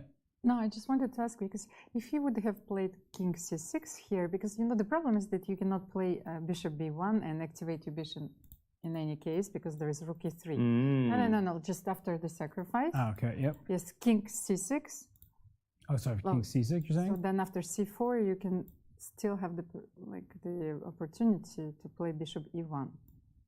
But then you will play rook d5. Just quickly note that the Hikaru Nakamura Jan-Krzysztof Duda game is on the top left of your screen. That's the live position. While we just go through the final moves of the game between Firouzja and Ding Liren. Sorry, Almira, what were you saying? No, I was looking at the variation rook d5, rook b3, rook f5. Oh my goodness, these pawns are scary. Good luck evaluating this. Zeros, of course. Of course. Always is. Now, for the players, this is really freaky to have. I understand completely why Ding Liren brought his king to the other side, because giving up 3 connected passers seems like too much. So he brought his king to e6, still the same plan by Alireza, and then the king went to g6, so stabilizing in front of this pawn. Rook c5, rook takes b3, and now we saw a repetition by the check. So I think some people would wonder, why can't I just take this pawn over here on a5? And the point is that rook g3 check is so annoying. You have to bring your king over, and this rook comes to f3 to attack this pawn f4. And if you don't make the draw now by following the king with the checks, you lose the game, because once f4 falls, so does g5, and white doesn't have enough remaining pawns for the bishop. Rook a6, king h5. Oh gosh, go here and checkmate. That ends the game. So your king would have to go back. And don't go king f7, because then the rook comes to f6 and wins this pawn, and then white gets to play for a win without any problem. So you go g7, process of elimination, couldn't go to h7 either, because this check would have won the bishop, and then you give this check, and the king, if it starts trying to run away, maybe I push my pawn as well, and I have like all these pawns that can go up the board, so black taking the draw made a lot of sense, and the half point was split, which is great news for the man you see on the screen in front of you, Hikaru Nakamura. I mean, the results today have perfectly gone his way if, in fact, he is able to win this game. And he's thinking with his ear, as he's been known to do. Oh, that looked like a nod of approval. And he's hesitated about moving his king 8 or 9 times now. He's moving his king. But he's done that motion like literally 8 times. So he wants to play king h2. The point is he wants to induce rook takes f2 and then play rook c7. He feels that that move order is more accurate. And there it is, king h2. And it is. Oh my gosh. Hikaru, king h2? He just gets out of any checks, gets off the diagonal. Oh my god. I mean, when he smells blood, it's like a lock. You know, you just don't feel. It's like a pilot in control of an airplane and there's no turbulence. It's just like smooth, you know. You can sense that he feels that he's got it in the bag. And for a lot of players, that makes them nervous, right? You feel like you're winning, you start getting nervous. For Hikaru, you feel like it fuels him. It makes him search even harder, even more carefully for the best conversion. And once Duda played knight d7, Hikaru, like a shark that smelled blood 1,000 miles away, he knows this game is in the bag if he can play it accurately for the next couple of moves. And what a choice. What a move. I think we can explain it a little bit, because after, we'll bring up an analysis board so we can show you the reason behind his decision making. After rook takes f2, you still have this move rook to c7.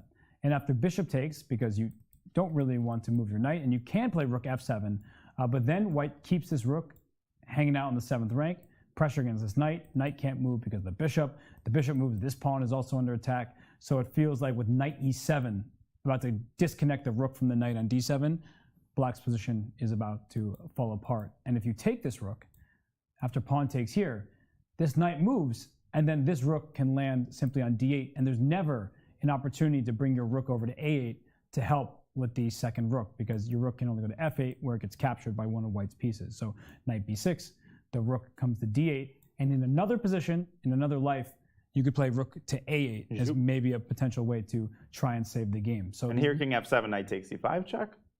Yes, in fact, knight takes e5. Cherry on top. Forces the king away from this rook, so you win that. So these little things. I mean, I'm sure in this position, Hikaru could have just played rook c7 first, but chess players, they want to be perfect. They often, you say, oh, Hikaru, what a great game you played. And he'll be like, it wasn't that great. I think I gave my opponent more chances than they deserve. They're always focused on these little moments, because in order to be your absolute best, you have to make sure that you fix those little errors, because in this game it might not matter, but the next game it will.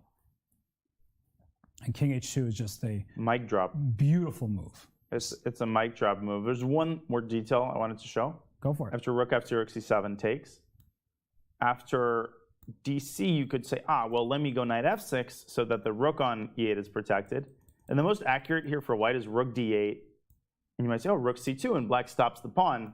But you can never ignore the king position, and that knight on g6, it's been the hero of the game all game long. And it's only fitting that that knight delivers the crushing blow after take takes. If you want to win the brilliancy prize, you promote first, and then you pick up that rook, extra piece, and a win for white. The knight went back to h4. After getting into g6, went back to g6, causing black all sorts of problems. And Jan-Krzysztof Duda's problems continue here at the Candidates. I mean, he is struggling mightily. And in this game, I think that he knows that Hikaru Nakamura is going to take home the full point, because rook c7, you mentioned being a pilot without turbulence. That's autopilot. Like rook c7, almost pre-movable. I guess you have to play rook a7 for black. What a sad move to play. But then rook a7... The sad thing, to your point, is that white is not in a hurry. White can improve his position. You can play f3, rook dc1. At some point, rook dc1 and rook c8 is going to come. There's too many weak squares and too many entry points. So black cannot keep all of them covered, given how passive he is. Black can't really do anything. No. This is resignable, essentially, this type of position. So I think Duda... Is he going to go rook takes up? Could he resign here? I mean, that's how miserable it is. King h2, what a move. I mean, again, it's such a lovely move. It's something that is lost upon even myself sometimes when I'm quickly scrolling through games, and it's like the position is completely winning, and it's like, all right, whatever, you're winning anyway. But like those moments, King h2 is a move that doesn't come to my mind naturally. I think that's why I appreciate it so much. I'm so focused on this pawn here and this rook c7 idea, but just to have the patience to play King h2. Hikaru Nakamura showing why he is a superstar, not just because he's popular online, but because of his play over the board in classical chess. Yeah, I mean, the name that I come up with in such cases is type 2 prophylaxis. Type 1 prophylaxis is when you defend against something directly. So if you retract King h2, some people, if you just go back one move, half move, some people might be tempted to go rook f1 or rook f3 and say they become enslaved to the threat, and they say, well, I need to defend the pawn. But type 2 prophylaxis is a lot classier and a lot more effective in many cases. You take the sting out of the move. Why is rook takes f2 dangerous? It's because it creates the threat of discovered check. And by taking that threat away, you free yourself up, and that's what makes rook c7 possible. If your king was on g1 here, rook c7 would walk into rook f4 check or some other discovery. By taking the sting out of that move, you are totally rendering black's play and black's pieces meaningless and ineffective. And it produces the most aesthetic effect to me when the threat is seemingly ignored, but actually it's far from ignored. And it produces this kind of reaction from Jan-Krzysztof Duda. I mean, look at again. How many times have we seen it? Have we seen this in the candidates? It hurts to watch, right? This is a young player, a superstar from Poland. He's received awards of the highest honor because he has brought chess not just into the public sphere in his native country. He's won the World Cup. He won the event in Poland, the Grand Chess Tour event in Poland, a Rapid and Blitz event. But here he's left shaking his head because he can't get out of Madrid soon enough. His rating is going to suffer from this event. I think maybe his confidence could suffer. Although Almira, we know his interview where he said he believes that he can become world champion one day, ever since he was a kid. Well, but this also helps us understand that players, how difficult it is to play the candidates, so it could affect you psychologically.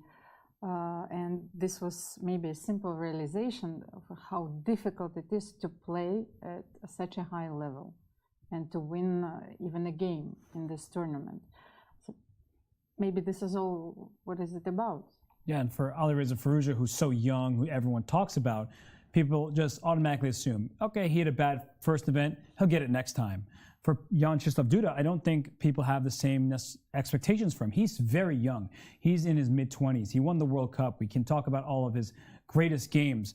But I think people, when they see Israel here, they just immediately dismiss him as he can never be world champion. And that's not fair to the player we know Jan-Krzysztof Duda can be. He's the one who ended Magnus Carlsen's 125-game unbeaten streak, and he's had great results in recent years. And as I mentioned, he was awarded the Golden Cross of Merit in his native Poland. So at just 24 years old, his brightest chess could be in front of him, but I don't think people extend the same kind of excuses or the same kind of explanation for a player like Jan-Krzysztof as they do for Alireza Firouzja. But imagine the amount of work also that players have done and everything that they have prepared in order to play the candidates. And I think Jan-Krzysztof Duda worked also so much. He beat Magnus in the World Cup. And then he comes and he plays this tournament, and game after game, he is not being able to show his true potential. Right. And then people chalk it up. No, that is his maximum, right? We talk about potential. They say, no, these are the results. But we know as longtime chess players and lovers and students of the game, and that student every single day, that we know that when Jan-Krzysztof Duda is at his best, it's much better than the performance he's shown here in Madrid. Well, this may be very primitive logic, and I know it doesn't tell the whole story, but I'm always a firm believer in the fact that if you can give Magnus trouble, whoever you are, that means in an ideal world, at your best form, you have what it takes to become world champion. And in streaming before the tournament, I did mention that I think Duda, people are sleeping on Duda. He's a dark horse. And if he starts the tournament well, he's got a serious chance, a chance that people are underestimating. I ended up being wrong, but I stand by what I said. I still think that Duda at his best is a lot scarier than a lot of people realize. But in this tournament, things went catastrophically wrong. And in this game, I really can't believe what I just saw in the last 15 moves. I mean, he was much better. Yeah. B4, there's no way he loses the game. And if he plays accurately, he probably wins it.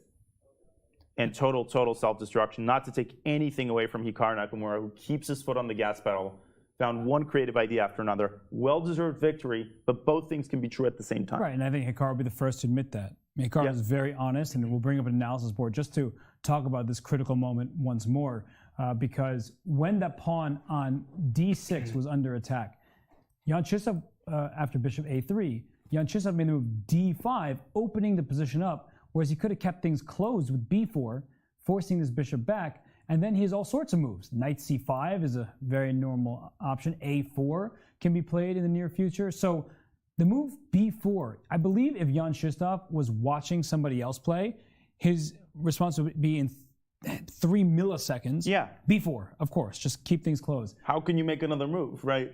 And I'm sure that was his intuition in his own game, but with the the weight of the game on your shoulders, the repercussions are entirely yours.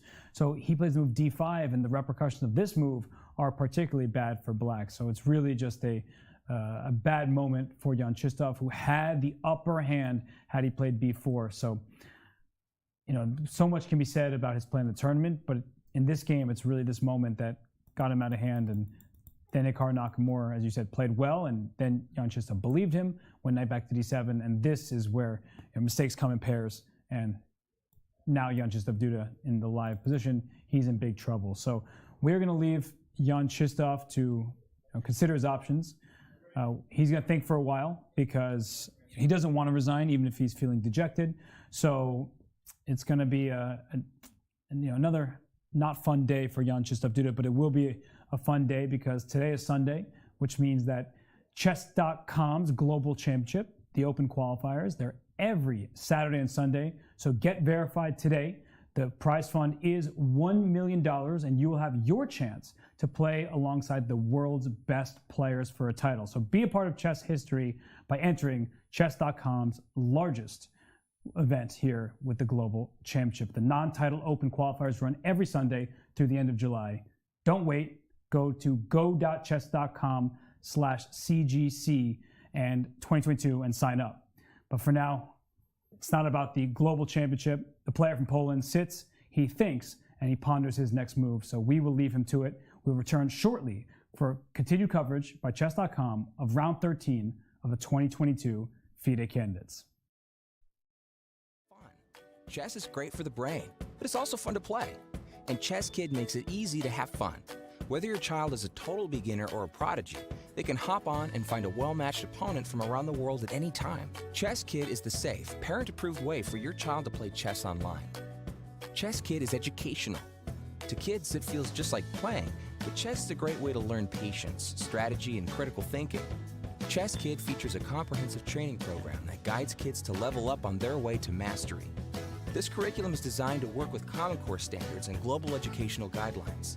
There are more than 50,000 chess puzzles and a whole library of entertaining videos that teach strategies, tactics, openings, and endgames specifically for kids. Chess Kid is easy. Whether you're a parent helping your child, a coach managing dozens of kids, or a school of hundreds, Chess Kid helps you organize your students and monitor their progress. Each child receives a weekly report card that shows how many lessons, puzzles, and games were completed. You can also organize kids into clubs and send them messages. Chess Kid is the online home of scholastic chess for thousands of kids, parents, schools, and coaches.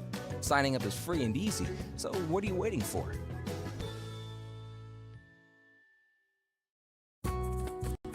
El ajedrez puede ser jugado por todo el mundo y ese es el enfoque primordial de ajedrez con cabeza, demostrar que todo el mundo, aunque no sepas nada de ajedrez, puede acercarse al ajedrez y disfrutar del ajedrez.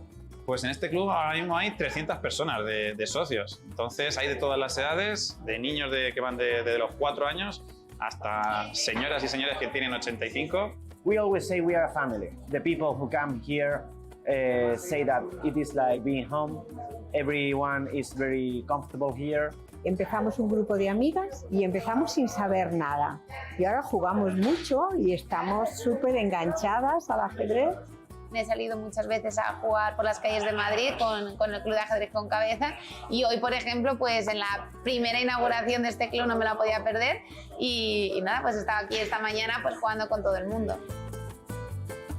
Tuve, la verdad, el honor de ser invitado a la fiesta de inauguración del torneo de candidatos. Fue un auténtico privilegio pues, ver a los jugadores y estar a menos de 1 metro de ellos. Cualquiera de los 8 jugadores yo creo que puede dar la sorpresa y retar a Carlsen.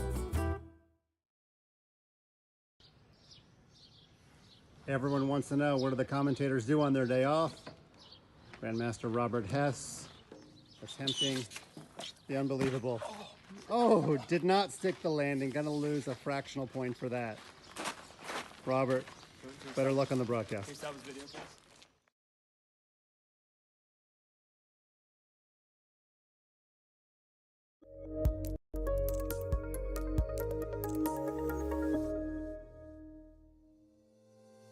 How many brilliant moves have you played?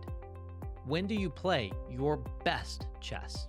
How many games have you won by castling in the endgame? How many opponents have you played from New Zealand?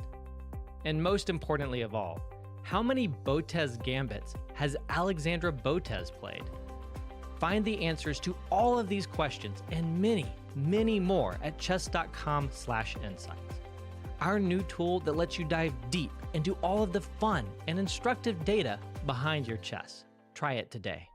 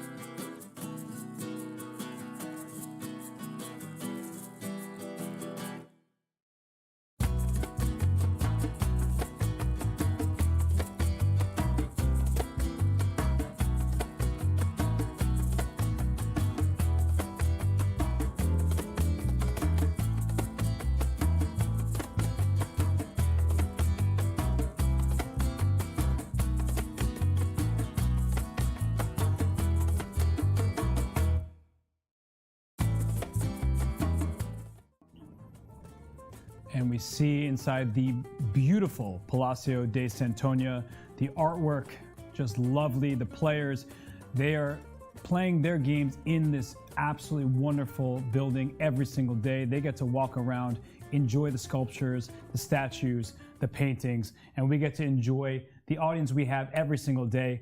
International Master Elmira Skripchenko, Grandmaster Daniel Naroditsky. I'm Grandmaster Robert Hess. And to remind those of you who have not been here, not paying attention, or just forgot that Jan Nepomniachtchi has locked up the 2022 FIDE Candidates Tournament. He drew his game today, and he has won the tournament. So we know for a fact that Jan Nepomniachtchi will be in the World Chess Championship match. Yeah, what an incredible performance, whichever way you look at it, to clinch it with a round to spare, and to do it very confidently. Even today's game, he drew from a position of strength.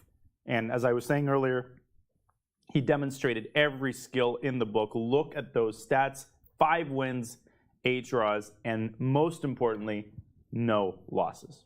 And Amir, you said it from the very beginning. For Jan Nepomniachtchi, he was talking about not losing. You were saying that you agreed completely, and everyone else has minimum 2 losses, while Jan has 0. Well, and how painful those losses are during the tournament. I was thinking, like, every time I'm thinking about the defeat, it's like a small death, because you're literally dying on the board. So Jan didn't have to deal with those problems during the tournament, and I think it's one of the key elements to his success. That's right. And, you know, Anish was talking about Hikaru Nakamura and his fight for second place, because second place could be very important if Magnus does not play for the World Championship. Hikaru, 3 wins, 2 losses to this point with 7 draws. He's looking to get his 4th win of the tournament, and some moves just came in quickly after Hikaru pushes his pawn to f3 to save that piece. Duda retreats his rook to a7. Not a fun move to play. Its sole purpose to stop the white rook coming to c7. So the rook's going to settle for c6. Yeah, the rook can just go to c6. Threatening moves like knight takes e5. This knight is needed to defend the bishop. If this rook slides over to defend this bishop, then that, amongst other things, opens up the a file. The bishop can just go over here to win this pawn directly. Black can only hang on for so long. Yeah, it's interesting that Hikaru, sort of held himself back from making a move, which I think is rook c6. Rook dc1 also looks very good, intending rook c8, keeping the options open. And it's just a completely winning position. You just want to go for checkmate. Yeah. I agree. There's a knight on g6, protected by pawn h5. You usually should look for checkmate in a position of this nature. Okay, here he goes. And I feel like he's about to grab the rook on d1. Oh, you think he's going to play rook c1 here? I can't tell, from this angle which rook he's about to grab. So then be like Danny and pretend like you know his exact hand motion. All right, so this is Hikaru pose number 17. Therefore, it's rook dc1. Yep. Okay. Foolproof calculations. And is Danny watching us right now? Oh, Danny, he would be proud of me. I'm his protege.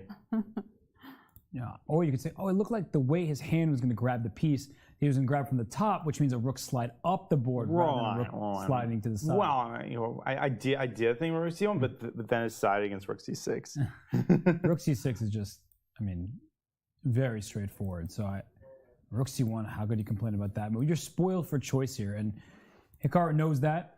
Jan-Krzysztof probably doesn't want to look at the position, but he is digging deep. He is trying to stay in this game. And Hikaru, he knows how big this moment is, because he came in for the interview after his game against Jan Nepomniachtchi, which he drew, and said, if second place means something, I want to have a chance at it. And if he wins this game, he's not just going to have a chance. He has the inside draw. He will have more points than Ding Liren. He will be in clear second for the first time all tournament.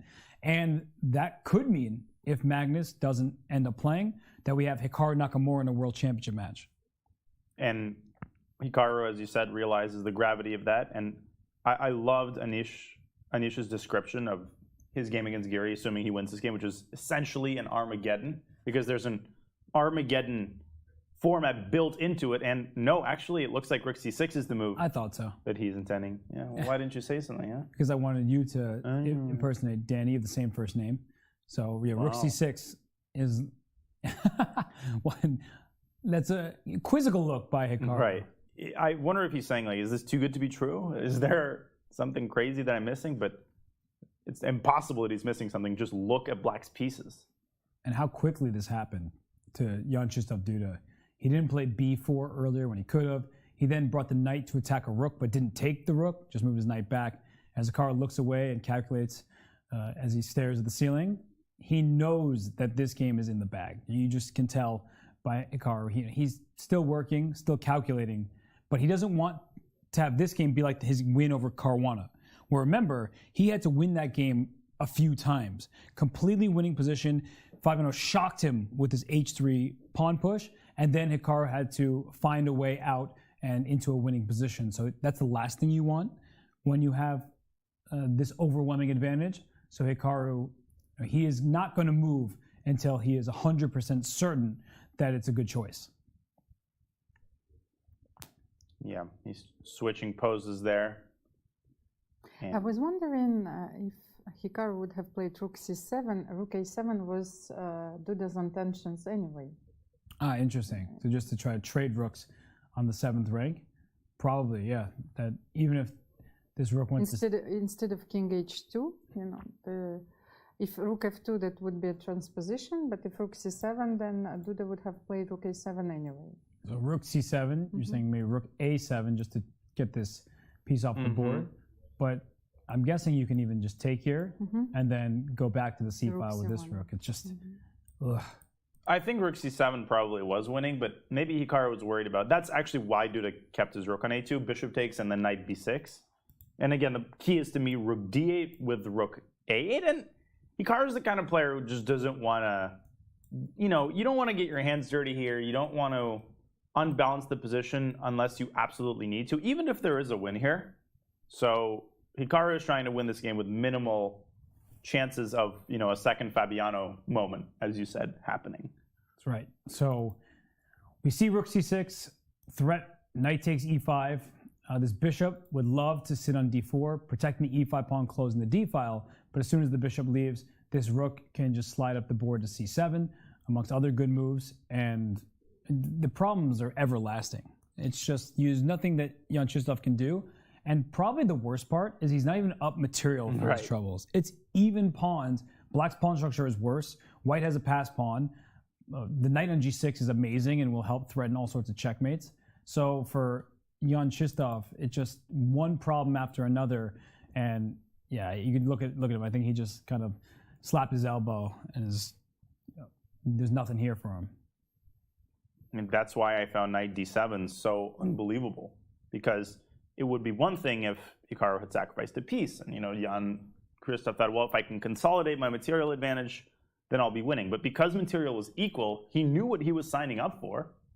There's nothing that has changed structurally in the last 7 moves. I mean, Hikaru has made a bunch of super accurate moves, but this can't come as too big of a surprise for Jan-Krzysztof. Maybe it is the case that he just underestimated the speed at which Hikaru would impose this complete and utter domination over him. But resignation is becoming increasingly likely, even on this move. Yeah. I mean, do you even need to say anything when you have that angle? And if we play bishop d8 back in this position, just to resist a little bit longer. Rook c8 maybe. Rook c8 pinning everything looks good as well. Rook c1, rook c7 is also a huge threat here. But knight b6, rook b8, knight d7, you simply take on b5. Yeah, I can just start taking everything. Vacuum up the pawns. And then this one's next, and that's the problem for Jan-Krzysztof's position, is maybe he can stop one threat, but he's not up material. So as soon as he loses one pawn, now he's down a piece, and then the second one is hanging. These are double isolated e-pawns. Oh my goodness. I feel like Hikaru would win this even if he had 1 minute on the clock. Without increment. Just, 17 moves to make in 1 minute. It feels like White's play is so easy here. And for Jan-Krzysztof, he knows that the position is worse than bad, and he also doesn't seem like he really wants to make another move, but he's trying to will himself to do so.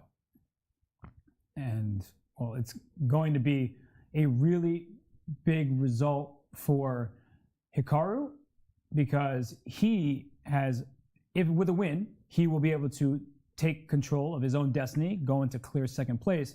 And we actually have an interview that Ding Liren did with Dina Belankaya before he knew how Hikaru's match was playing out. Ding, appreciate you joining. How frustrated were you when you saw this Scotch 4 knights on the board?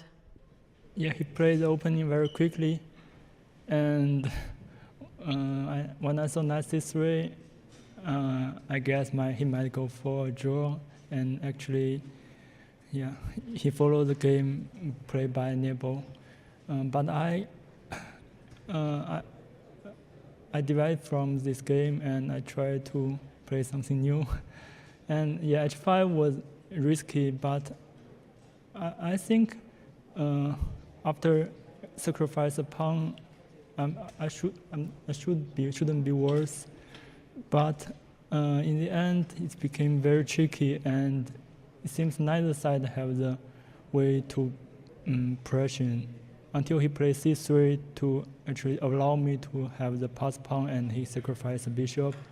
Instead of c3, maybe he can also play bishop h5, and maybe I have to wait, and I don't see any progress made by both sides.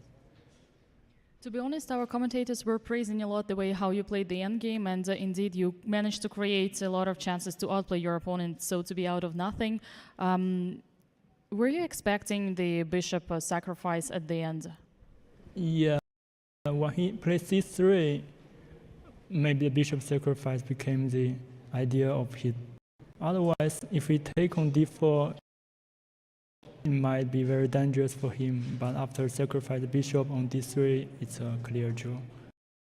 Do you have any particular last words to say from so far, let's say, compared to the candidates of the previous edition? Well, he played as good as last edition.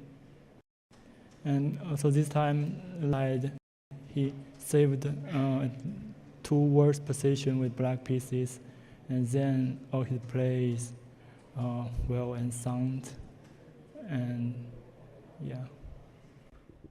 All right, Ding, thank you so much. We heard from Ding Liren, who currently sits alone in second place, at least until this game of Hikaru Nakamura finishes. But no matter the result, Ding Liren controls his destiny. He gets the white pieces against Hikaru Nakamura, and with 3 wins already in the back half of the tournament, he's going to look to make it 4, Almira. Well, but for the moment, he has never done it. Well, he never won a game against Hikaru, and I think that Hikaru will be so inspired after today's game that he will be literally flying. Well, Danya, no wins for Ding Liren against Hikaru, but this is a different Hikaru. Seems to be a great form Hikaru, but Ding Liren, he knows what he has to do, so he's going to go all in. He's going to go all in, but and he's going to try to learn from his very painful experience with Timur. I think the opening tomorrow has yet another incredibly accurate move, is blitzed out by Hikaru, eliminating Black's only good defensive piece. But he's going to learn from his lesson. He can't force it, and the opening is going to be the most important stage of the game tomorrow. I think if Ding can get all he really needs is a complex position. He cannot expect to get a big advantage given Hikaru's amazing preparation. So Ding has to strive for a position in which his king is safe, a position that caters to his strengths, and if he can do that, I think he's got chances to win the game. But Hikaru's play has been supreme in the second half of the tournament. This entire tournament, really. The first time those two played, Hikaru Nakamura had 25 moves of preparation. Ding Liren played perfectly in response and was able to make a draw with the black pieces. And speaking of perfect play, as Daniel just mentioned, Hikaru has made his move. He played the move bishop from b4 to d2 here against Jan-Krzysztof Duda, as Hikaru wants to win this game and go to 7.5 points. But bishop d2, I mean, just perfect move by Hikaru. And the reason why, as we bring up some analysis here, is the bishop goes to d4. Hikaru wants to follow that bishop to c3. Now the bishop can't really move elsewhere because you lose this pawn right here on e5. And if you trade bishops, then you're never going to control the c7 square. e5 still remains a problem, and actually you can pre-move rook c7 because there's no way black can stop it. Yeah, and again, that knight on g6 just towering over the whole position. As my first coach would say, like, the position would be unclear without the knight, without one of the rooks. With equal material, there's not much to talk about. But why can't you play bishop c3 immediately? What is the difference between bishop d2 and bishop c3? So playing it first? You probably can. Yeah. But there's no threat of knight takes e5, at least for the moment, there's because of bishop f4 check. So you'd have to move your king out of the way first, and bishop d2. There's a funny line, like bishop d2, if black plays bishop d4, then you play bishop c3. Right. Black can play bishop e3, but now you've gotten that position up a tempo, and you can play king h3. Mm-hmm. And then e5 falls, and the whole position collapses. And just another example of how in this particular game, the single tempo probably isn't so meaningful, but the players, they still want to be as accurate as possible. So Hikaru Nakamura plays bishop b2. As soon as he sits down back at the board, we expect him to bring this bishop to c3, offering the exchange of bishops, and then his rook will land on c7 when the time is right. If you start with rook c7, this bishop can come back to b6. White is still winning this position because you can trade rooks, put your rook on c1 and go forward from there, or even play bishop c3 right for this pawn. So Hikaru, he's spoiled for choice, but he doesn't want to give even a semblance of counterplay to Jan-Krzysztof. And there he goes with bishop c3. And you know what I really like about the way Hikaru's playing this, also for our sake? He's not taking too long. Hikaru is very confident, but he takes his time, he checks stuff, he double checks stuff, but he doesn't go overboard. And I think that's what also makes him so scary to play. He plays certain moves fast, and very, very rarely does he blunder because he's played too quickly. That almost never happens. So it's just impressive to watch. It's a well-oiled machine, and his time management is just one of so many skills that makes him such a difficult opponent for virtually everybody. And when Hikaru wins this game, he's going to have 7.5 points out of 13 rounds. That's an incredible score. That'll be +2. And in most other candidates, that would be a fight for first, but it just goes to show how amazing Jan Nepomniachtchi has been. His performance is historic. 9 points in 13 games. And as you were mentioning earlier, Danya, you could call some of the games luck, some individual moments this or that, but his overall tournament performance should be lauded. I mean, it was unbelievable from Jan Nepomniachtchi that even when Fabiano Caruana had 5 points out of 7 games, that normally is first place, Jan Nepomniachtchi had more points.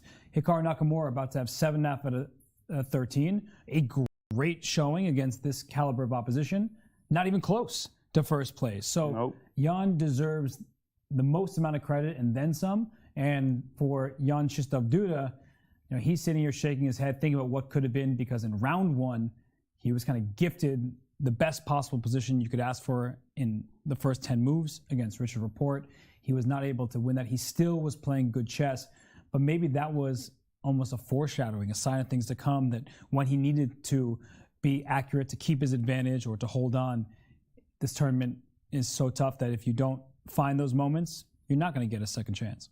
And also an interesting fact, that Jan Nepomniachtchi, if we take his results before this tournament, he was scoring only 50% against the field. That's why actually, he was not given that many chances before the tournament to win it. But let's have a look now. I think that he's telling everyone, look at me now, because the first one wasn't a fluke. And no more can people say Jan won that 2020, 2021 candidates because the tournament stopped. He wouldn't have won if it hadn't stopped. That was the storyline. That was the undercurrent before the World Chess Championship. And now, 14 rounds in a row, a grueling format, playing against superstar chess players, and he said, I'm going to leave you behind in the dust. Well, anger and, the desire for revenge is a great motivator. And Jan's obviously very a great guy. I think there's many things that fuel him and motivate him, but all of the talk after his world championship against Magnus, this has got to feel so good for him. Just proving everyone who jumps to conclusions on the basis of a tiny sample size, proving those people wrong. And once he won that first game, I think he already could smell that he could prove those people wrong. So it motivated him throughout the tournament, and it's got to be just a grand feeling for Jan to prove, A, that this first Candidates Tournament wasn't a fluke, and B, that his match against Magnus wasn't the Jan Nepomniachtchi that is at his best, and wasn't the Jan Nepomniachtchi that he wants the people to know and remember. And Anish said that, once Jan Nepomniachtchi loses a game, it's a very different Jan compared to when he's on a streak. So his highs are as high as anybody on the planet, honestly. Magnus Carlsen, with a tremendous amount of respect to him, you couldn't expect him to come in here and go 9 out of 13 against this field. He would very likely win the tournament. He is the best player on the planet, no arguments there. But nobody can expect any player to come in and go with this kind of score. I mean, 5.5 out of 7 against the field to start, that's unheard of. It was actually the first time this has ever happened. Well, and if he draws tomorrow, I think that will be the best result ever in the candidates, achieved in the candidates tournament. It will. So, just so much to talk about with respect to Jan Nepomniachtchi. And I guess the one question we should have about this particular game is Jan-Krzysztof even going to make another move? His body language suggests that he wants to resign. Yeah, but then he makes a move. Yeah, he seems like he's going to resign for like 8 minutes. But look at the chair. There's no jacket on the chair, which means Hikaru's wearing it. What that jacket might be. Yeah, we know what that means. Hikaru puts the jacket on, the game is over. So Jan-Krzysztof, he can stare at the board, he can stare across that chair, but now that Hikaru is wearing that jacket, he knows what time it is. It's time for Duda to resign. I mean, there's simply nothing left to do. And Hikaru has left the board. He's bored. He's left the board because he is bored.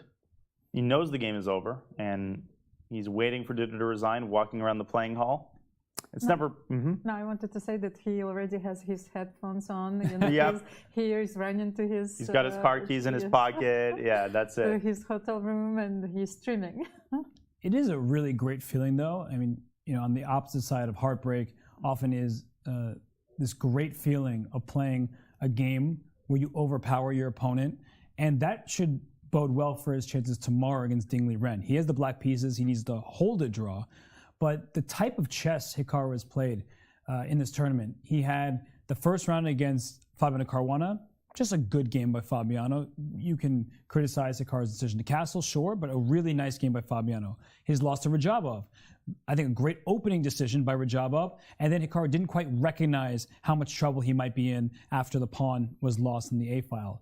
But those two games were not great, but not terrible, right? He hasn't had these terrible moments.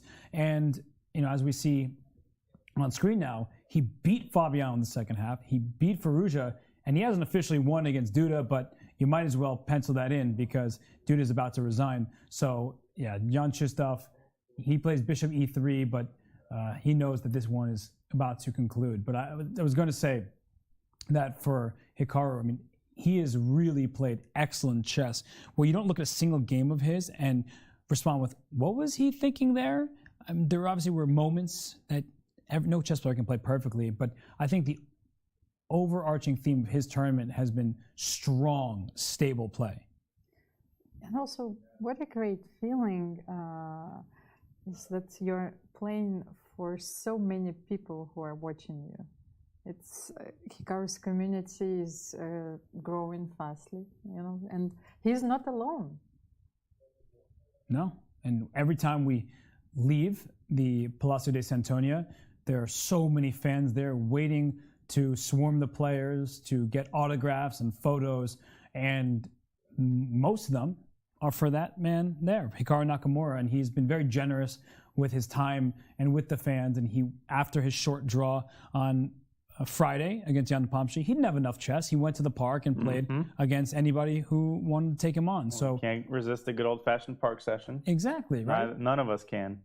Especially growing up in New York, you love to play people in the park, right? That's what he grew up on. So did we talk about a certain Judith Polgar who also played in the park? Yeah, we talked about she made the opening move and she beat Magnus Carlsen in just 19 moves yesterday in the park. That was awesome to see. So anytime Judith plays, we know she's retired, but we're always happy when she comes out of her retirement to take on certain world champions.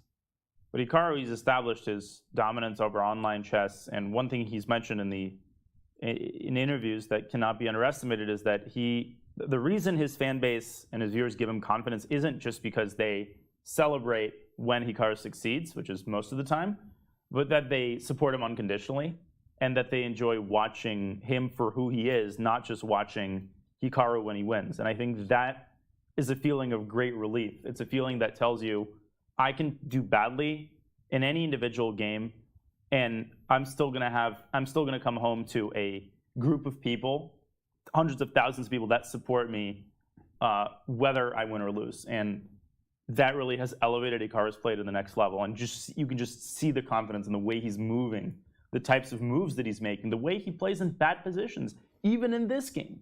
It seems like he's winning even when he's losing. Yeah, he sacrificed a pawn early on, and he had compensation for it. No one would deny that, but he shouldn't have been better. And something went wrong with Jan-Krzysztof's calculation, with his decision-making in a critical moment that allowed Hikaru to get the upper hand. But Hikaru knew that he was coming today to win this game. I think it wasn't really a question for him of how he saw this game going, but now he's in a position where he's going to win a pawn, he's going to maybe promote, and he is in fact going to get that victory that he covets so much. And we have to ask him if it was a sacrifice, whether it was a sacrifice or... Knight h7, yes, you mean? Yeah. h7, yes. And you know he's going to be honest. Oh, So yeah, that's sure. the good thing about talking to Hikaru. He wouldn't sugarcoat it even if he missed it. Yeah, and I mean, this is really hard to see. I don't enjoy looking at Jan-Krzysztof Duda feeling this way. He's such a fantastic player. You don't qualify for the candidates by accident. You don't beat Magnus Carlsen in the World Cup by accident. You don't end Magnus's unbeaten streak by accident. You don't win the Grand Chess Tour Rapid and Blitz mistakenly. You don't almost take down the World Blitz but lose in a tiebreak game to Maxime Vachier-Lagrave mistakenly. This is a fantastic player, a superstar, but somebody, if Jan Nepomniachtchi is going to run away with it, somebody's going to have to be in the bottom of the standings, and Alireza Firouzja, Jan-Krzysztof Duda, first-timers here in the candidates, unfortunately, they're the ones who find themselves struggling the most. Yeah. And resignation will come literally any second. I expected it a couple of moves ago, but you know, he's just coming to terms with the fact that he's demonstrated very disappointing form at the worst possible moment. And I completely on the same page with you. You know, some people, they experience some schadenfreude, but I'm not one of them. This is just painful to see. You know, it's painful on behalf of his fans, and he's got a lot of them. And that is the nature of chess. Like, that is the nature of a game in which you're fighting every single second on and off the board. There's great joy, great pleasure, euphoria, and then there is tremendous pain. You can't have one without the other. And in any given tournament like this, you have players who experience both types of emotions. Both types of emotions have reason to exist. Both will always exist as long as chess is the beautiful game that we all know and love. He's swiveling in his chair, and he is ready to resign. So, you know, he's probably thinking not just about this game, what could have been, previous games as well. And, you know, as a chess player, I feel for him, right? He's played some very good moments throughout this tournament. Even in this game, he was playing excellently to secure an extra pawn and then, you know, continue with the advantage. And as a human being, it just stinks. You know, someone has to be at the bottom of the standings, just like someone has to be at the top. But you know, we've seen the bright side of Jan-Krzysztof Duda. We showed a clip when he won a speedchess championship match, and his mom came in and gave him a huge hug. So you know, we know the happy moments, but for Jan-Krzysztof, it's happening in the biggest stage in chess, like the most important tournament of his career. And we just hope that after this tournament is done, he's one more round left, that he can take some time and then rebound. And there's not much time before the Olympiad, and he leads the Polish team. Yes, and that's why I was talking about how difficult it is for chess players to realize, like, what else should I do in this situation? I've been working on chess non-stop, 8 to 10 hours a day, maybe since I was a kid, and this is still not enough. And that undoubtedly feels terrible for people when they realize that, you know, sometimes even if you put all the work in, all the energy, that Magnus Carlsen still exists and he is the best player on the planet until someone can prove otherwise. I like how they're both swiveling, but for different reasons. Hikaru's bored. He's just, all right, let's go to dinner. I want my paella. He's waiting for the resignation. He's slinking in his chair. His jacket's on. His ring, we know that ring. He's won just 5 U.S. chess championships. So Hikaru, he has a YouTube recap to make. So he's probably thinking about how he's going to start that show. Yes, he is. And you mentioned something earlier that I just want to reiterate, which is that, of course, Hikaru makes mistakes. Like, everybody in this field makes mistakes, and you can count the number of mistakes, but it's really the type of mistakes that are most important to focus on. And Hikaru, I think, maybe of anybody, with the exception of Jan this tournament, but in general, I think Hikaru's blitz success can be observed through the lens of his classical games as well. Take the complex and critical moments. I think he makes the fewest mistakes of anybody in critical moments, moments where there is a big difference between the top engine move and the second engine move. I think that's the most formal definition of a critical moment. One of them occurred when Duda didn't play b4, right? b4 led to a big advantage for black, d5 led to equality. How did Hikaru respond? cd, bishop d6, rattled off 6 or 7 top moves in a row. And another player who we say the same thing about, and Liren, who before this event was perhaps seen as the biggest challenger to Magnus Carlsen's throne. He usually is super precise, but maybe the moment got the better of him against Timur Rajabov, and that's a game he'll presumably regret for a long time, because with the white pieces against Rajabov, he played one of the worst games of his life. I mean, he just lost all sense of objectivity. He was playing for a win, and you can't force a win out of thin air. Not in this tournament, not against this field, and really against most grandmasters you can't. And I guess it could be because of the events that Ding was playing beforehand. He was playing in these small round robins in China. One of the events, the highest rated player wasn't quite 2,600. He's just beating everybody left and right. So practice is important, but also practice against the level of opposition that you're about to face is even more important. And so Ding, he was a last second invitee to this tournament, didn't get the months of preparation and didn't get the practice that the other players did. And a move has been made in this game. It hasn't updated quite yet, but I think it was a pawn move. Was it b4? And we have a great camera angle there, and there we go. It is b4. Okay. And how does that help at all? Bishop takes b4 and back to c3. You can take this one. You can take this one. I guess bishop takes b4. He wants bishop d4 maybe. And then you're saying I can't go bishop back to c3 for something? Not that that's like remotely a problem. You can play f4, for example, and undermine the bishop and win another pawn. And Hikaru wasting absolutely no time grabbing that pawn. Oh, there's no... I would like to crawl into Hikaru's head for a day. Now I have an answer. I was going to say I thought he stopped the clock, but no, he continues. Back to c3. Rook to b8, just go right back to c3 and win this pawn over here. It's really time to resign here, because another thing is bishop c3, rook takes rook takes b3, there's just mate. Yeah. So or I guess you can take on d7 too. Well, there's always rook takes d7 if the rook leaves the back rank. There's rook c8 going for that checkmate that you mentioned, but I want to show this tactic here because the knight fork on f8, the king comes back, you take this rook, this bishop is captured, there's a problem, and it's this pass pawn here. So just take this pawn. White's up a pawn, has a passer, has all sorts of back rank checkmates against this king. The deal is done. Yeah. This is actually very forcing. You could, yeah, and then you go back around and orchestrate the mating procedure. And again, Hikaru takes time very wisely. He doesn't take too long, but he only gets one chance. And the nature of chess is that there is no such thing as a guarantee. There really isn't. And the people who don't understand that, they learn it at some point the hard way. And the experienced players have already learned that lesson way too many times. And there's bishop c3. And resistance is completely pointless. Another nice move. But in chess, you only have one result, right? Your result is your result. So whether Hikaru does this in 2 minutes from now or 15 minutes from now, the point is he needs to get the result. That's all that matters at this stage. So he put his jacket on, which means the game is over. And both players know that the result is not in doubt. But as Jan-Krzysztof Duda makes just a couple moves here and there, trying to find some hope, we know that Hikaru, he's a tactical wizard.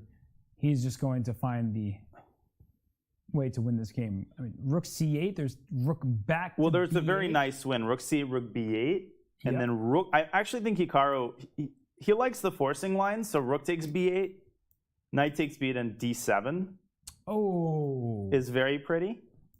Just to show why, you take this, the rook takes, and once again, this Yeah, and we've knight seen that before, of course. with a fork, winning this piece and winning the game up a full minor.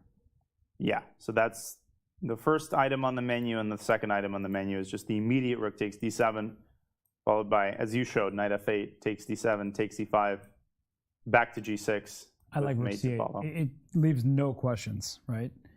Yeah.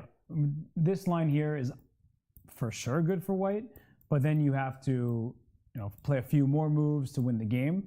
But if you win a full piece, right, then Jan-Krzysztof just gives up. So I like rook takes b8 followed by d7. Rook c8 first, and after rook b8 only move, rook h is mate, and then this takes and d7. It's a really nice line. Yeah, I'm quite confident actually that this is what he will go for.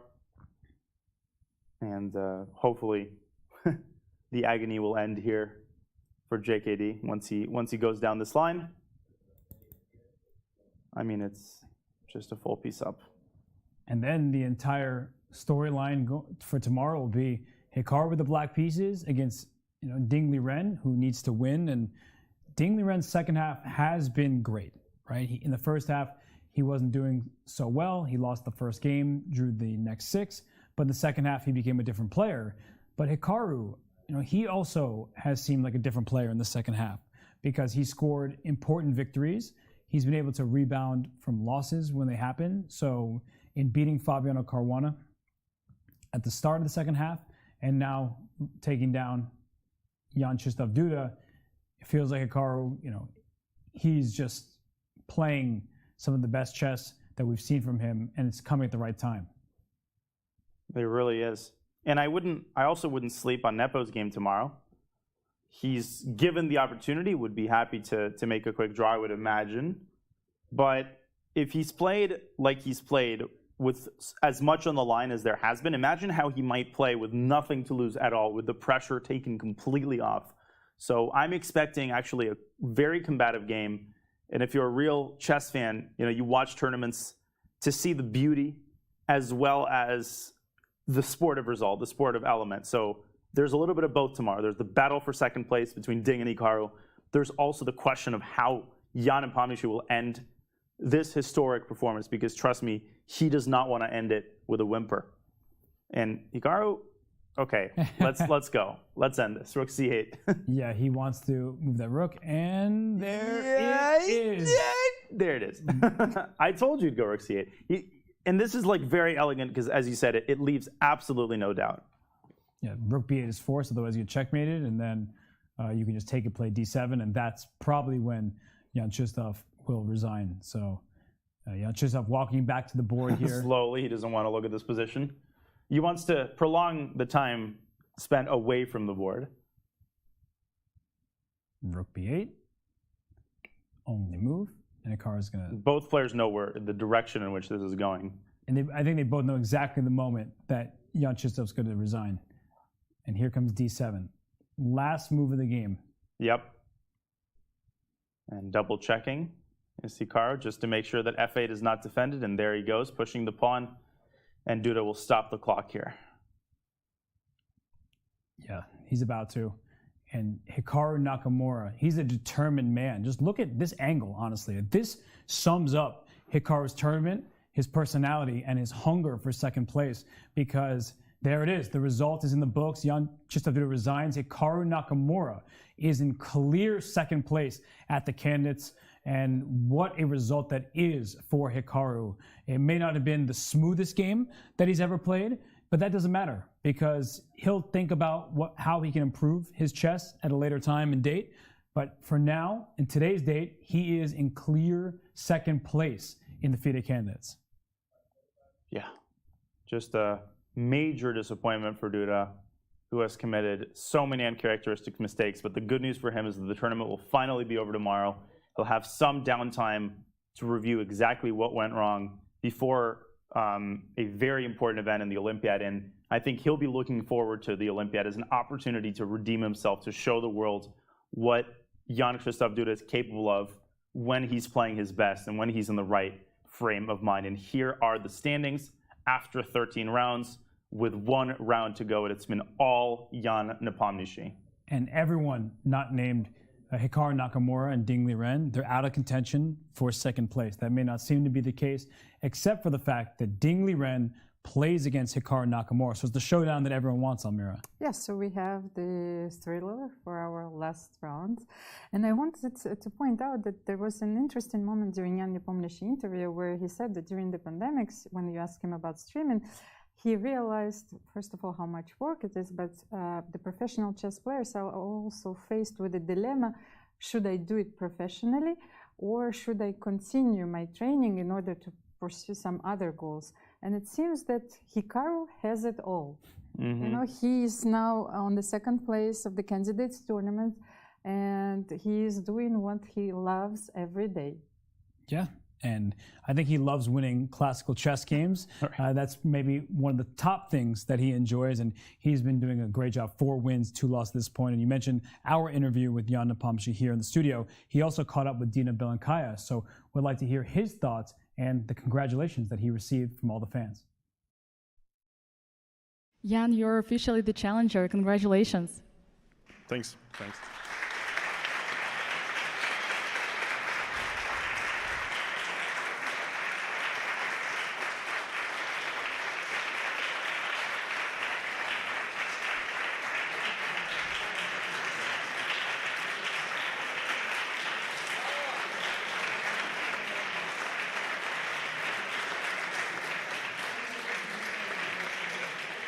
Jan, do you feel more excitement or relief? I don't feel anything. Like, I feel like I'm extremely tired. So it's an insanely difficult tournament, and despite like the score, it was never easy. It was like, as I said, it was like up and down. It was like basically every game.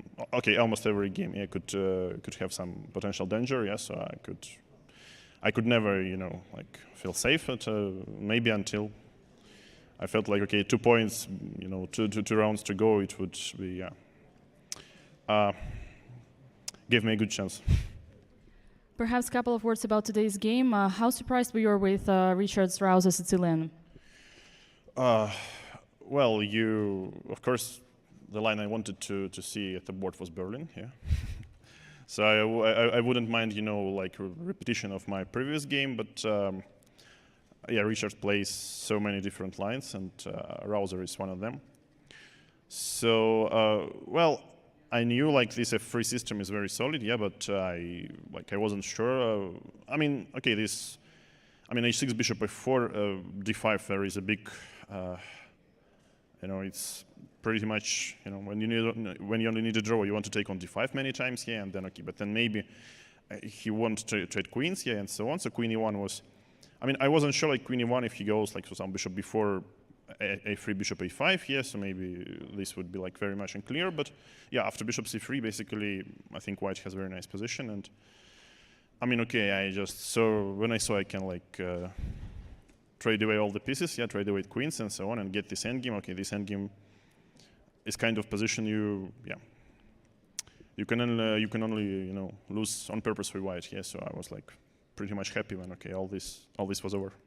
What do you think about your own performance here at this Candidates in Madrid compared to the previous one? Well, it's much better. So far I think in Yekaterinburg I managed to win 5 somehow in 2 years. Yeah. So here I also managed to win 5, but here I didn't lose. Okay, not yet at least. Yeah. So hopefully tomorrow also I won't spoil my own party, and maybe Jan-Krzysztof will be also kind to me. But I think especially like first couple of rounds, then it was like very difficult for me to get into the tournament. Despite it was quite I don't know how to say it. It was quite a fortunate game, of course, against Liren. I think I mixed up things badly in the opening. I only could recall the idea, but I think I did everything wrong. And also the second game against Fabiano was very shaky. And then, after this, calm draw against Timur, and after rest day, somehow I felt, more More confidence. Okay, that basically I'm not doing that badly. Now that you officially won, you're the challenger. Is there something you would like to tell to Magnus? I mean, maybe stop playing this H4 nonsense. Yeah. Perfect answer. Thank you so much, Jan, and once again, congratulations. Thank you.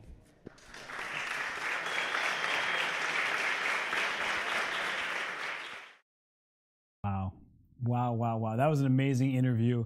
And it's so nice to see the fans applaud you live in person.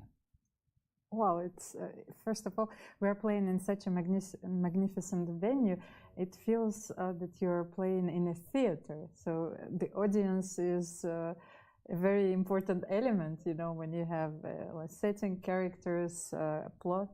So finally, well, players got what they deserve. And the winner got. It's a rare occurrence because chess games are often, you know, played in silence. Everyone has to be quiet. But to receive that kind of applause, I mean, we could see on Jan's face, it meant so much to him. Yeah, I mean, you know, nobody was begrudging him the smile.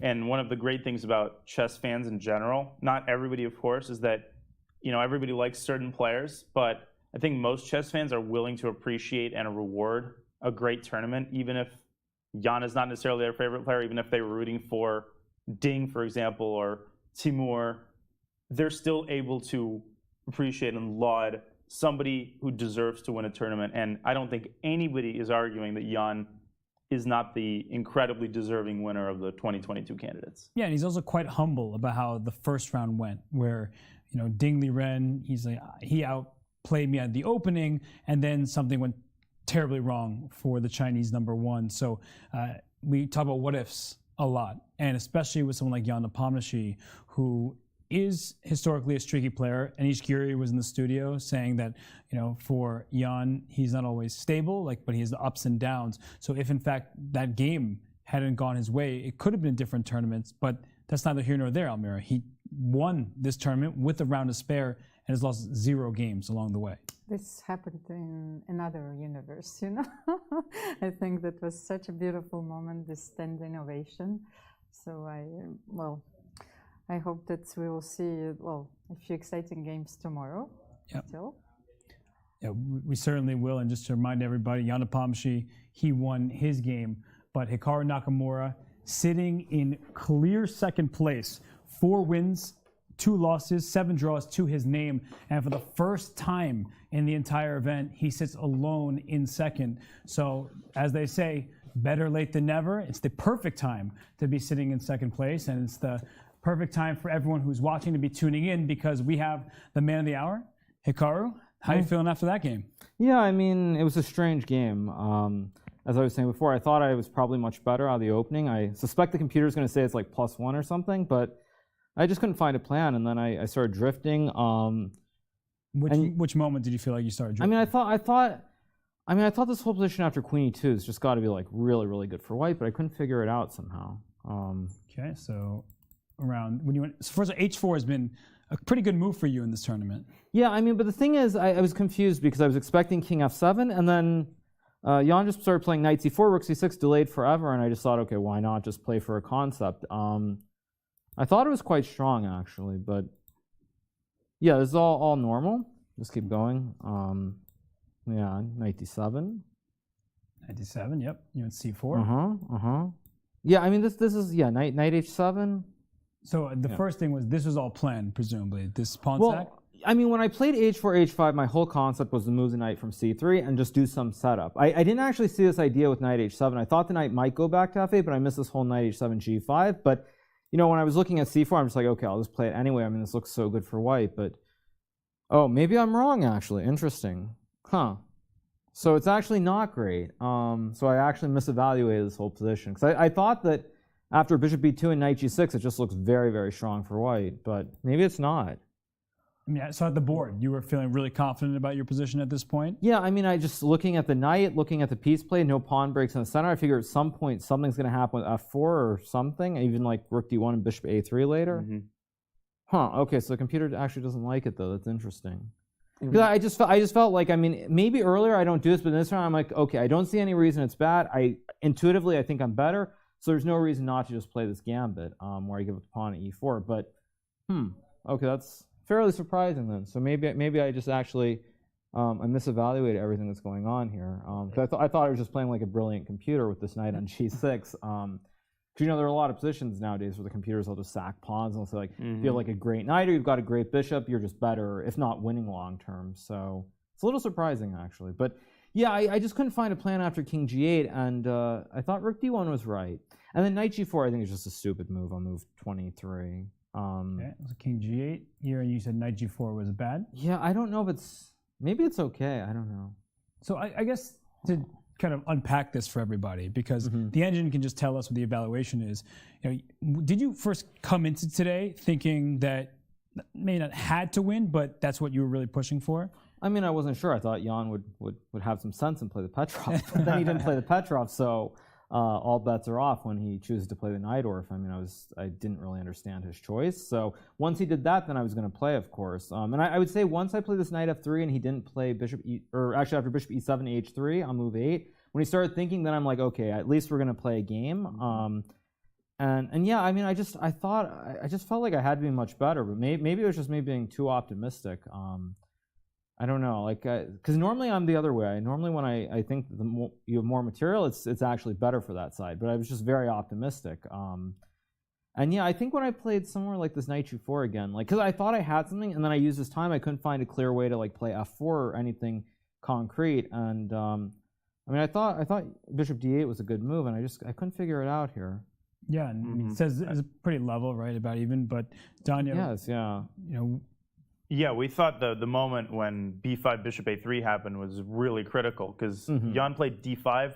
Did that surprise you at all? Were you expecting a quick b4? Well, it was like the Alireza game. Like when I took on f6 and he started thinking, I'm like, wait a second, he's going to take the pawn. Right. When Jan started thinking he didn't play b4 right away, it's like, wait a second, he's probably going to play d5. And funny thing is, the first time that I thought he might play it, I immediately saw it takes rook c2 bishop d6. While he was thinking, and then after like another 10 minutes, he did it, which I was just shocked by. Yeah, I mean, what do I do instead of bishop a3 though? Because I mean, already I'm much worse, right? Yeah, no, he's started consigning. Yeah, he played so very accurately.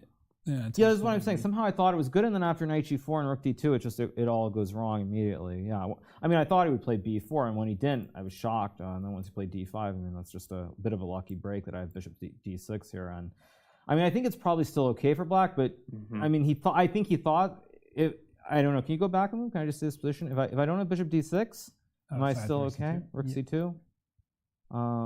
Yeah. If I don't have bishop d6, I guess queen f3 is somehow okay.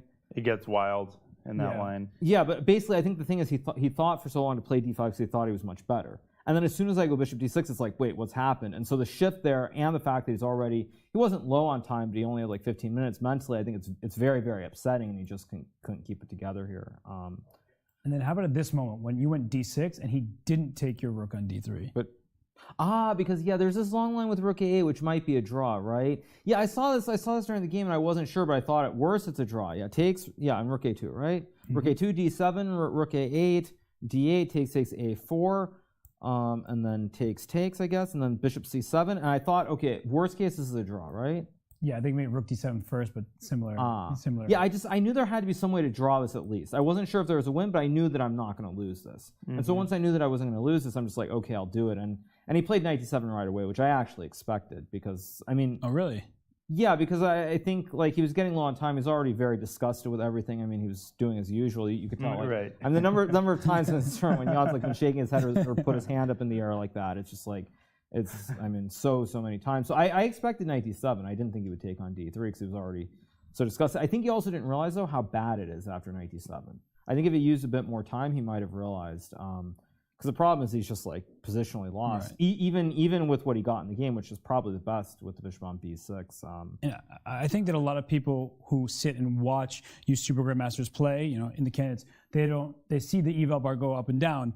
But as we're talking about here, like, this position looks very scary for black because with the bishop coming around, there's also the checkmate threats. So do you think that he assessed this position? I assume he probably was calculating something like this, but he assessed it as winning for white? Yeah, I don't think he used a lot of time. And again, I think because of how upset he was mentally because of what he had done not playing b4, I think he just couldn't recover. And so he played the obvious move. And he didn't even use much time. I think he used like 20 seconds. Yeah. It was not a lot of time. So I expected it. I wasn't that surprised. but yeah, it's just lost, unfortunately, because it's this great knight and this passed pawn. I mean, even what I did, I don't think is best. I suspect there was a cleaner way to win. No, but you still, really like King H2. You King played H2, perfectly. okay. King H2 was great. Okay, fair enough. Yeah, fair enough. Yeah, it's just the problem is there's no counterplay. I mean, at least in the game against Fabiano, there was some chance for Fabiano to complicate, but here it's just I can do nothing like I did in the game. Just go F3, King H3, Rook C1, just take it very, very slow, and there's just nothing he can really do. So I mean, it was just it's a difficult game for sure for Jan-Krzysztof.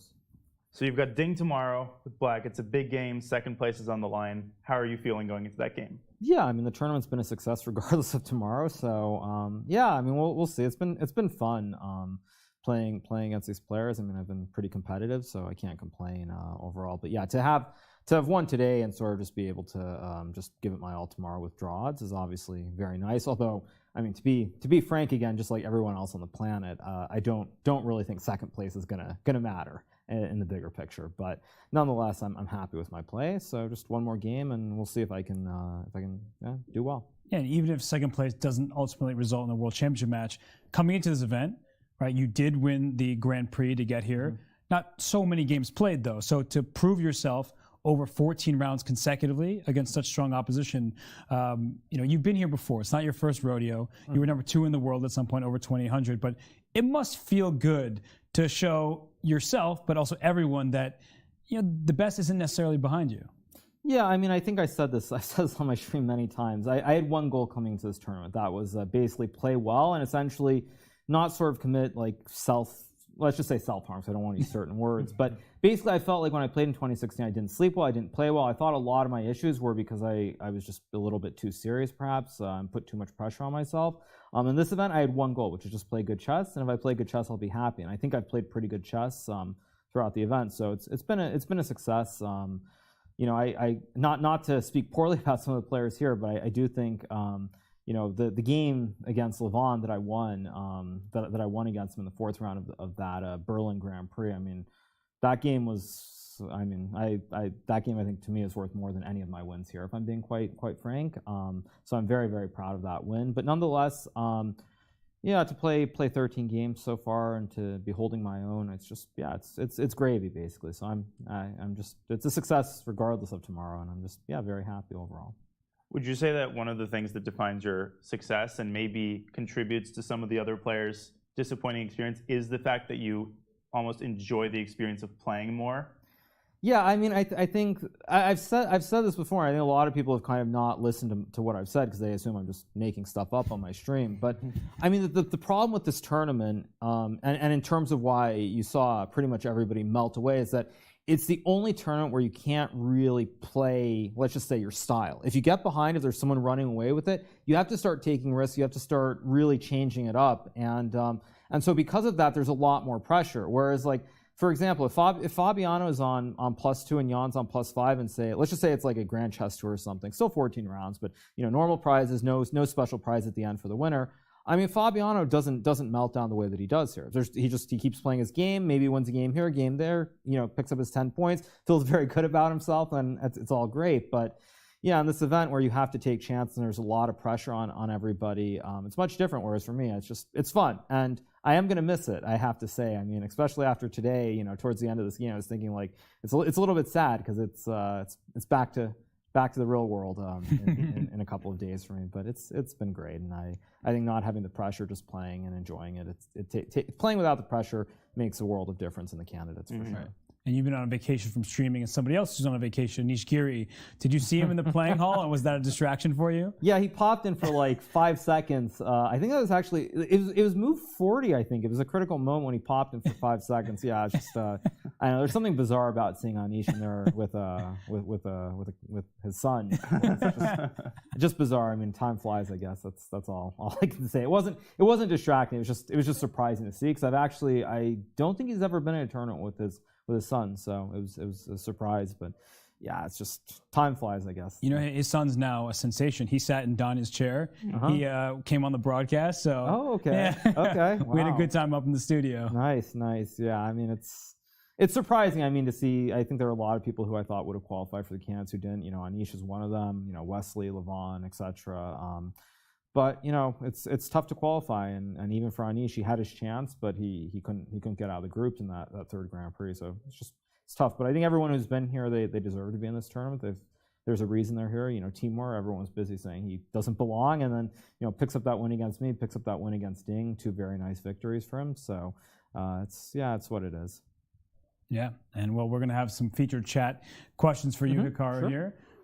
We know how much you like to get involved in chat, so I just read the instructions. Ask, how often do you think of chat during your games? Not so much, I have to say. I mean, normally I'm just focused on the game. I mean, once the game is like kind of clear, like this game, for example, somewhere around the time we played Bishop D2, Bishop C3, my mind was drifting towards like Twitch and all that stuff, just thinking about it, but not all that much during the game, especially when it's critical. But once it's clear cut, whatever the result's going to be, once it's clear cut, I do start thinking again about interviews, recaps, all that jazz. Yeah. Well, our next question here, another great one coming in from the chat is: are you excited to keep on playing over the board after this? I think you kind of answered that. Yeah, I mean, we'll see. I mean, I have my tournaments pretty much lined up for the next year, it looks like. So we'll see. I mean, I'll probably be playing Tata Steel and probably Norway chess, hopefully. But yeah, I mean, I think I'll enjoy playing. But I do have to say, I think that one thing I've learned from this hiatus for sure is that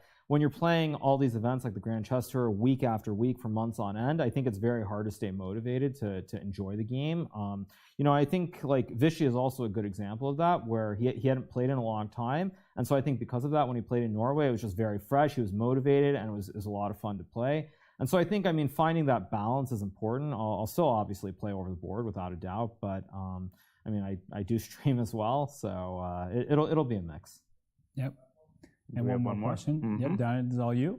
All right, I'm excited. Can Hikaru say, this has been an ongoing trend, can Hikaru say, you got to look into this one here. But I don't understand, what is the joke about it? I'll say it, but what's the joke? So at the start of the show, Danny has this whole script, and he says, mis amigos, and then Richard did it, Anish has done it, Jan did it. I mean, all right, everyone out there, mis amigos. I think this is a part of a compilation that will be put together. Yeah, I mean, it's just been a fun thing, and the chat goes crazy every time at the start of the show, where it gets to that part, they start just. Okay, so it's one of those memes that I just haven't seen. You're no stranger to the chat going crazy over. Yeah, okay, so it's just one of those memes that I haven't seen, so I've been too busy with the tournament. Yeah, you've been. You'll find out about it when you stream next time. Okay. I guess I have just one question for you, and much has been made of this. The knockout format versus the double round robin. So, I mean, Anish came in here, so to just give you some context, Anish said that everyone who answers this question has some bias. If you feel like you do better in knockouts, you probably prefer that format. But you have taken a hiatus from chess, and you're doing well in this, you do well in knockouts. So I guess the question has to be is, for the Candidates Tournament, do you prefer the KO system, the knockouts, or this double round robin? Very tough. I mean, I think there are benefits to both. Obviously, for me, I think I would prefer a knockout format. I think I'm better in matches generally. I think I'm very, very solid with black, and I pick up a game here or there with white. Whereas I'm generally not going to put up like a huge score the way Jan did, for example. So I would obviously personally prefer knockouts, but that being said, I think there's something to be said for the fact that it's a very long tournament. You play everybody 2 times, and I think objectively the 14 rounds, just the fact that you have to stay in shape, you can't really ever slip, makes me think that probably from the double round robin you have a more deserving winner objectively. So I probably think that overall I'd prefer the double round robin, even though for me personally the knockout is better. Wow, that's it's very selfless of you.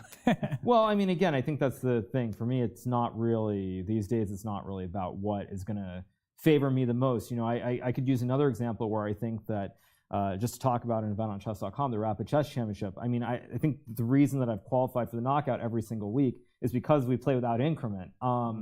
And like if you look at this tournament, for example, that's another big thing, is I think having the event with increment versus without increment has changed several results throughout the event. So for me, like, it's not about what's best for me. I think it's just about objectively what's best for the event. And I think I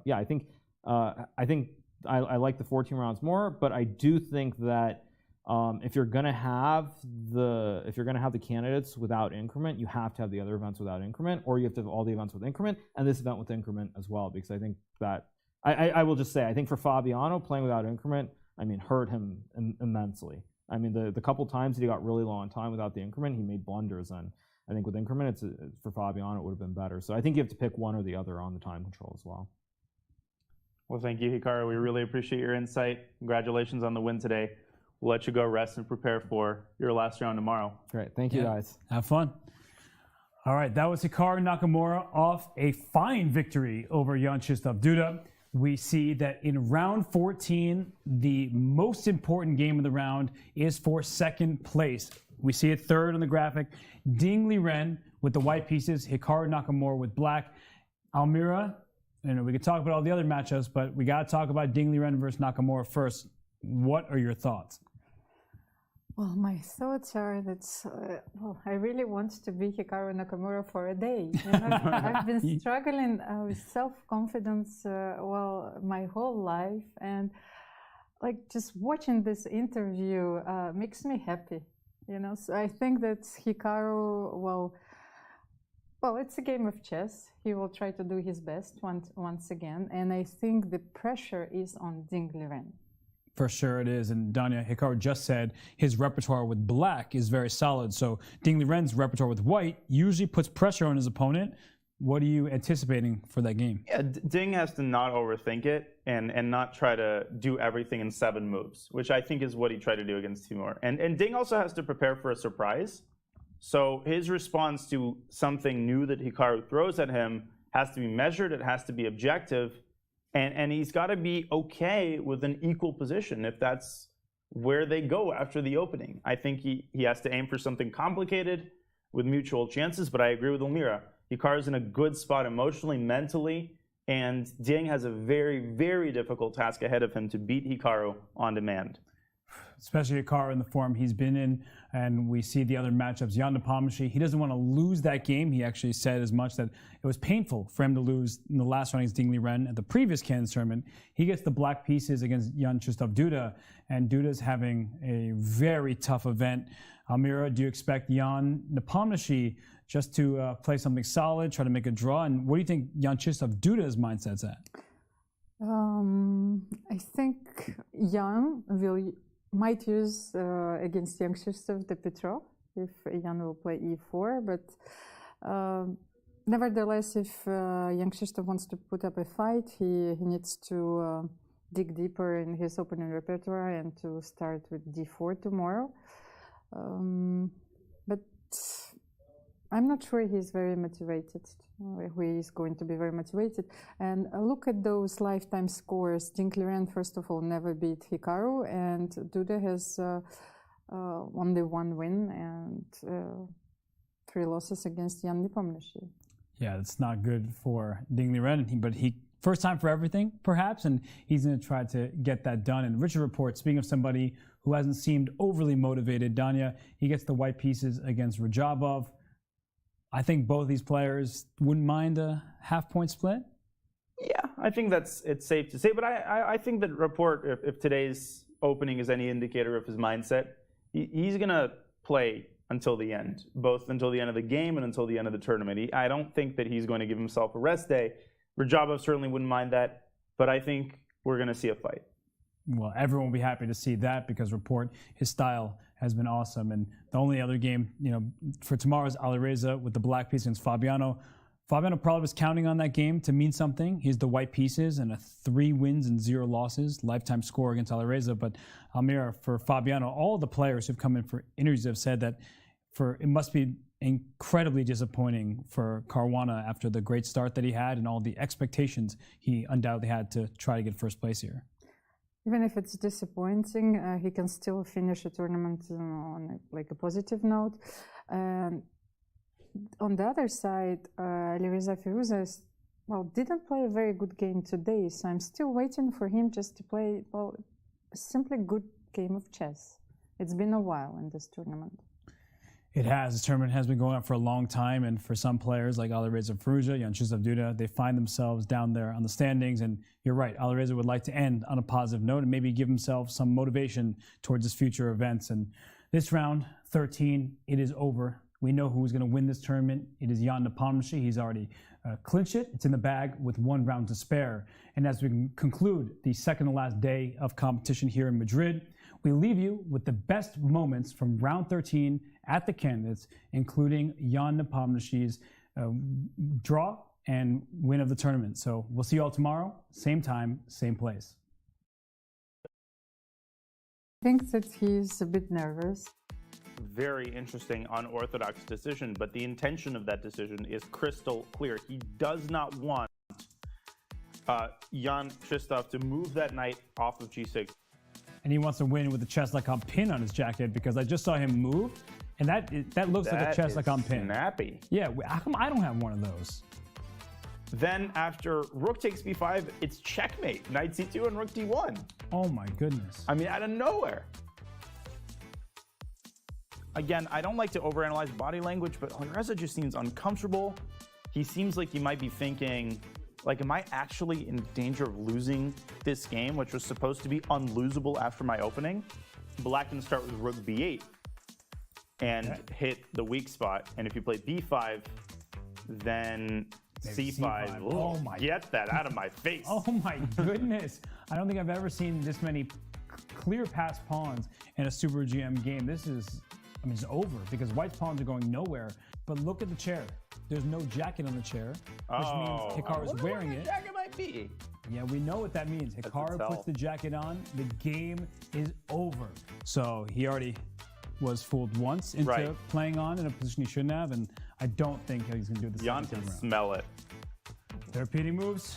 It looks like Jan Nepomniachtchi is about to become the challenger for the World Chess Championship for a second time in a row. The clocks are stopped. The 2022 FIDE candidates are won by Jan Nepomniachtchi. A respectful smile, and there we see it. Jan Finally allows it to himself. Yeah, you could see him breathing for the first time in like 2 weeks. There are fans that are in the playing hall giving their support. And look at Jan, you can tell it means a lot to him. Jan, you're officially the challenger. Congratulations. Thanks. Thanks.